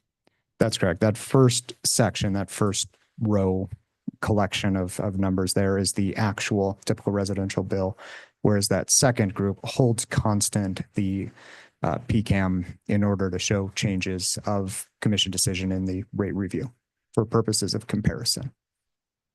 And in your conversation, we were talking about the deferral for Q4. When does that rate go into effect? July 1st.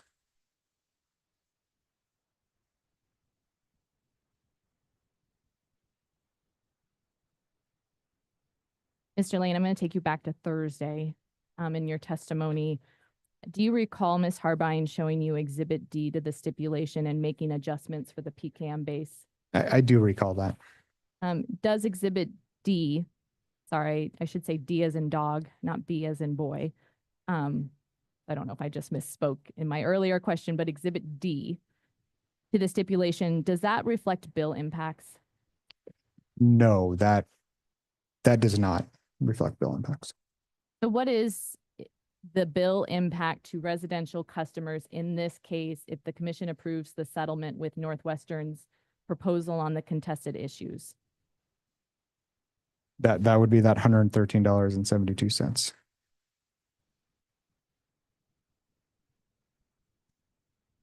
So going back also to Thursday and the PCAM base discussion that you had with Ms. Harbine, do you recall that conversation? Yes. Do you agree with Ms. Harbine's assertion through the calculations that she had with Mr. Steinmetz that the PCAM base should be 85 million higher than the 119? When I was following along with that conversation, there were a couple issues that I had conceptually with the way that calculation was derived. One was it was looking at the entire period, and I think it would be appropriate to look at the period in which YCGS was in service. So December 1st through April of the actuals that we had. Additionally, I think it would be appropriate to remove the QF costs, which are outside of Northwestern's control on a required purchase, and then to do the calculation of looking at those actuals versus Mr. Steinmetz's estimated. So do you know whether or not the QF costs were included in those figures that you were presented? I'm trying to recall back to, but I believe they were.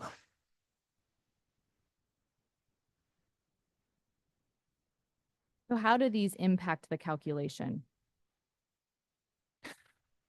Without having it in front of me to run through the calculation, I do believe it would be a significant reduction to that calculation to represent again with the caveat or the removal of those QFs, and then to just look at that period between December and April of those actuals, and then look back at Mr. Steinmetz's filed exhibit in this rate review of the estimated. Is it fair to say that the PCAM results in volatility to rates? Yes, I think the PCAM deferral itself, the bill impact to customers has varied significantly over the last couple of years, which, again, as we kind of discussed briefly, went from $2 to $1 up to $8 down to $6, down to a negative, and then through what can be seen here, the changes due to the PCAM adjustment, it does have volatility that impacts customer bills directly.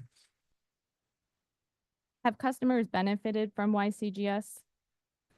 Since December of 24, customers' bills have been significantly lower because of this rate review and the interim, the PCAM reduction in the interim from December 1st all the way until the implementation of the as filed rates. Yes.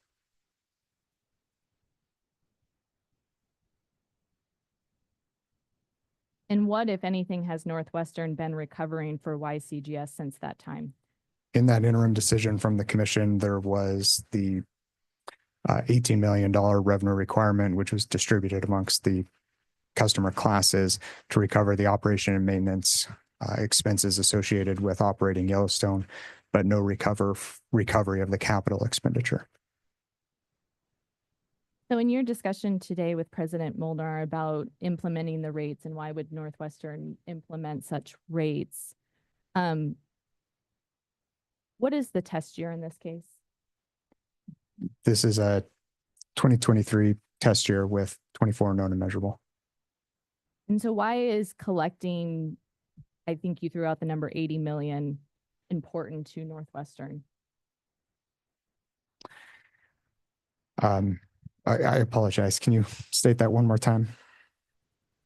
So why is collecting the $80 million, which I believe is the number you threw out in your conversation with President Molnar, important to Northwestern? The increase of that revenue requirement, is that okay? Yeah, without recouping that revenue requirement, it impacts the regulatory lag associated with those investments. So the time in which those costs were incurred to the time in which rates are in effect is for Northwestern to start recovering on those investments. So if Northwestern did not implement the new rates on May 23rd and the commission approves rates higher than the December interim, would Northwestern be able to go back and collect the difference between those two rates from customers? My understanding is that there isn't symmetry of the retroactive look, and that currently my understanding is that there isn't an opportunity to recover an under collection. Mr. Lane, in questions from staff, they were asking you about the 3 changes to the bill, and they mentioned property taxes. Do you recall that? Yes. Does Northwestern recover 100% of the incremental difference in property taxes in the property tax tracker? No, while there isn't a sharing mechanism associated with the property tax tracker, there is a little bit of a haircut about, I believe it's about 26% that has to do with income taxes.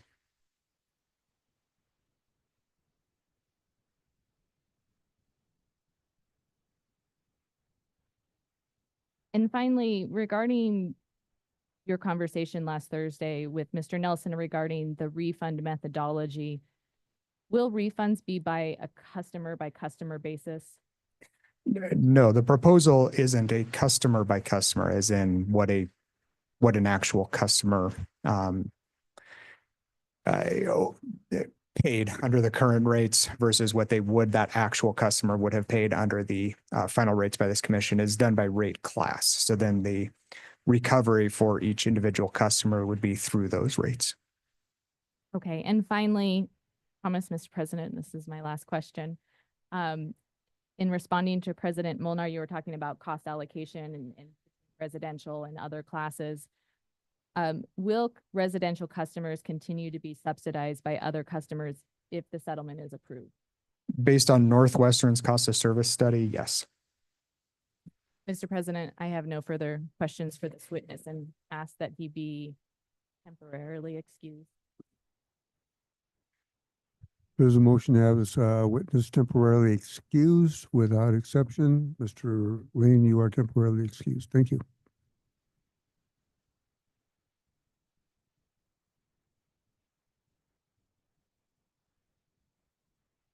With that, Mr. President, Northwestern would call Glenda Gibson. Has Glenda been sworn in?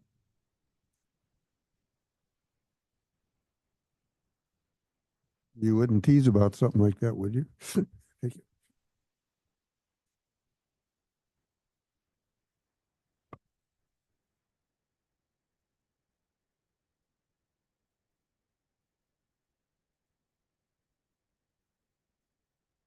Ms. Gibson, would you please state your name, spelling your last name and your business address for the record?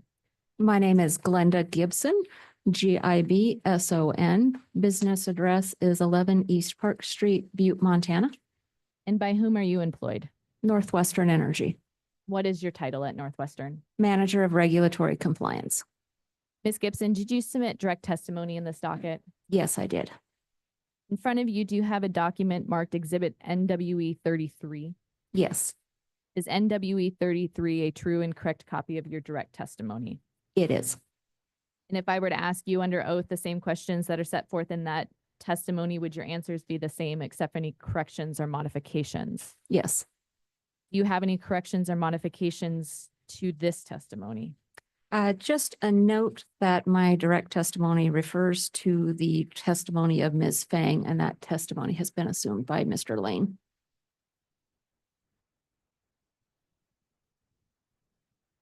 Oh, and I have another note that, almost forgot that one. It's not a correction, but I would like to point out that changes to Mr. Schlotz's testimony and to Mr. Joe Steinmetz's testimony would result in minor changes to my exhibits GJG2 and tables 3 and 4 on page GJG15 of my direct testimony. Those minor changes would actually result in lower ancillary services revenues. Thank you. Mr. President, I move for the admission of Exhibit NWE 33 as amended. Without exception, WE number 33 is admitted as amended. Ms. Gibson, did you submit supplemental direct testimony in this docket? Yes, Do you have a document in front of you labeled Exhibit NWE 34?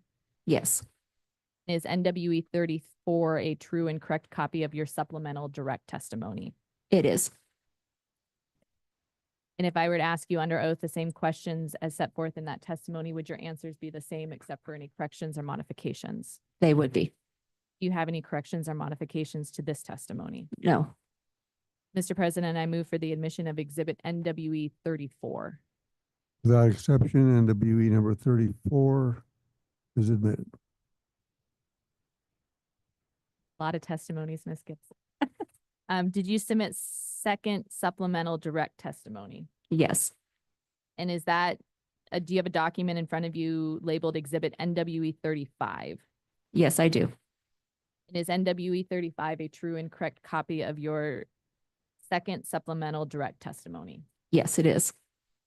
Would you answer this the same under oath today, except for any corrections or modifications? Yes, Do you have any corrections or modifications? I do not. Mr. President, I move the admission of Exhibit NWE 35. Without exception, NWE exhibit number 35 is admitted. Ms. Gibson, finally, did you submit rebuttal testimony? I did. Do you have a document in front of you labeled Exhibit NWE 36? I do. Is NWE 36 a true and correct copy of your rebuttal testimony? It is. And would you answer the questions in that testimony the same today under oath with the exception of any corrections or modifications? I would. Do you have any corrections or modifications? No. Mr. Chairman, I move the admission of Exhibit NWE 36. Without exception, NWE exhibit number 36 is admitted. With that, Mr. President, Ms. Gibson's available for cross-examination. Is there any cross-examination from interveners? Seeing none, is there cross-examination from the commissioners? Commissioner Bukacek.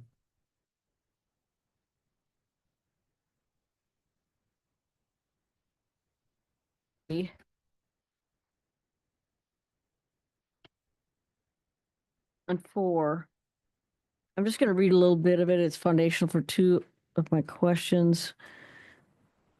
So cost classification, this is line 17 on page 4. Let's see. Sorry.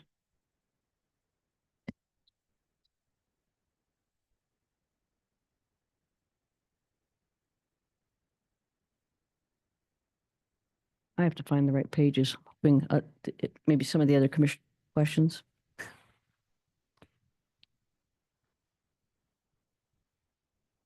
I have one or two. Ms. Gibson, you have been referred to me now for several days Yes. as being the font of all knowledge. I appreciate. Okay, that's a lot of pressure. Not this one. Can you tell me what the FERC rate for regulation products is for exported wind? I do not have that rate off the top of my head. I can tell you that those rates are available on Northwestern's Oasis website. Can you get that for us and distribute it? If there's no objection, sure. Okay.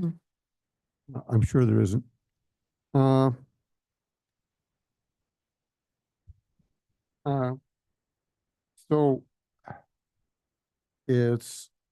would you happen to know the cost of Northwestern in providing those regulation products? I don't have the cost off the top of my head, but I do know that those costs are updated every year through our FERC annual update, which is also available on Northwestern's website. Again, could we have those? I've been asking for quite a few days. Yeah. Yes. Yes. Okay, and because here's the question, I guess, is Dr. Desmukes is positive there's an under collection. Several others are also positive there's an under collection. The only question is the difference. So nobody's been able to tell me where those numbers come from, which to me is how much are you allowed to collect for your FERC revenues and what's the cost? Okay, I can answer what goes into those FERC rates. The exact costs I don't have off the top of my head. Well, that's kind of what I need, what all goes in and comes out and acronym upon acronym. Because it's my understanding that from the 1974 Energy Policy Act and upheld several times by the Supreme Court, cost causers, cost payer. It's not a matter of how much. So if it's 5 million, it's 5 million. If it's 1 million, it's 1 million. I'd like to know what that is, because along with that is testimony, as you may have heard. Tell me if I'm wrong. That you are using hydro and CU4 and other assorted rate-based energies to pay these. And if customers to which the rate basing is attributed are paying $67, $68 for CU4 production, and it is being sold for $30 a megawatt for regulating product, a whole nother set of questions come up. Okay, Mr. President, I'm happy to explain what goes into those rates and how we set those rates. I think I'd like to start with separating the two sets of FERC rates, because I believe we've kind of, through the various proposals and the various testimonies, there's been a bit of crossing of the streams between transmission and ancillary services. In our 2019 FERC rate review, FERC approved us to use a formula rate. So I'll start with transmission because it's actually a little easier to explain, and it's the majority of those FERC revenues. For transmission, annually we do an update that includes a projection of the costs for that year. So as an example, the 2025 rates that we just posted for FERC, they include a projection of 2025 rate base and some projected 2025 costs, Some of the other costs are 2024 actual. So the rates that went into effect for FERC on June 1st, 2025 are based on a 2025 projected test year. Those will be trued up to actuals in 2026. So when you look at our FERC rates, it's all of the transmission costs. We include all of the FERC transmission accounts, some allocation of administrative and general costs, but it's basically the same revenue requirement as what we present on the Montana side. It's 100% of transmission costs. The transmission rate for FERC customers is then set taking 100% of that transmission revenue requirement and dividing it by 100% of transmission load, including retail load. So it's all transmission, both FERC and Montana jurisdictional transmission, to calculate a rate that is then charged to our FERC jurisdictional customers. There is also included in each year's revenue a true-up of the prior year's under or over collection. The idea of a formula rate is that ultimately you collect the revenue requirement, no more, no less. So you do a true-up of the prior year's projection to the prior year's actual, and that gets either added to or subtracted from the current rate. There's been a lot of conversation in this hearing about the 2024 revenues and the fact that the 2024 revenues were higher than the average. Well, those 2024 revenues included not only a projection of 2024 costs, but a significant undercollection of 2023 costs, which actually raised those revenues.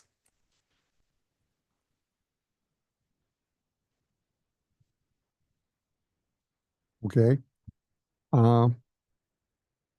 So my concern is the FERC revenue collection does not cover cost to it. When we were down with David Gates, the cost of ancillary services was, where all of which was subscribed to wind and paid for by residential, was, depending on cost of gas, was $21.50 to $23.50 a megawatt. Mm-hmm. That would be in 2012. In 2020, I asked the co-ops what they were paying for regulation products out of basin, and the answer was $16. In 21, I used the number $3.50 for the FERC revenue, and with a bill to ask the PSC track any losses. Northwestern never said that 350 was wrong. I can't guarantee it was right. I read it, and I'm not an expert. So it could be way off. So you might be charging the right amount. You might be collecting the right amount. It doesn't mean that there isn't an under collection. So that's why I need the numbers. Can you get those to me before this hearing is done? We can provide you those. And those are the ancillary services when you're talking about Dave Gates. The ancillary services rates are set slightly differently, and they're a separate section in our annual FERC filing. When you look at transmission, the transmission system moves power from point A to point B for both Montana jurisdiction and FERC jurisdiction. When you're looking at ancillary services and generation, those units provide very different services to Montana customers versus FERC customers. They're primarily to provide power for Montana customers. The way the FERC ancillary services rates work, they calculate, and this goes to Mr. Schlatt's testimony and Mr. Steinmetz's testimony.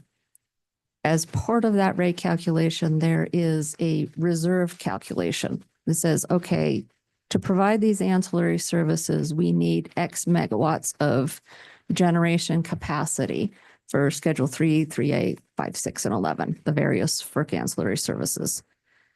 That got set in the 2019 FERC rate review. And I will tell you, that was a big portion of that rate review was the discussion of what's the appropriate megawatts of reserves there. Then the second step in that process is that Mr. Steinmetz did what is called the units most likely to say, okay, we need X megawatts of reserve requirements to provide these ancillary services. Which generation units are most likely to provide that service? because it could vary from day to day, is my understanding. So Mr. Steinmetz did that calculation of these are the units most likely to provide these reserve megawatts. The formula rate, what it does is it takes the current each year, and the ancillary services are on a historic. So they're based on the prior year actual. They're not a projected rate. So it takes, here is the current capital investment in these generating units that are available to provide this service. So here's the capital investment in DGGS, CU4, the various hydros that are capable of providing those services. And then it goes through a calculation of saying, okay, X percentage coming from DGGS, X percent may be coming from CU4, the various hydros. It says, based on these actual capital investment and the O&M costs, the fixed O&M costs, not the variable generation costs, here's the rate for this year of those services. And those are updated every year. You might have, don't know everything, and I'm about to prove how deep that statement goes. The amount allowed by FERC to be charged, is that specific to Montana, or is that a national rate? That formula rate is specific to Northwestern. And the entire formula used to calculate that rate came out of our FERC last revenue requirement in 2019. And it was a settlement between 19, 20 different parties. Okay, so it's my understanding that Northwestern actually requested that rate review from FERC. Is that correct? Yes, we filed for a rate review in 2019. Okay, so in 2019, nobody had ever even heard the word Yellowstone generating plant. That's correct. And yet we've been told that Yellowstone will provide a lot of regulating reserve for wind and all other services in the state. And we've also been told by Mr. Demukes, if you would recall, that the addition of Yellowstone generation plant did not affect the FERC rate. Well, that's a $300 million plant that will be used for that purpose, and it's not part of the rate. Therefore, the subsidization question comes back in my mind. So I'm not asking you to stay up till midnight, but whatever you can do to show, this is what FERC allows us to collect. This is the cost of production. And this is the amount left over. And this is the amount with Yellowstone generating plant. Can you do that? That was actually in my direct testimony. When we did the ancillary services jurisdictional cost of service study, Mr. Steinmetz went through and updated the reserve requirements. Mr. Schlotz went through and updated those reserve requirements. And then Mr. Steinmetz updated the units most likely. What flowed into my testimony is an estimate of, okay, if we added Yellowstone, updated everything else, because there's a certain reserve requirement, part of it's coming from DGGS, CU4, et cetera. If you add Yellowstone, it shifts how much is coming from those other plants. And that's where in my testimony, and I don't have the exact page.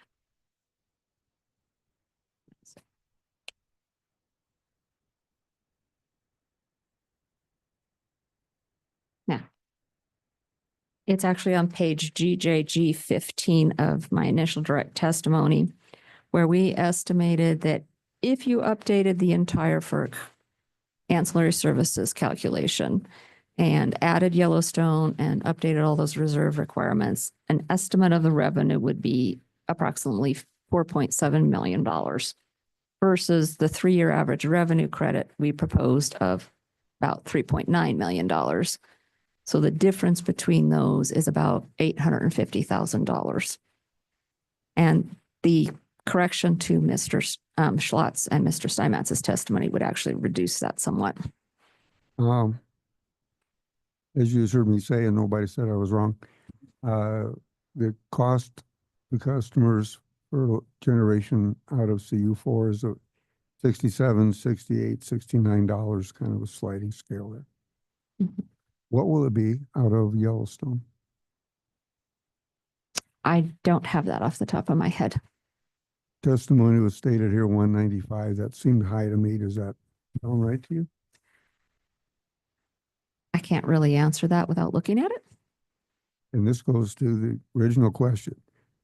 I think you and I are going like this. I don't mean to say that you're doing that on purpose. I'm saying that I'm not feeling like I'm getting through. It might not be about the FERC revenue credit. And if you're handling that properly, it may have to do with what is the cost. If customers are paying $69 out of cold strip and you're selling that for $30, there's something wrong. If it's 195, because we're shifting it over, it just got worse and the FERC revenue credit doesn't change. So I'd like to know, just simple numbers. So what FERC says we can collect. This is what it costs us to generate. Here's the and here's the sources. Here you go. That's what I'm looking for. Because if there isn't undersupply, people that aren't receiving a benefit are paying for it.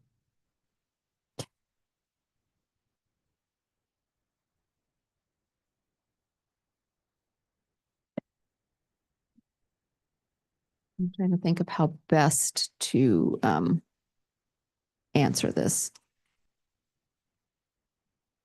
With numbers would be appreciated. Well, maybe, Mr. President, given the hour, allow Ms. Gibson to look at those costs. Would it be appropriate to break for the day and we can start again? I think it would be appropriate. So unless somebody's going to say no, let's stick around for a while. We are going to adjourn. GJG 2. Sure. State your question. Mr. President, I've been in conversation with council about witness scheduling for tomorrow morning.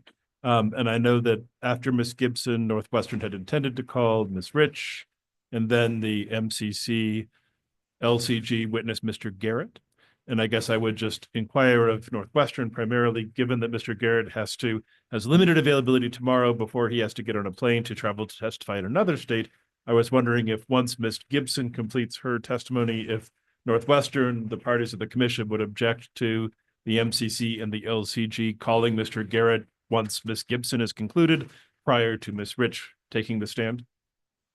I don't think the commission has any preference as to who's testifying when. I'll leave this up to councils to work this out.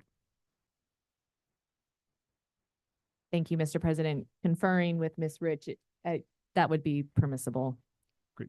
Really appreciate Northwestern and Mrs. Rich's flexibility on that. Thank you, Mr. President. I have nothing further. Seeing no further business to come before this commission today, we will adjourn until 8 o'clock tomorrow. And we will start again very quickly after public comment. We are adjourned.